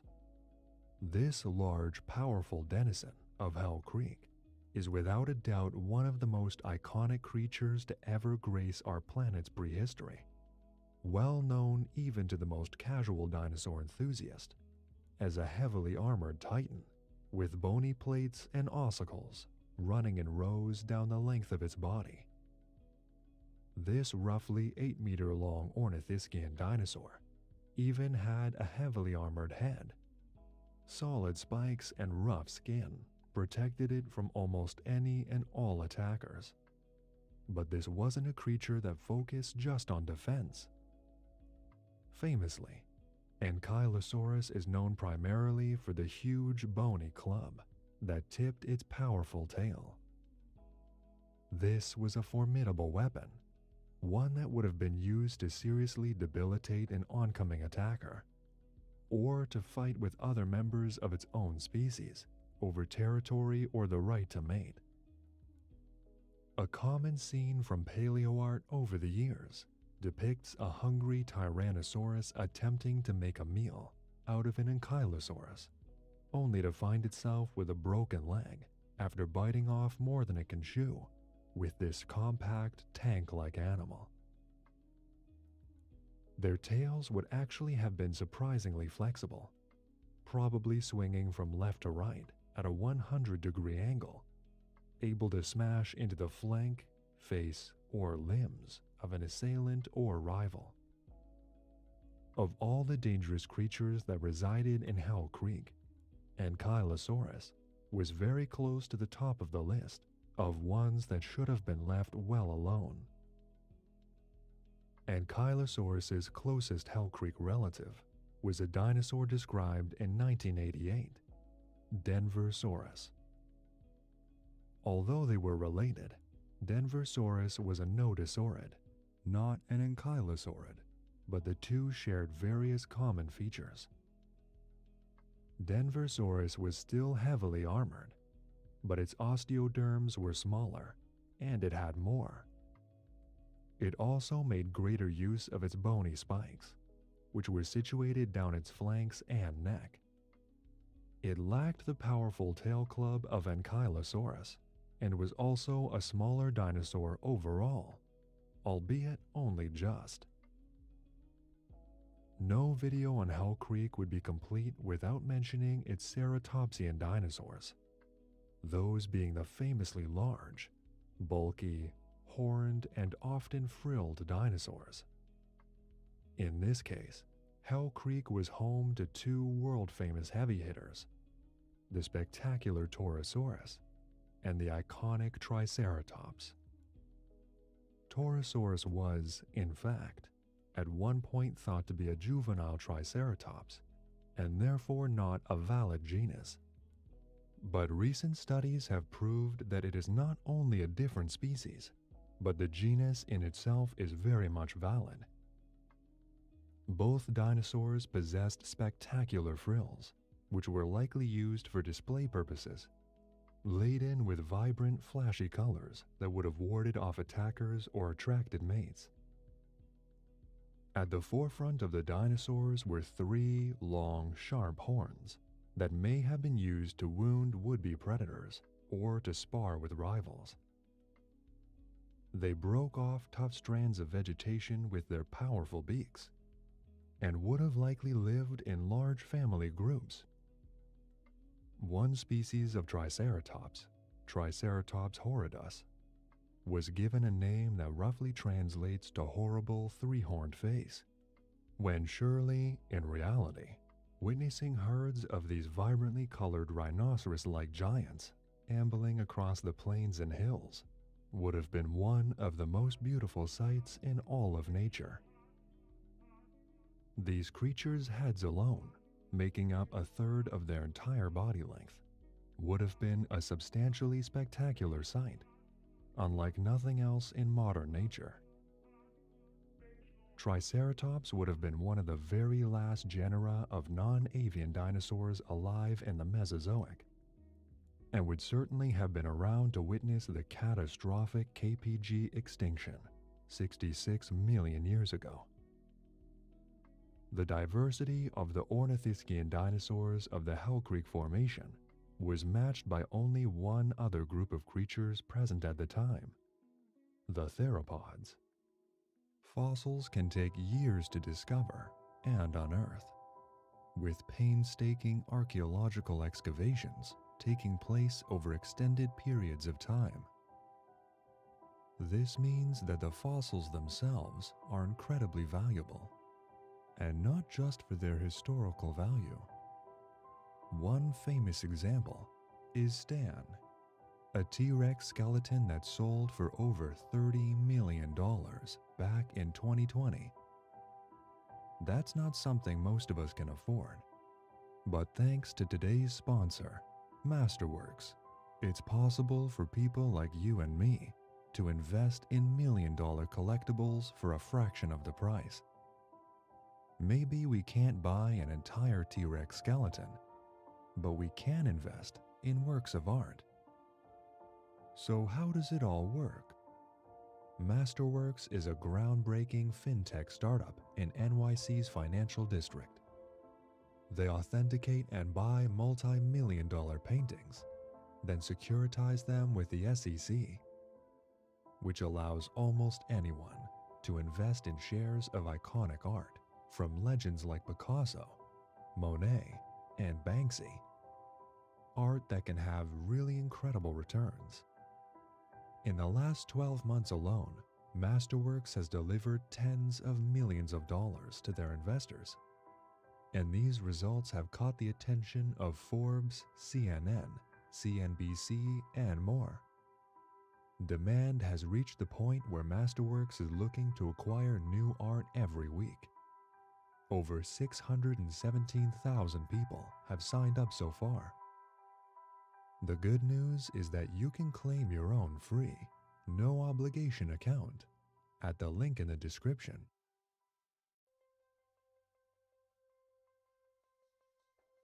Hell Creek was also notorious for hosting some of the very last and most famous theropod dinosaurs. The theropods were famously the bipedal, usually predatory group of dinosaurs, prevalent across the Mesozoic, many of which were feathered.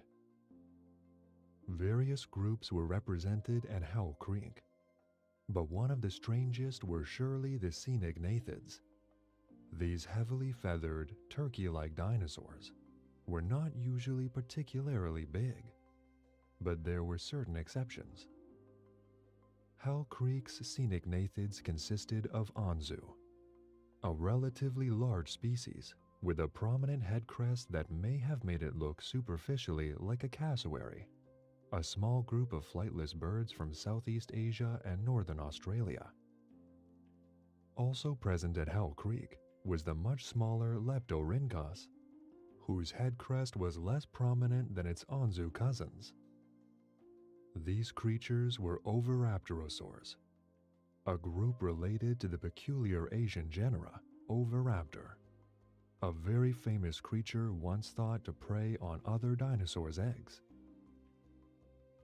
It's likely that Hell Creek's Cynignathids wandered through the forest undergrowth, away from the open plains, perhaps gathering in large numbers to display and nest like modern-day pheasants or grouse. Some of the other forest theropods were a little more dangerous. Troodontids lived here too, the swift, slender, possibly nocturnal bipedal carnivores that may have hunted in small packs together in the forests. Pectinodon was one such troodontid, a species shorter in height than the average human, but possessing a long, tapering tail, which made it look much larger than it was. These creatures, with their powerful eyesight, feathered bodies, and powerful hind limbs, would have leapt through the dark undergrowth with ease, perhaps in pursuit of early mammals, ornithischian dinosaurs, or small reptiles. Also present at Hell Creek was the troodontid Peronicodon, a relatively rare dinosaur known only from its teeth. Sharp and curved, we know that these dinosaurs were troodontids by the form of their teeth, which will have been used to cut and tear flesh. Out on the plains and edges of the woodland lived large groups of herd-living theropods, the ornithomimids. Two species were present at Hell Creek, Ornithomimus and Struthiomimus, both similar in general form and function, but were likely easily discernible from one another in life when observing the vibrant patterns of their display plumages. Ornithomimus and Struthiomimus respectively translate to bird mimic and ostrich mimic, and the latter provides a good bit of insight into what these dinosaurs look like. Long necks, large eyes, tall hind limbs, and a heavy coating of feathers would have made these creatures look like large reptilian ostriches, which would likely have been capable of running at speeds at almost 40 miles per hour. These dinosaurs were roughly as tall as an ostrich, and would have possibly lived quite like one. These creatures were suited to a largely herbivorous lifestyle, able to peck and browse at bushes and vegetation across the expansive Hell Creek landscape, but would also have been quite happy to consume insects and small vertebrates such as mammals and reptiles. They may also have picked at eggs and crustaceans when food sources were scarce. They were adapted to running at high speeds for short bursts of time, likely to escape ambushes from some of the larger, deadlier theropods of the region. Popular paleomedia has often depicted these creatures living in large family groups for safety in numbers against dinosaurs such as Tyrannosaurus. One group of creatures that many of Hell Creek's dinosaurian fauna needed to constantly be aware of were dromaeosaurs. Those stealthy, lean predators covered in feathers and equipped with sickle-like claws on each foot. Famous dromaeosaurs from across the world include the world-famous Velociraptor.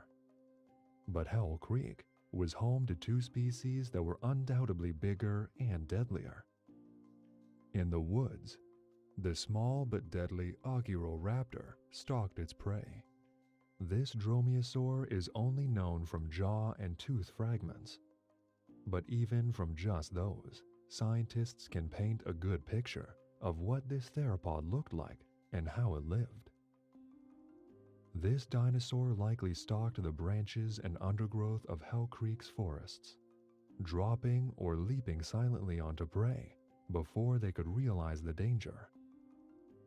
Small dinosaurs, eggs, mammals, and reptiles were likely fair game for an Oguroraptor on the hunt. Out on the plains, or perhaps the verges of the forest, lived a much larger dromaeosaur, however. Dakotaraptor, described in 2015, was about 5.5 meters in length and would have been adapted to bringing down much larger prey, perhaps ornithomimids or large ornithischians. It was likely one of the only Hell Creek dinosaurs capable of holding its own against an Ankylosaurus or a Triceratops, and would have been a swift and agile adversary for any dinosaur it stalked. Despite the fact that these dinosaurs were covered in feathers, flight would have been a certain impossibility. Due to their size, they would not have been able to generate enough lift to leave the ground. Rather, they relied on their hind legs to launch them through the undergrowth and across the plains, whereas the feathers were most probably used for display purposes, perhaps to allow other members of the same species to identify individuals, or to communicate or display to mates. Towering over Hell Creek, at almost 4 meters tall and 12.5 meters in length, stood the most famous prehistoric creature ever to live, Tyrannosaurus. One of the largest predators ever to walk the earth, Tyrannosaurus headed up the food web in Hell Creek's ecosystem and would have been a truly formidable hunter. Triceratops would have likely been a primary food source, but Edmontosaurus and Ankylosaurus were also readily taken. Juvenile Tyrannosauruses would have taken smaller dinosaurs, such as the swift theropods or pachycephalosaurs, and may even have been prey themselves to dinosaurs such as Dakotaraptor. As stereotypical as it is, it's an awe-inspiring thought to imagine an adult Tyrannosaurus storming out of the tree line toward an unsuspecting herd of Triceratops, picking off an old or wounded member of the group before exchanging bites and horn blows with one another. It's an image that has been seared into the minds of each and every dinosaur enthusiast on the planet at some point in our lives, and to this day remains a massive draw for those interested in paleontology. The thought that scenes like this once took place on our planet is astounding to say the least. As intimidating as Tyrannosaurus likely was, it's important to remember that it wasn't some mad, violent demon of a creature. It was an organism in the same way that modern-day lions and tigers are. The public generally fear today's top predators, but we know they don't spend their entire lives mindlessly killing. Many are good parents, social creatures, and highly intelligent. There is no reason to think that the same wouldn't apply to Tyrannosaurus, and it likely displayed a whole host of strange and wonderful behaviors that the fossil record simply does not preserve. Either way, they were certainly amazing creatures that deserve to be looked in a more complex light than we typically do today.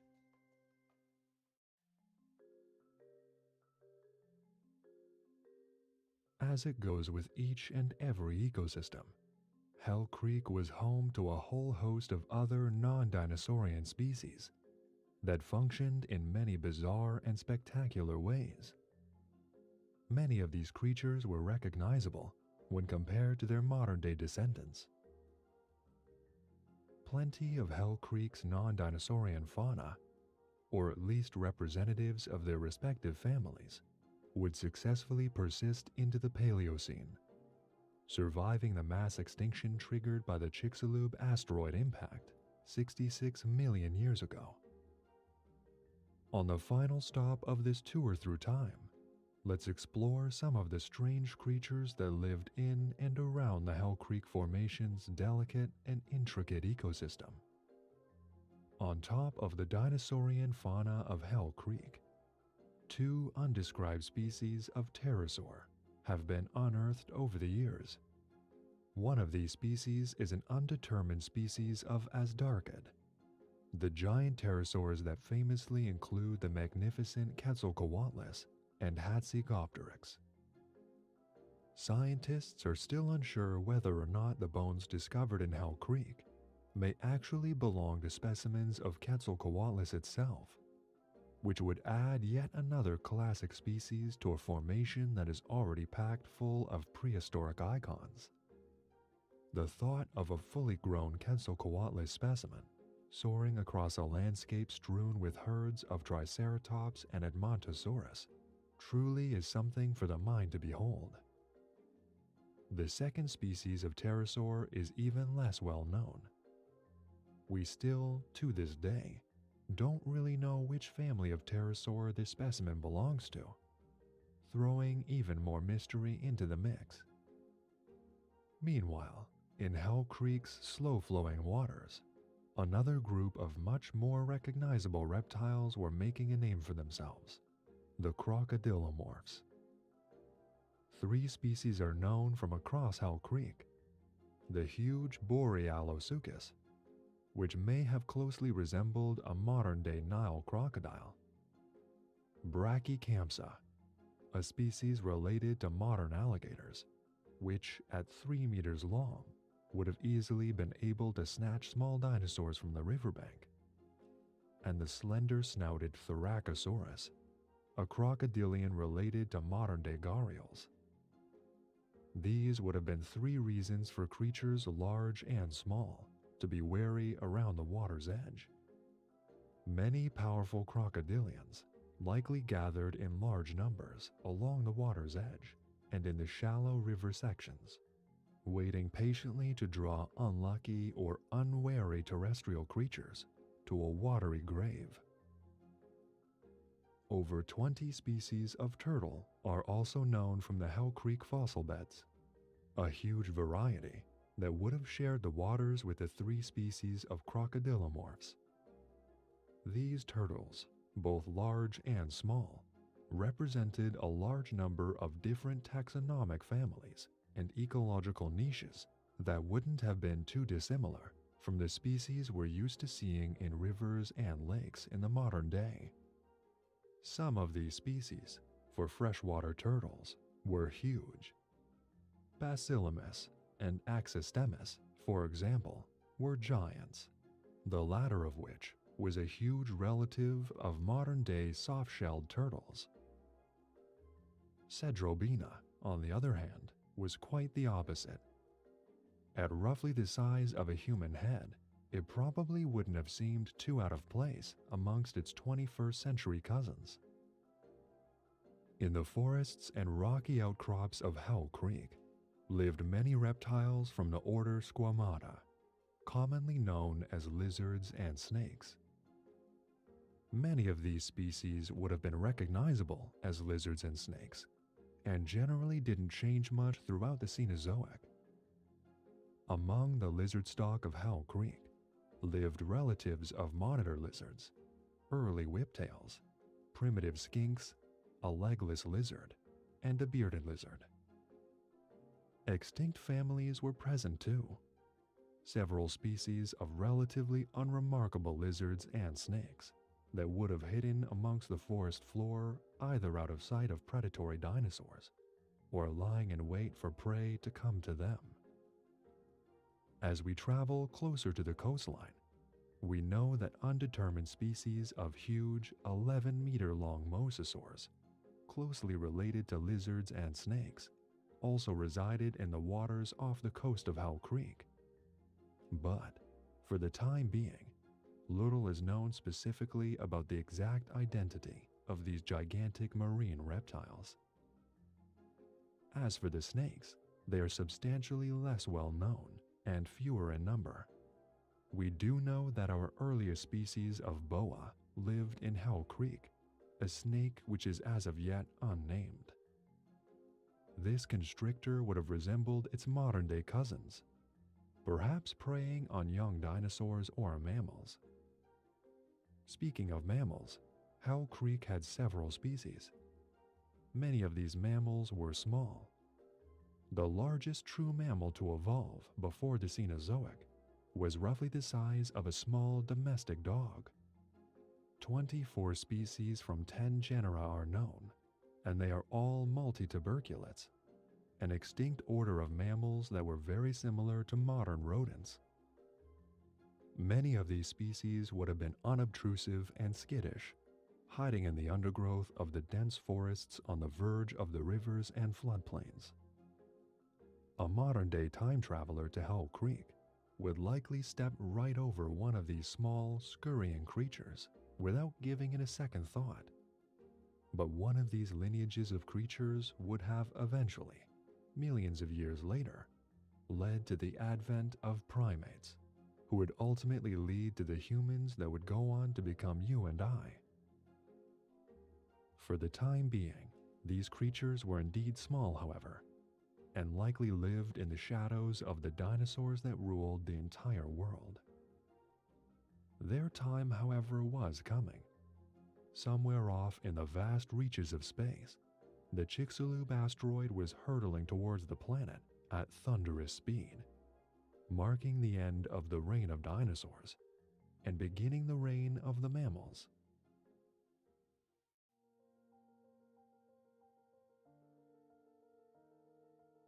Hell Creek seems like a fitting final chapter to the most majestic animalian dynasty. Figuratively and literally, the dinosaurs went out with a bang. The spectacular megafauna reptiles that walk these lands were among the most amazing creatures ever to walk the planet throughout its entire natural history, let alone just the Mesozoic era. Nowhere else in prehistory can such a massive array of truly iconic species be found. Huge herds of Triceratops, intertwined with the family groups of Edmontosaurus, roaming across a dramatic landscape of plains and forests. Mighty rivers cutting through the landscape, containing a vast array of turtle and crocodile species, the latter waiting to ambush prey like a bizarre prequel to the modern African savannas.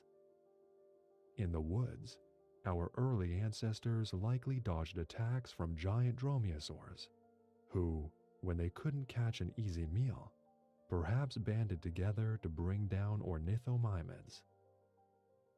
Armored oddities, such as Ankylosaurus and Pachycephalosaurus, wandered the land competing for mates with outlandish display rituals, smashing into one another to win a female's affection.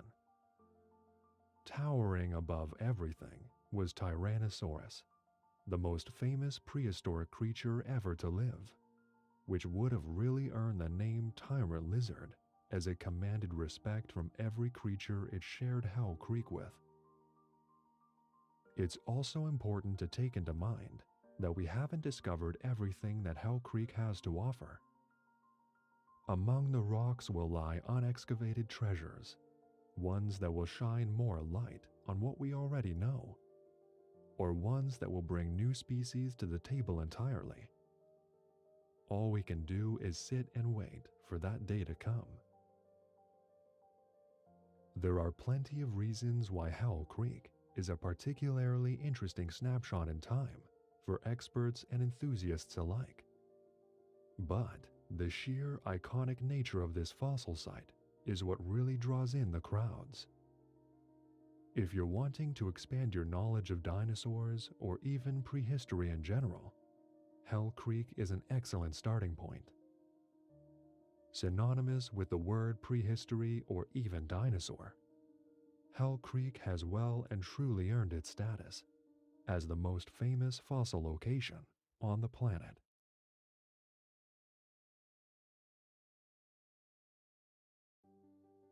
The Jadokta Formation is located in what is now Mongolia's portion of the Gobi Desert. The fossils uncovered from the region date back to between 75 and 71 million years ago, towards the final sections of the Cretaceous, specifically in a time known as the Campanian.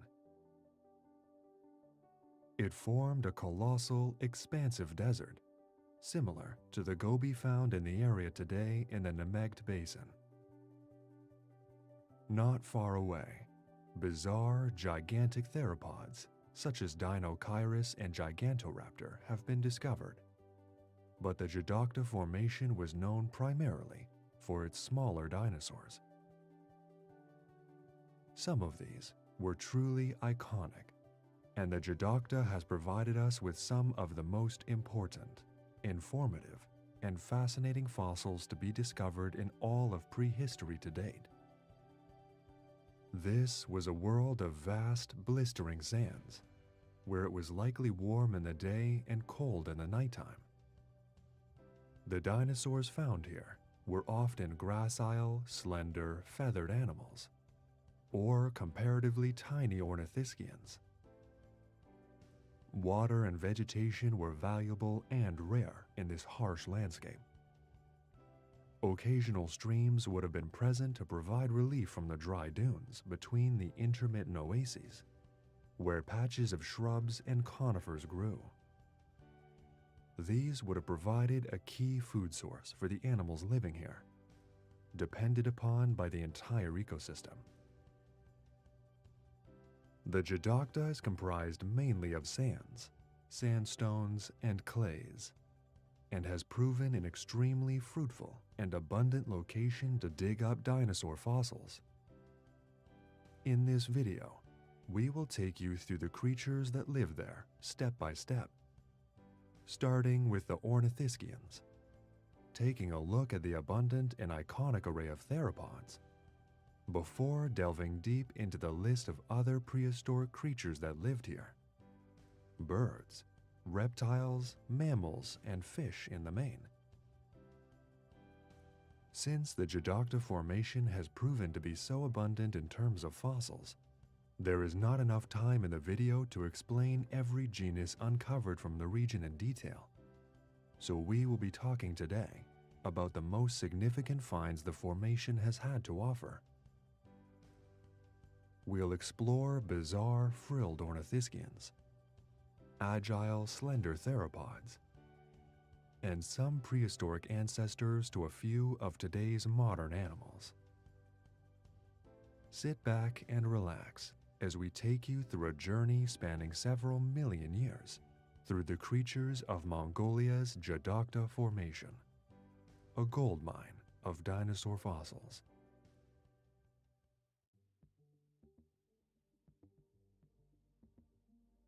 If the Jadokta Formation is known for its ornithischians, it's for its ceratopsians.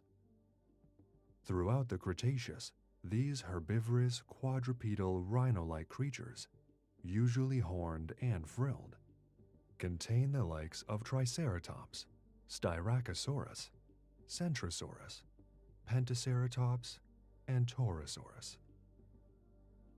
But over in the Mongolian Gobi Desert, the ceratopsians came in a much more modest package.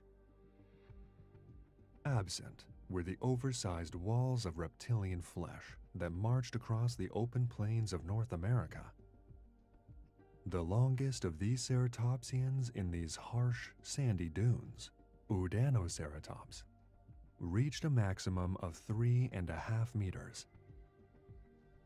By modern animal standards, that might seem very large, but it's important to remember that elsewhere in the world, ceratopsians were growing massive. Triceratops, for instance, grew between 8 and 9 meters in length, and its horns were often longer than a hockey stick.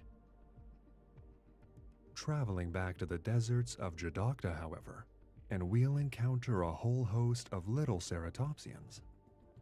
The most famous of these was Protoceratops by far. These relatively gracile ceratopsians measured around 2 meters in length and would have been an easily recognizable and common sight on the sands. Individuals may have gathered in small nesting colonies close to the sparse patches of water and vegetation where they needed to be wary of ambushes from some of the region's agile theropods. More on those later. Instantly recognizable is Protoceratops's iconic skull. Deep and strong jaws are encased in a tough, bony beak, and a frill was supported near to where the skull connected to the neck.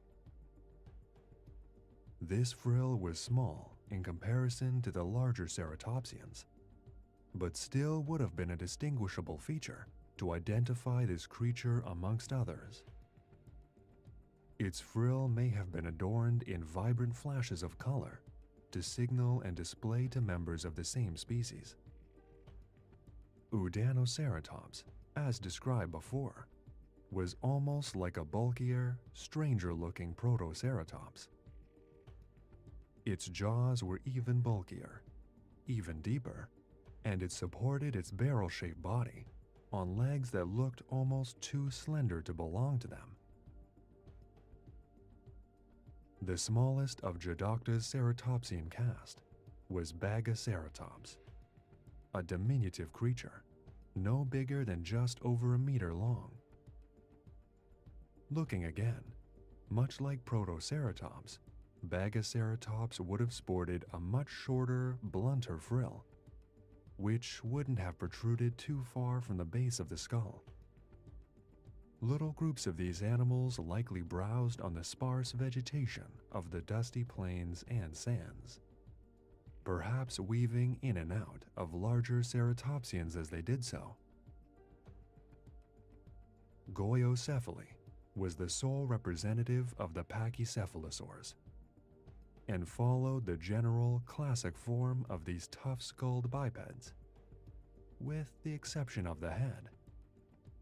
Goiocephaly's skull did not protrude into the outward-facing domed shape in the same way the North American Pachycephalosaurus did. Instead, its head formed more of a flatter plate.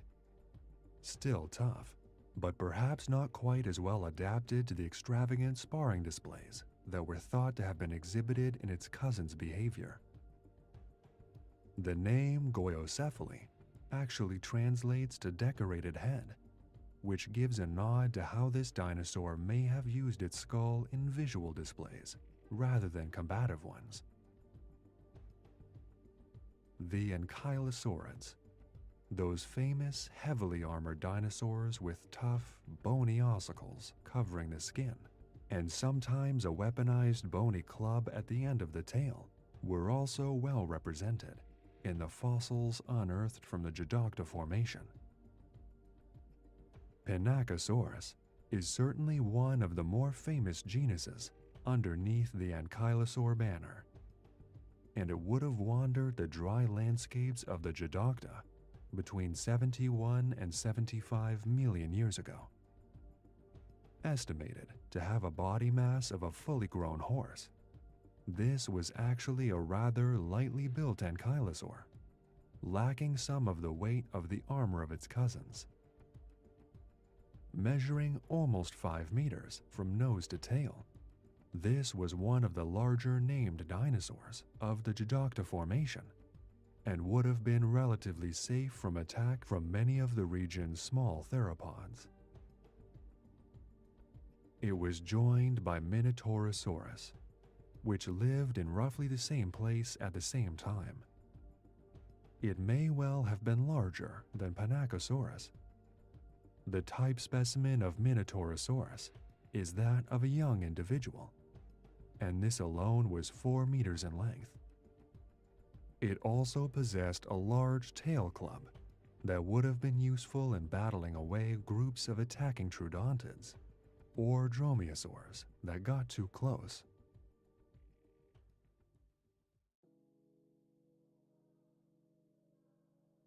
The Jadocta Formation was home to 2 spectacular little genuses of Alvarezsaur. These little theropods, with short, stubby arms tipped in one singular huge claw and 2 tiny ones, also possessed long legs and were mostly nocturnal, with analysis of the scleral rings around their eyes showing that these little creatures hunted at night. Shibuya was one of them, a little owl-like predator that would have used a large singular claw on each forelimb to tap into the sides of dead wood, which potentially contained juicy invertebrates for the little dinosaur to lick up, much like a modern-day pangolin or anteater. That's exactly what these little theropods were, analogues to our modern-day edentates, or rather toothless mammals.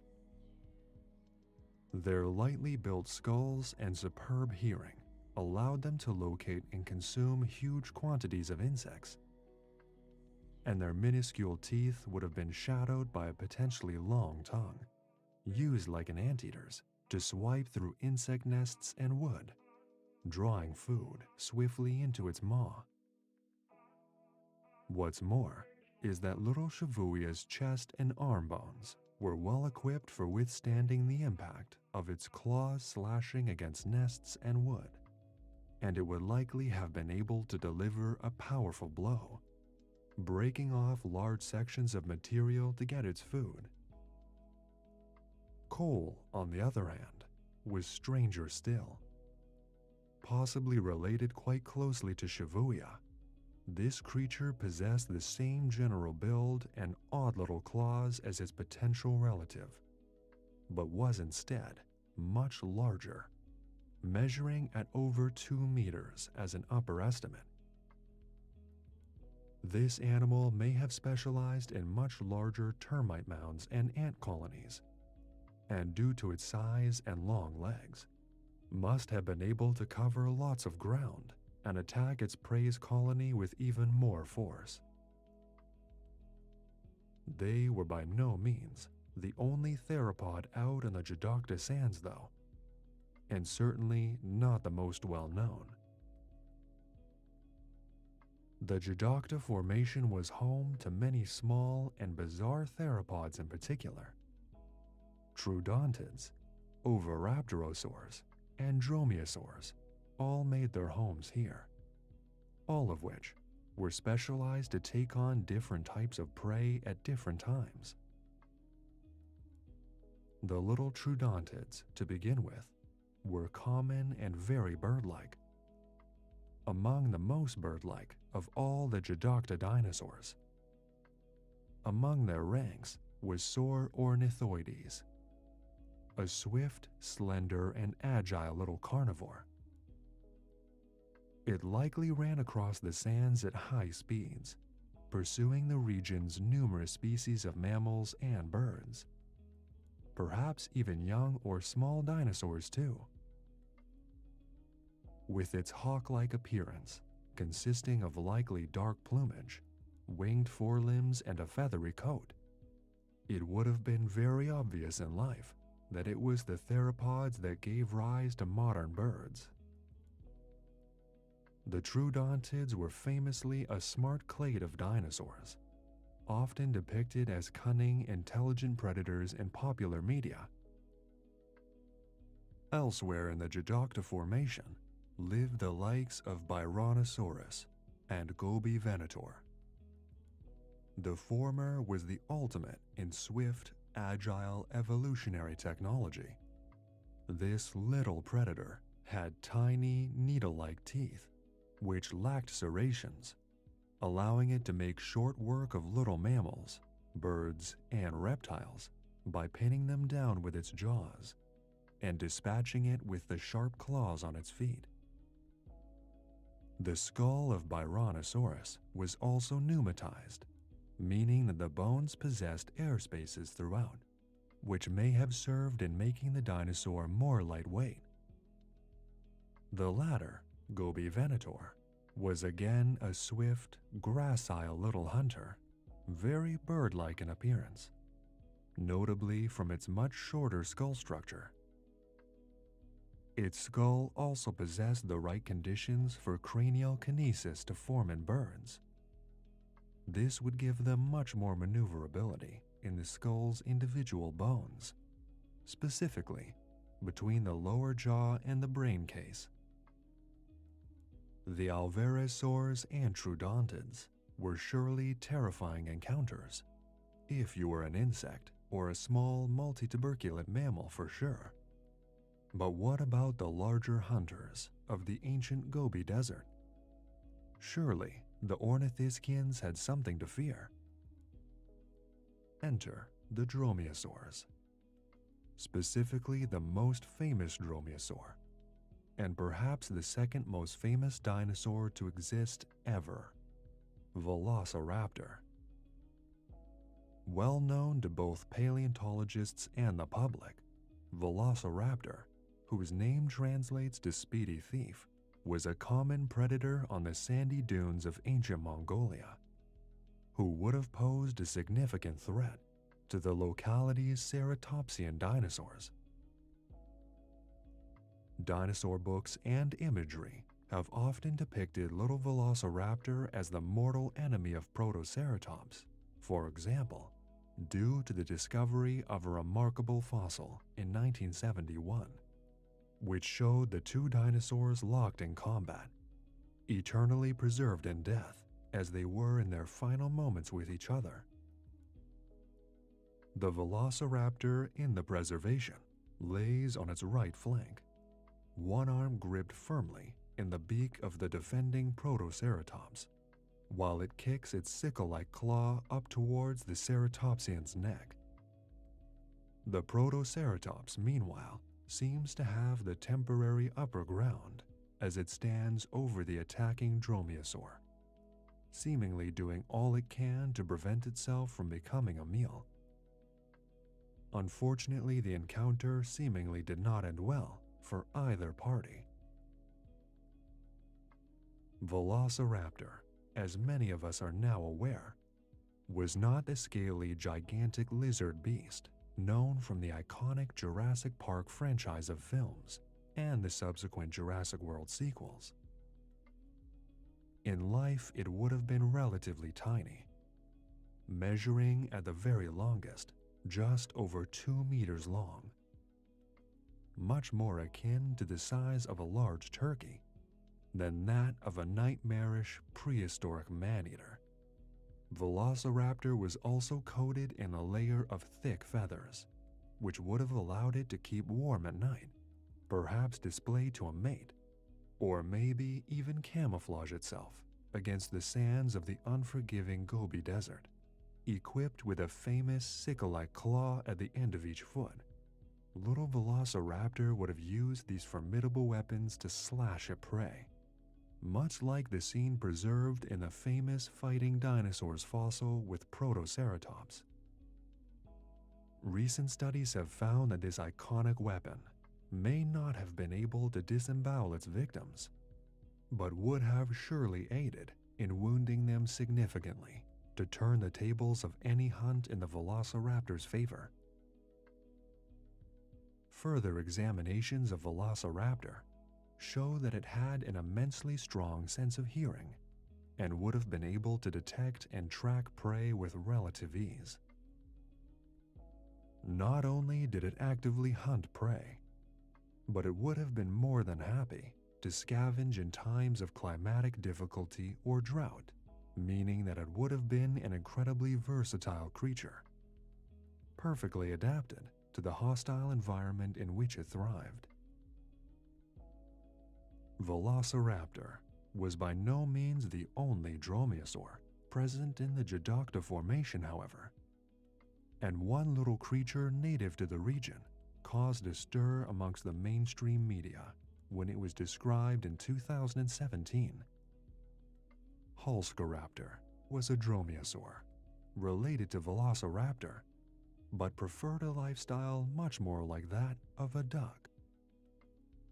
Roughly the same size as the mallard ducks you might find around your local pond, it's likely that these diminutive dromaeosaurs even looked similar to modern waterbirds, with their rounded, flattened snouts, downy feathers, and slender necks.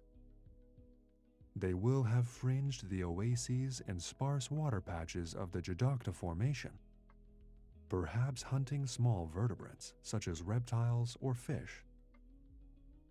Meanwhile, other, more traditional-looking dromaeosaurs stalked the sands. Sargon was one of them, a 2-meter-long predator that may have also dueled with Protoceratops from time to time. With a name derived from the Mongolian for white monster, Sargon was a close relative of Velociraptor and would have looked quite similar in general form and function. It is known from a complete skull, some neck vertebrae, and some bones from the shoulder. But their similarity to those of Velociraptor has allowed scientists to discern what this full animal may have looked like and how it may have lived. It's probable that Sargon was a formidable little hunter that stalked the creatures of the Jadocta across the harsh sands of its ancient Gobi Desert home.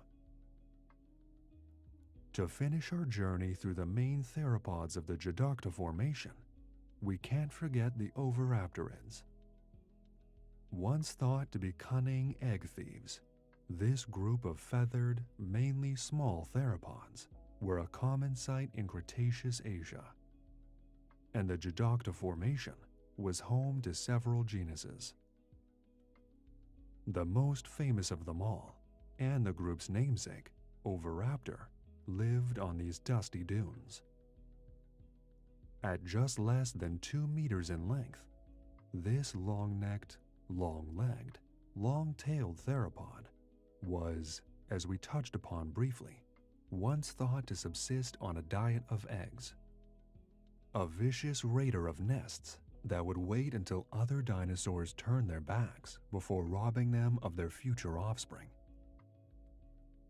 This was due to remains of Oviraptor being found close to fossilized dinosaur nests and eggs, and paleontologists were under the impression, for a good while, that this dinosaur was intending to prey upon the fetuses inside. Instead, studies have since shown that these eggs actually belonged to the Oviraptor mother herself, and that she was simply taking care of them. Other Oviraptorosaurs of the locality include Khan, an even smaller dinosaur that, similar to Oviraptor, would have been a feathered omnivore, subsisting potentially on a mixture of plant matter and small creatures, both vertebrate and invertebrate, that it was able to sift from the oases or sands. It was accompanied by the larger city patty, an Oviraptorid tall enough to look an adult human man square in the eye. Meanwhile, amongst the skeletal bushes and the blistering peaks of the sand dunes, small groups of Ovimimus would have gathered, searching for scraps of food beneath the sands.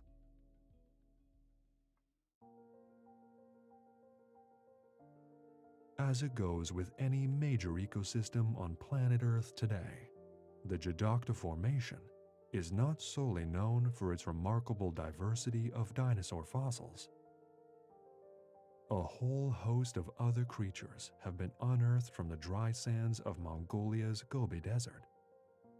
From early birds and mammals to bizarre creatures that you almost wouldn't recognize as ancestors to crocodiles. Reptiles in particular were abundant throughout the 6 or so million years that the Jadocta Formation spans, and they would have populated the entire region, from the dusty sands to the shallow oases.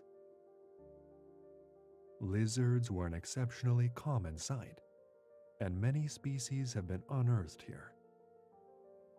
A time traveler to the region would likely be able to catch sight of creatures such as Ovu, Aeolosaurus, and Telmosaurus, and would recognize them as varanoids and varanids, relatives to modern-day monitor lizards such as the Nile monitor or Komodo dragon.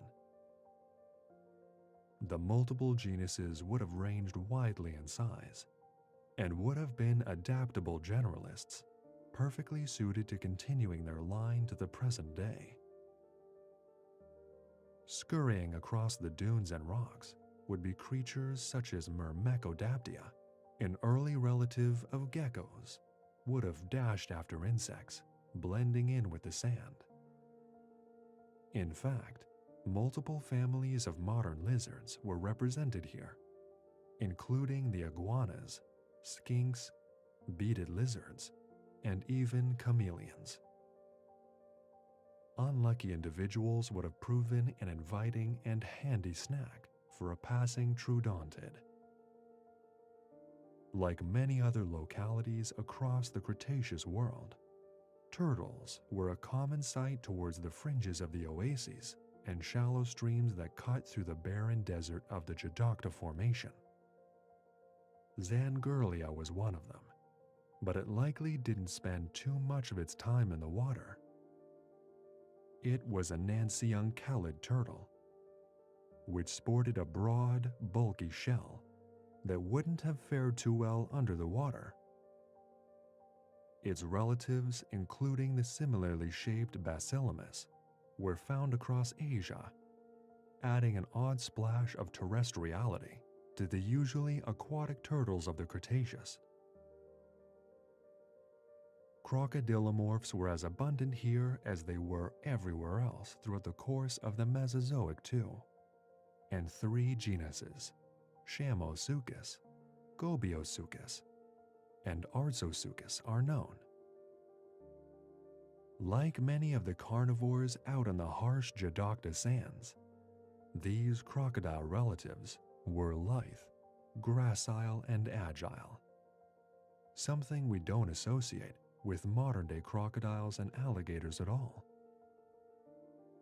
By being slender and quick, creatures living in these hot, dry areas evolved to increase the overall surface areas of their bodies, allowing them to shed excess heat. Think of modern-day desert creatures. Some creatures, such as jerboas, dromedary camels, lizards, and snakes, are all relatively slender compared to their cousins that live elsewhere in the world. By doing this, they can keep themselves cool and comfortably thrive in their desert homes. Speaking of mammals, the Jadocta Formation is certainly a hotbed for them. Some of the most famous Cretaceous mammals, such as the Lambda-lestes, a shrew-like eutherian mammal, more closely related to modern placental mammals than to marsupials. In fact, several basic mammal groups were represented here: multituberculates, eutherians, metatherians, and tribosphenids. Many of these mammals, as was the norm throughout the Cretaceous, were small creatures reminiscent of rodents. many would have been nocturnal, emerging at night to snatch insects hiding in the sand or by the water's edge. Although these little mammals were vaguely similar in size, their forms and functions were much more diverse. Cryptobatar was a hopping creature and would have filled the ecological niche now populated by modern-day jerboas or kangaroo rats. Delta theridium was a predator, a creature early on the evolutionary path that led to modern-day marsupials. Surprisingly, Delta theridium tooth marks have been found on fossils of dinosaurs, implying that this creature actively hunted large prey or was defending itself from attack. Maelestes was an opossum-like creature that, although belonging to the group Eutheria, did not have a placenta and gave birth to underdeveloped minuscule young. The aforementioned Zalamdalestes was actually similar in form and function to a rabbit, with powerful hind legs that would have allowed it to hop as it leapt through the sparse undergrowth after insects. The long, narrow snout gave this creature a superficial, shrew-like appearance, however. Whatever the little species of mammals inhabiting the sands and scrublands of Jadocta were doing, they were on an early path to world domination, biding their time, living simple lives in the shadows of some of the most famous dinosaurs ever to live. It wouldn't be too long, in geological terms, before these small, furry creatures were developing into the weird and wonderful forms of the Cenozoic. For now, however, they were very much all diminutive animals that posed little threat to many of the dinosaurs. Jadocta is also famous for its extinct avifauna, the bird life of the region.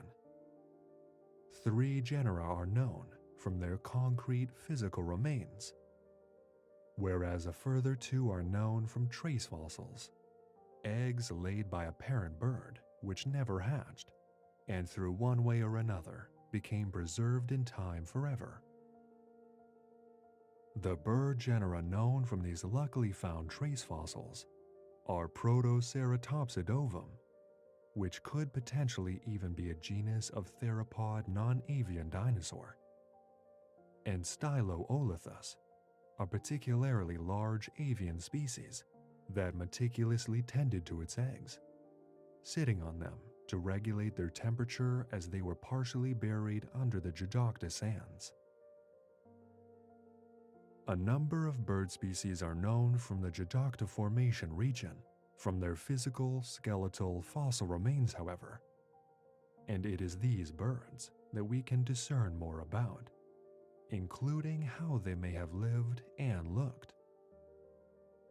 The enantiornithine birds were common throughout the Cretaceous, characterized by their toothed beaks, clawed wings, and overall similarities in their appearances to modern passerine birds, such as sparrows, flycatchers, pittas, birds of paradise, and finches. Enantiornithine birds are known extensively from every continent except Antarctica, and to this day, over 80 genera have been discovered and described by paleontologists.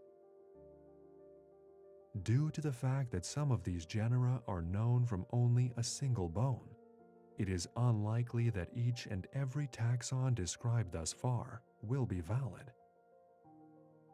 But in the skies of the Cretaceous forests, deserts, lakesides, and coastal regions, they were no doubt a very common sight, sharing their domain with the mighty pterosaurs, so synonymous with the Mesozoic era. The Jadocta enantiornithines include Gobipteryx and Elsornis. The former, discovered in 1971, is much more closely known, which is thought to have definitely been capable of flight, due to its long forearms, which were more than twice the length of its thorax. Estimated to be roughly the size of a modern-day partridge, Gobipteryx would have been a common sight out on the sands, fluttering between the sparse patches of vegetation, and probably stalked and hunted by theropod dinosaurs. Its beak was short, and the skull was comma-shaped, giving the bird's snout a strange upturned appearance. In life, it may have been rather nondescript, coated in a drab layer of sandy brown feathers to help it blend in with its desert home. Elsornis, the second enantiornithine known from the Geoducta Formation, translates into English as sandbird, and was named and described in 2007. Unlike Gobipteryx, it was likely earthbound and could not fly. With a face uncannily similar to the troodontid theropods with which it shared the sands, Elsornis may have looked superficially like a modern-day tinamou, a group of flying ratite birds native to South and Central America, related surprisingly to ostriches, emus, cassowaries, and rheas. Like the tinamous, it was likely a plump creature, coated in a layer of dark, downy feathers with relatively short wings. To make up for this, it was likely a fast runner, maybe using camouflage as its primary defense to stay hidden from predators, then running away if that was to fail. Many of the known enantiornithines were capable of flight, so Elsornis and its lack thereof gives us a much bigger insight into the diversity of these early birds not usually seen. Another bird known from the region is Apsaravis. Apsaravis was not an enantiornithine bird, but an ornithurine, a member of the group most commonly associated with being the ancestors of common coastal and seabirds of the Cretaceous, such as Ichthyornis and Hesperornis. The former, a tern or gull-like piscivore, and the latter, a long-necked prehistoric analog to penguins, divers, and cormorants. Apsaravis was a paleontological conundrum then, in the sense that it possessed the features more commonly associated with ornithurine birds, not enantiornithine ones, but was clearly adapted to living in the desert in which it was unearthed. Stranger still is that many of the birds associated with Apsaravis are seabirds, known for populating the coastal regions and freshwater patches of the Cretaceous. Apsaravis would not have fared well in such a locality, and at first glance would have looked much more like an enantiornithine, with a stubby beak, broad wings, and legs that gave off more of an impression of a modern-day perching bird. Apsaravis shed some light on the fact that these birds were much more diverse than originally thought.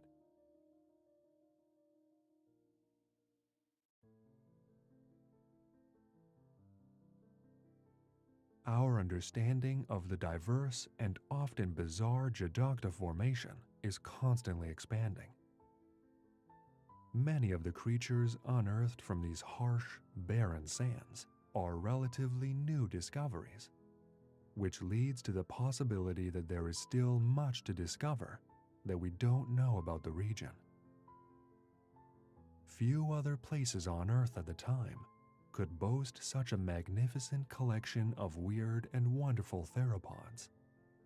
And like Hell Creek, many of the dinosaurs that lived in this region were superstars, with the environment harboring Velociraptor, Protoceratops, Oviraptor, Ovimimus, and Panacosaurus. It would likely be a first-choice destination for any would-be time traveler, if only such a thing were possible. It's not even the icons that make the formation as intriguing as it is, though. Looking at the likes of Hulscoraptor, City Patty, Con, and Udanoceratops, the likely possibility of bumping into a creature uncomprehensibly dissimilar to modern life in the Jadokta region would have been high, to say the least. We hope you enjoyed this journey through the blistering sands of ancient Mongolia. Thank you for watching.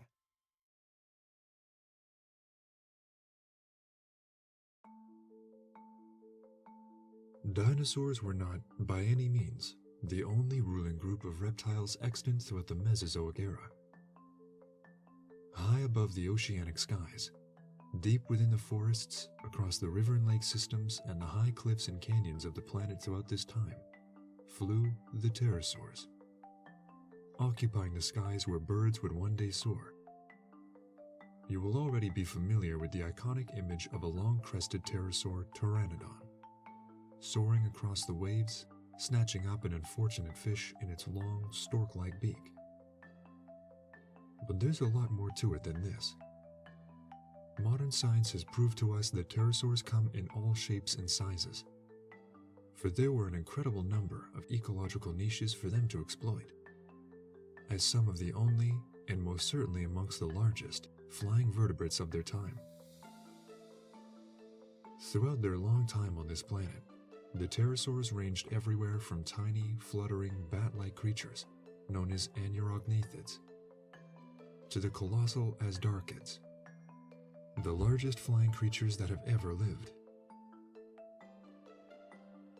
Famous faces such as Pterodactylus, Dimorphodon, and Rhamphorhynchus dominated the cliffsides and coastal water systems of the Jurassic, while lesser-known oddities such as Leptostomia, Afrotapijara, and Aramborgiania represented some of the most outlandish creatures ever to breathe. In this documentary, we will be taking an in-depth look at some of these amazing creatures, from the largest to the smallest, the strangest to the most iconic, the earliest to the latest. We will be looking into what these creatures look like, how they lived their lives, and how we know all this. Join us for a journey into the Mesozoic to take a look at the mystery and wonder of the pterosaurs.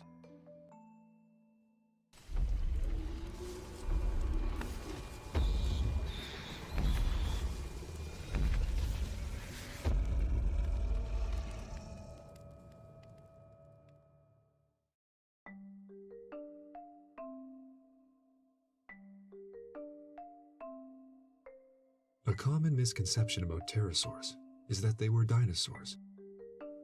Pterosaurs are indeed archosaurs, or members of the clade Avimetarsalia, a taxonomic grouping which also contains dinosaurs, birds, and crocodilians, meaning that the two groups are distantly related. More specifically then, the pterosaurs were part of a separate clade within that, which contained the archosaurs, known as Pterosauria, which contained over 20 distinct families and over 100 individual species. Some of the smallest pterosaurs were truly tiny, a songbird-sized far cry from the giant predator reptiles most of us tend to imagine. The biggest, on the other hand, were true monsters. The largest known pterosaurs, the asdarchids, possessed 10-meter-wide wingspans that dwarfed even the very largest of modern birds. Just like the dinosaurs, many species of pterosaur have been described as being covered in a layer of soft filaments, which point to these aerial reptiles most likely being warm-blooded creatures. The pterosaurs flew using modified elongated arms, on which, stretching from wingtip to each hind limb, a series of muscle fibers grew. These fibers, which formed each pterosaur's wings, were known as actinofibrils, which were able to reorientate themselves to adapt to changes in the air current on which the pterosaur flew. The biological mastery of the pterosaur is not limited to just the wings, however. In February 2022, 2 wonderfully preserved specimens of the thrust-sized Wukongopterid pterosaur, Kunpengopterus from China, were described, which caused quite a stir. These creatures were found preserved with coughed-up food pellets, much like a modern-day owl's, next to them on a slab of fossilized rock in which they were found. Modern owls typically regurgitate bones, fur, scales, and any other organic matter which they cannot digest. This was conclusive proof that the prehistoric creatures that were most likely filling the ecological niches of birds of prey, such as owls, were also doing the same thing millions of years prior. The 2 specimens of Kunpengopterus that were found together will have been living side by side in a forested lake in the middle of Jurassic China when they died, or were killed, falling into said lake and gradually becoming covered by sediment, allowing for this high quality of preservation. From the way that these creatures were preserved, alongside their coughed-up food pellets, we can speculate on one other potential feature of these masters of the forest skies. They may have had 2-part stomachs. In order to produce food pellets, creatures generally need more than one stomach part. One to digest the edible food, the other to store waste material that cannot be digested, which is ultimately forced out of a powerful digestive tract. The presence of these pellets points to some pterosaurs potentially possessing this feature, which, in turn, is further proof that there is plenty that we don't know about the creatures that are oh so synonymous with our view and knowledge of dinosaurs in the Mesozoic.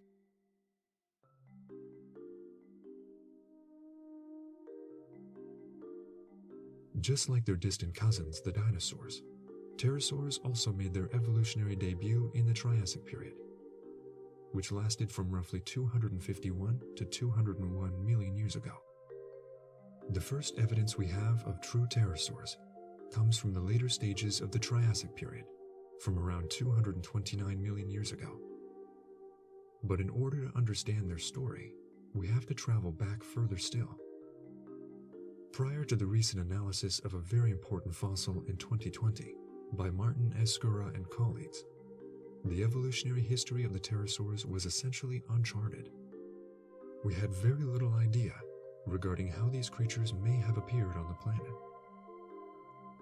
The fossils in question were that of a small, bipedal, lizard-like archosaur called Lagerpeten, an animal roughly 60 centimeters long and 30 centimeters tall. Known from several fossil samples, including pieces of a skull, some pelvis bones, forelimbs, and hind limbs, we can determine that Lagerpeten had peculiarly long hind limbs, giving it the appearance of something like a tiny reptilian kangaroo.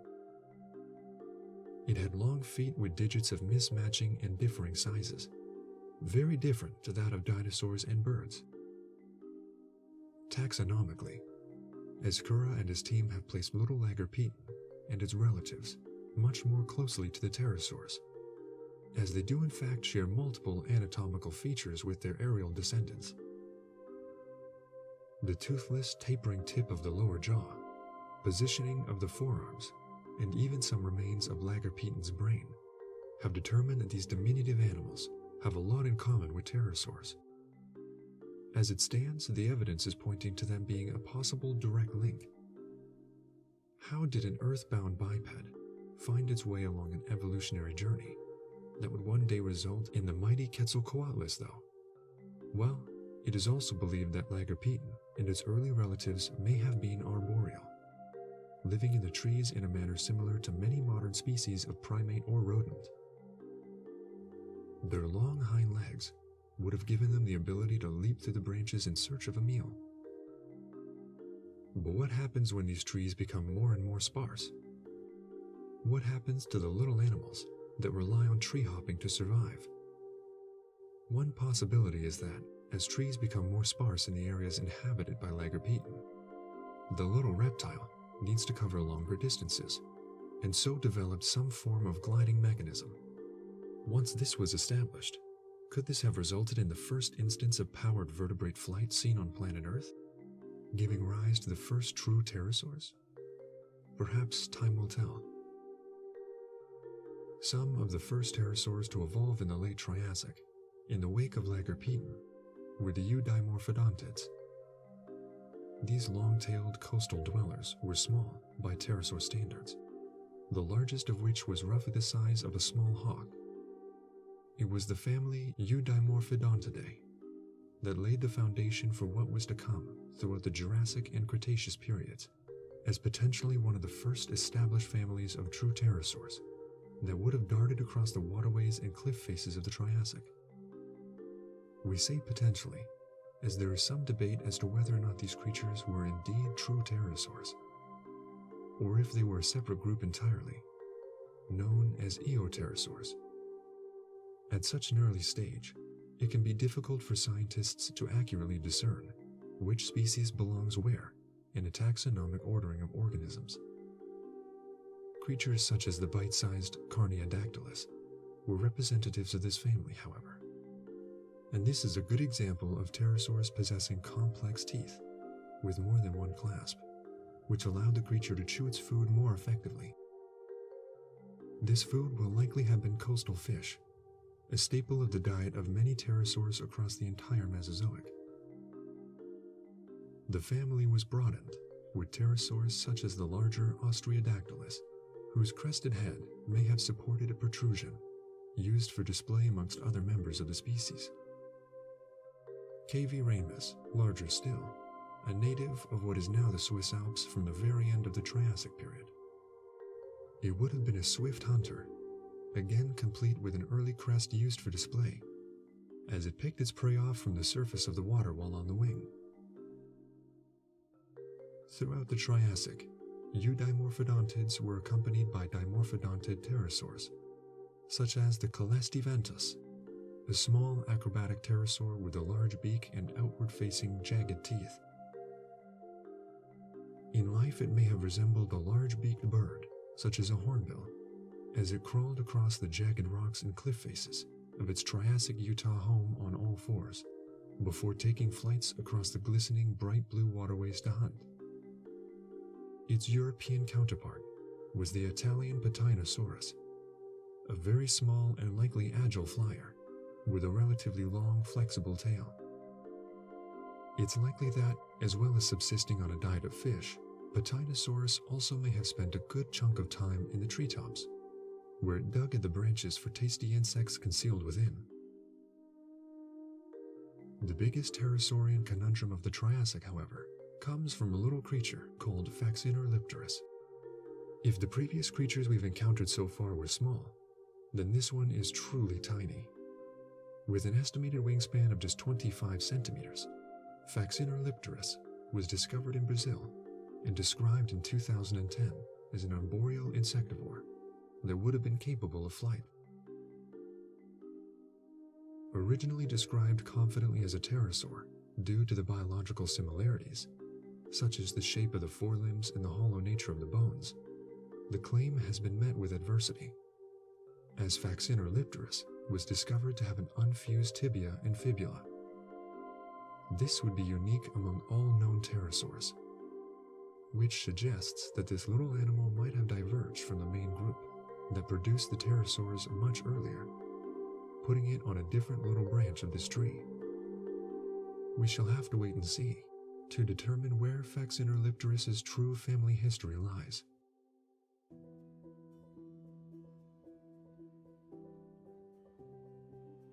The relatively humble beginnings of the pterosaurs was taken to a new level entirely throughout the Jurassic period. All over the globe, pterosaurs began to spread their literal and figurative wings, conquering new environments and corners of the world. They became a common sight in the Mesozoic skies, and gave rise to some of the first truly iconic creatures, known to not only science, but the general public too. One of the first new species of pterosaurs to arise in the early Jurassic was Dimorphodon, a species commonly present in popular books, films, and other paleomedia, making it one of the more famous pterosaurs. Dimorphodon was known for its large skull and broad wings. It was these features that allowed us to learn a lot about how this hawk-sized pterosaur may have lived its life.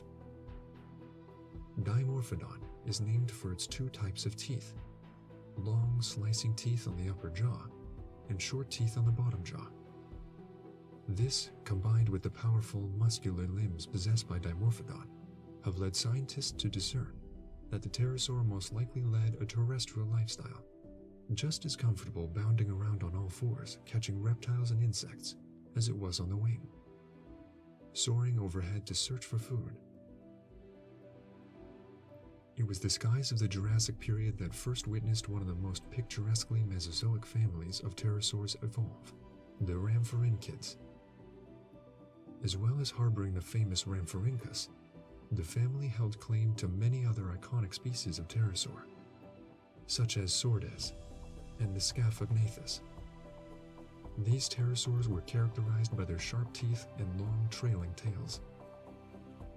We know a lot about Rhamphorhynchids in particular, due to the large number of perfectly preserved specimens scientists have unearthed and described. Take Rhamphorhynchus in particular, for example, a well-known creature with a long snout and jagged, interlocking teeth. Many specimens of it are so incredibly well preserved that even somebody completely unfamiliar with fossil reptiles could discern what this creature would have looked like in life. Flying on a 1.8-meter wingspan, the pterosaur would have skimmed the waters of Jurassic Germany, picking off fish with its mouth full of sharp, jagged needles. These long teeth would have formed an inescapable trap for the unlucky fish falling victim to Rhamphorhynchus, making it an efficient predator. Much less specialized than some of the bizarre forms that would arise in the Cretaceous, Rhamphorhynchus was seen as a kind of large reptilian gull, a coastal generalist perfectly suited to a life on the wing. Perhaps the most bizarre of Jurassic pterosaurs were the Anurognathids. Resembling something in between a frog, a bat, and an owl, creatures such as Anurognathus, Gehalopterus, and Luopterus were among the smallest of pterosaurs.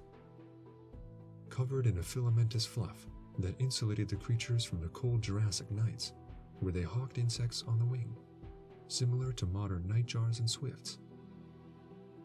Their large eyes allowed them to see clearly in the dead of night, as they fluttered through the forests after the numerous winged insects they shared an environment with.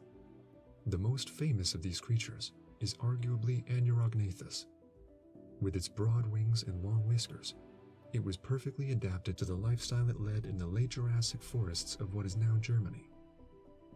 The fur-like filaments present on the wings of known Anurognathids would have muffled the pterosaur's wing beats in the quiet forest, making it a lot easier for it to sneak up on insects without being heard or seen. The late Jurassic also gave rise to Pterodactylus, one of the most famous pterosaurs from the time. With a wingspan recorded as being just over a meter in length, this was the first pterosaur ever to be scientifically reconstructed. In 1800, Johann Hermann restored Pterodactylus as a furry, bat-like creature, with a huge wing membrane. It was, in fact, Hermann who initially discerned that pterosaurs must have been able to fly on their limbs, which must have been supported by some form of winged structure between the fingers.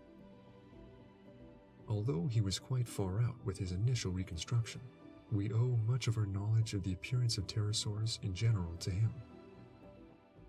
Studies of the size and proportions of the sclerotic rings of Pterodactylus, rings of bone found in the eyes of many vertebrates that support the eye itself, have shown that the animal was diurnal, active during the day and sleeping at night. We know the species incredibly well. Pterodactylus kept on growing throughout its life, as we have seen from the numerous specimens of both adults and infants that have been unearthed in Germany. Based on the structure of the beak and teeth, we can also deduce that Pterodactylus was a piscivore that supplemented its diet with marine invertebrates such as cephalopods, native to the German Jurassic waterways and coastlines.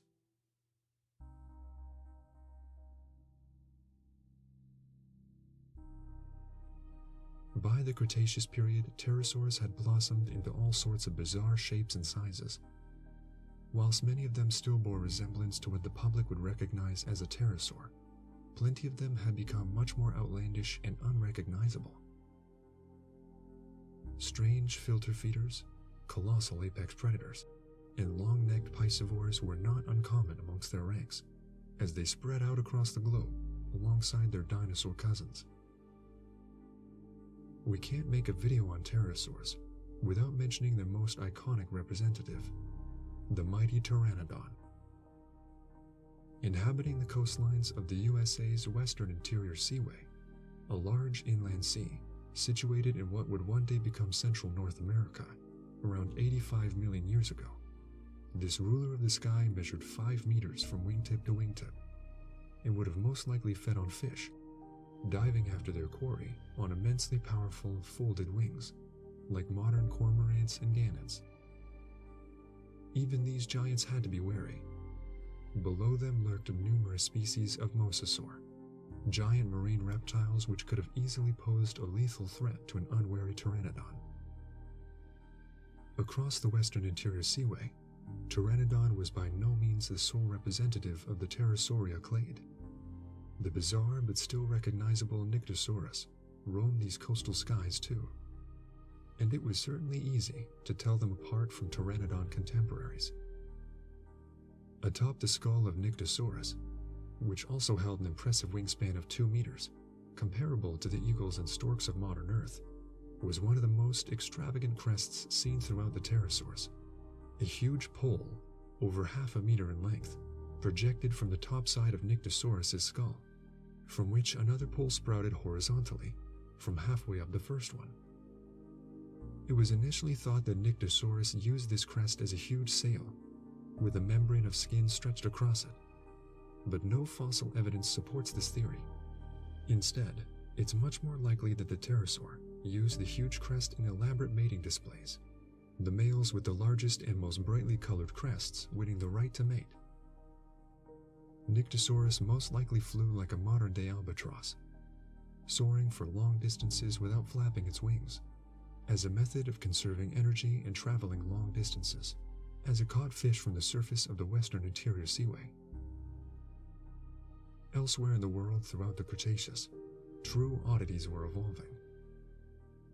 In the swampy marshlands of Argentina, a relatively small pterosaur with a long neck and a wingspan of around 1.5 meters took up residence. Often reconstructed with the coloration of a bright pink flamingo, Pterodaustro is believed to have lived a life not too dissimilar from one. What sets Pterodaustro aside from the other Cretaceous pterosaurs is the way it fed, wading in knee-deep water. This bizarre creature would have lowered its head into the lapping waves and sifted through the sediment within, with long, bristle-like teeth. One of the most highly derived and specialized of all the pterosaurs, Pterodaustro would have been able to separate invertebrates from the mud and sediment below, allowing excess water to simply pass through its jaws like a modern-day flamingo. We also know that Pterodaustro acted mainly at night, again from analyses of the scleral rings. Although rather small for a Cretaceous pterosaur, it would have most certainly have been an alarming sight, as it hunched over the water, sweeping its long jaws from left to right. Pterodaustro was what has come to be known as a ctenochasmatid pterosaur, a family characterized by its penchant for water, both fresh and marine, as they flew on thin, long wings over the sweeping waves. This was a successful group of animals throughout the Cretaceous, and examples of the family can be seen across the globe. China was especially ctenochasmatid heavy, harboring multiple species, including Forfexopterus, Mogonopterus, and Beipiaopterus. Elsewhere in the world throughout the Cretaceous, a group of pterosaurs were evolving that surpassed any known dinosaur in the bizarre department. Known as the Asdarchids, these were true titans among the pterosaurs' ranks. We know of many different species of Asdarchid, some of which are rather famous faces. Giants such as Quetzalcoatlus and Hatzegopteryx have both enjoyed mainstream media appearances, and the former is popular with the public as a result. Quetzalcoatlus is the largest known pterosaur of all, roughly comparable in size to a small plane. A colossal skull was supported by a long, powerful neck, at the base of which was situated a comparatively small body for its size. It possessed giant wings, which, despite the disproportionate appearance of the animal, were likely to have permitted flight. Some theories oppose this, however, and arguments exist which claim that the largest Asdarchids, such as Quetzalcoatlus, could not fly at all, and instead rather ambled across the dramatic landscape of Cretaceous Texas on all fours, snatching up smaller animals or scavenging like a giant reptilian vulture. By the late Cretaceous, giant Asdarchids were popping up all over the globe. The mighty Volga Draco inhabited what would one day become the Volga River Basin in Russia. Canada laid claim to the titanic aerial predator Cryodraken. The terrifying Aramborgiania, a creature taller than a giraffe, inhabited what is now Jordan, and the aptly named Aerotitan soared across the mountains and coastlines of Argentina. These creatures are so large that they would have been easily able to take a small or baby dinosaur as easy prey, as they swoop down from the skies on their colossal wings. Not all Asdarchids were as massive as this, however, and many fossils have been unearthed that represent creatures that were much more humble in size. Radiodactylus is one such creature, which likely only held a wingspan of around 1.5 meters, a far cry from its Quetzalcoatlus and Aramborgiania cousins. This smaller pterosaur was discovered in Texas during construction work at a nuclear power plant. It likely lived a similar lifestyle to some of the larger Asdarchids, prowling for food on the ground and flying more rarely than some of the more acrobatic, slight-of-stature pterosaurs of the Jurassic and Triassic.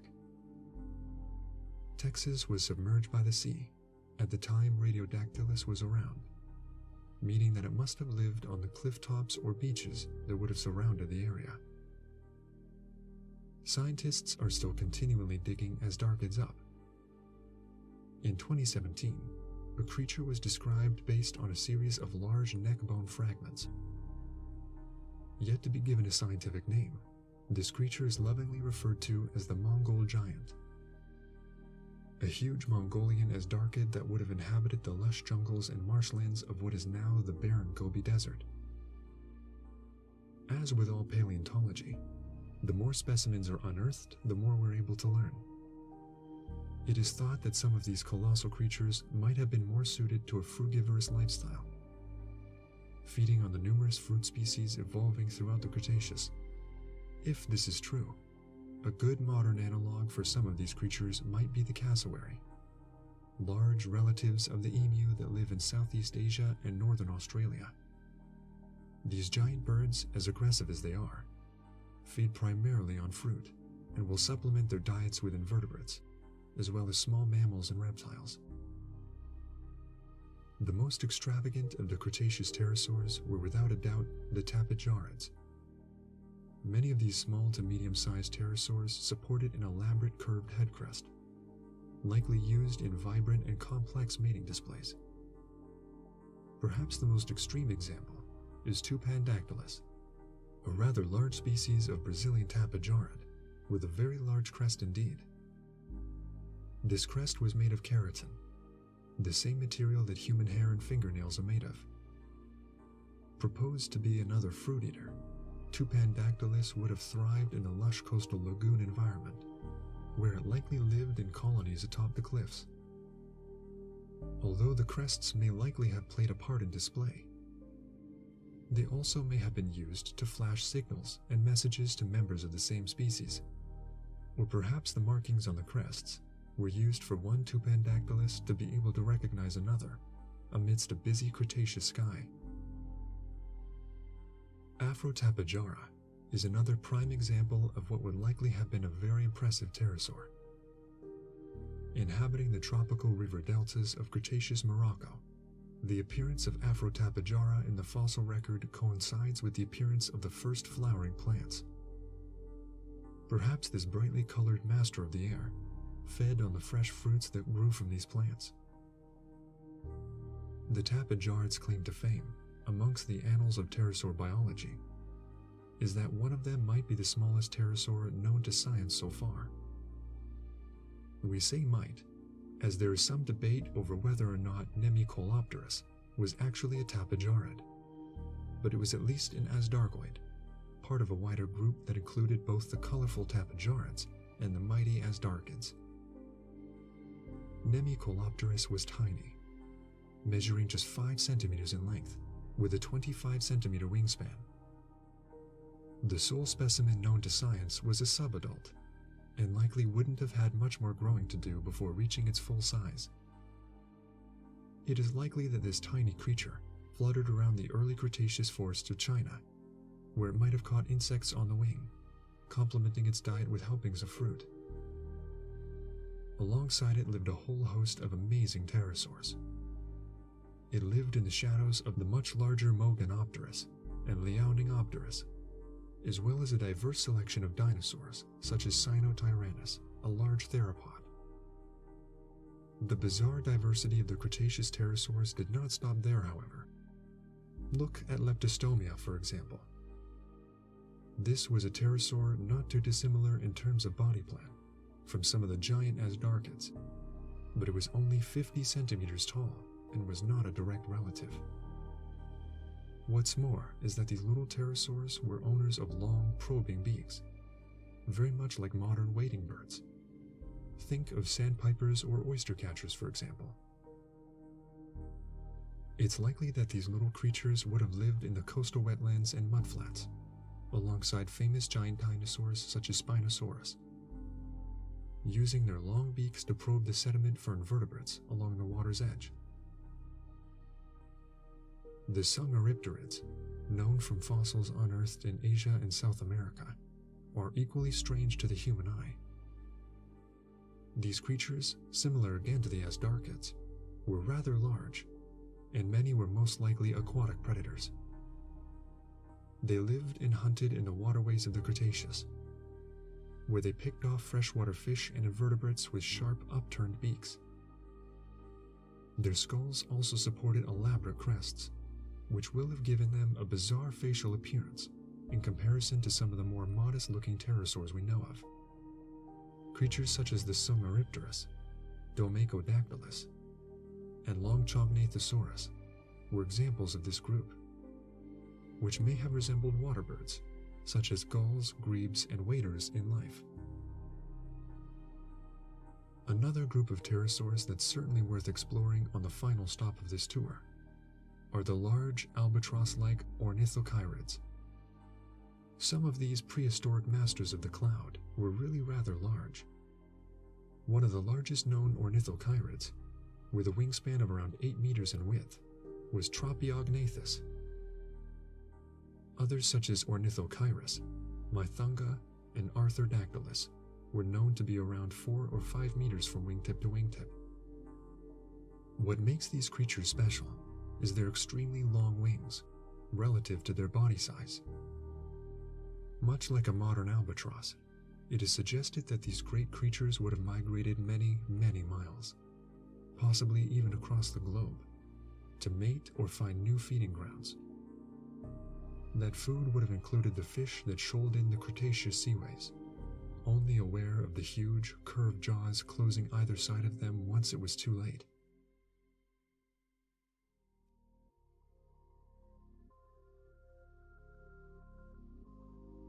Think of the diversity among the bird world today. It's not unreasonable to think that many of the pterosaurs would have filled those evolutionary niches we associate modern birds with as the largest group of flying vertebrates alive at the time. Large carnivorous species, oceanic piscivorous species, forest-dwelling frugivorous species, and small wading species are all known. There is a lot more to the world of pterosaurs than meets the eye. Many of us will recognize the pteranodon depicted in the Jurassic Park and Jurassic World franchises. Scaly, bat-like creatures hell-bent on aggression and killing. As always, the natural world is much more nuanced. Many different species of pterosaur existed that we're just learning about now, and they're presenting a whole new world of knowledge to us. Sure, there will have been pterosaurs that will have been dangerous, but this doesn't represent the whole group of animals. it's likely that many of these animals would have been timid and shy, living in the shadows of larger creatures. Almost as diverse as the dinosaurs they lived and evolved alongside, the pterosaurs are surely equally as interesting as their famous cousins.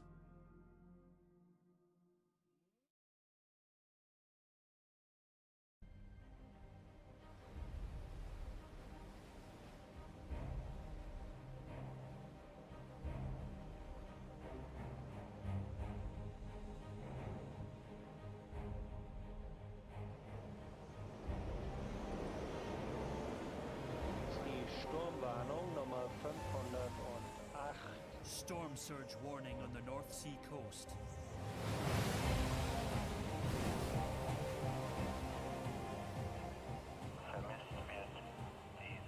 Ships in distress.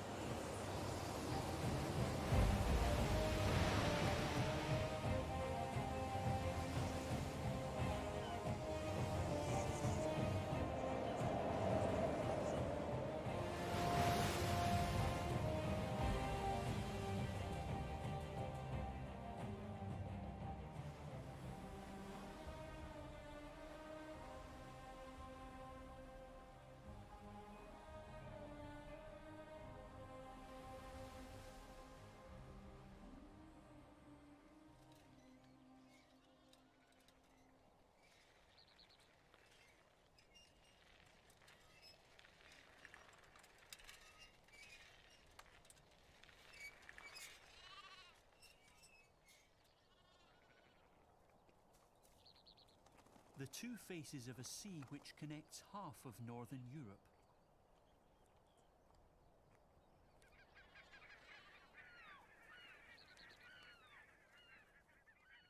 A place of tranquility, but also of turmoil.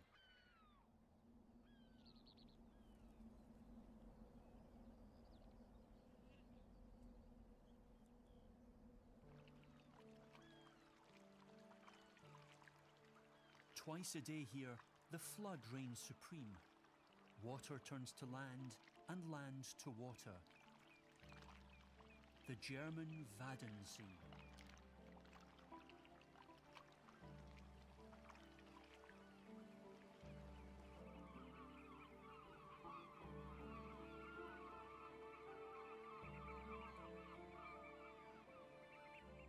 Vast, endless spaces where unusual jobs are done.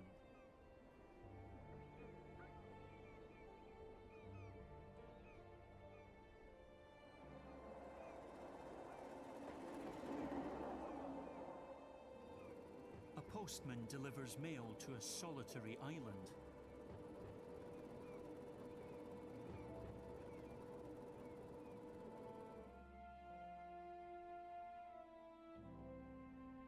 It's a so-called halig, a small elevation in the tidal flats.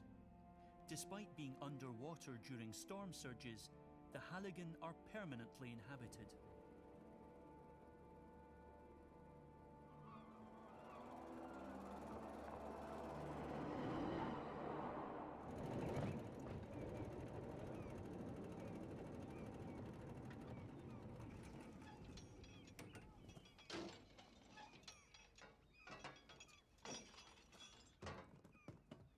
The post arrives punctually at low tide. Collection times are always determined by the sea.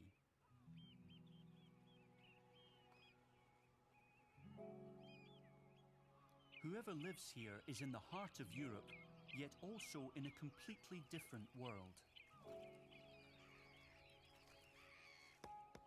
People have been trying to gain land for centuries, using wooden fence structures known as groins, a team effort.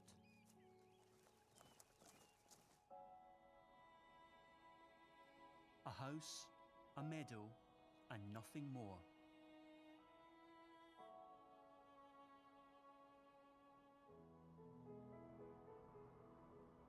There are only 10 Halligen in Germany, the only ones left which the North Sea hasn't swallowed up. In the background lie the open flats, a temporary landscape stretching from Holland to Denmark, the largest tidal flat area in the world.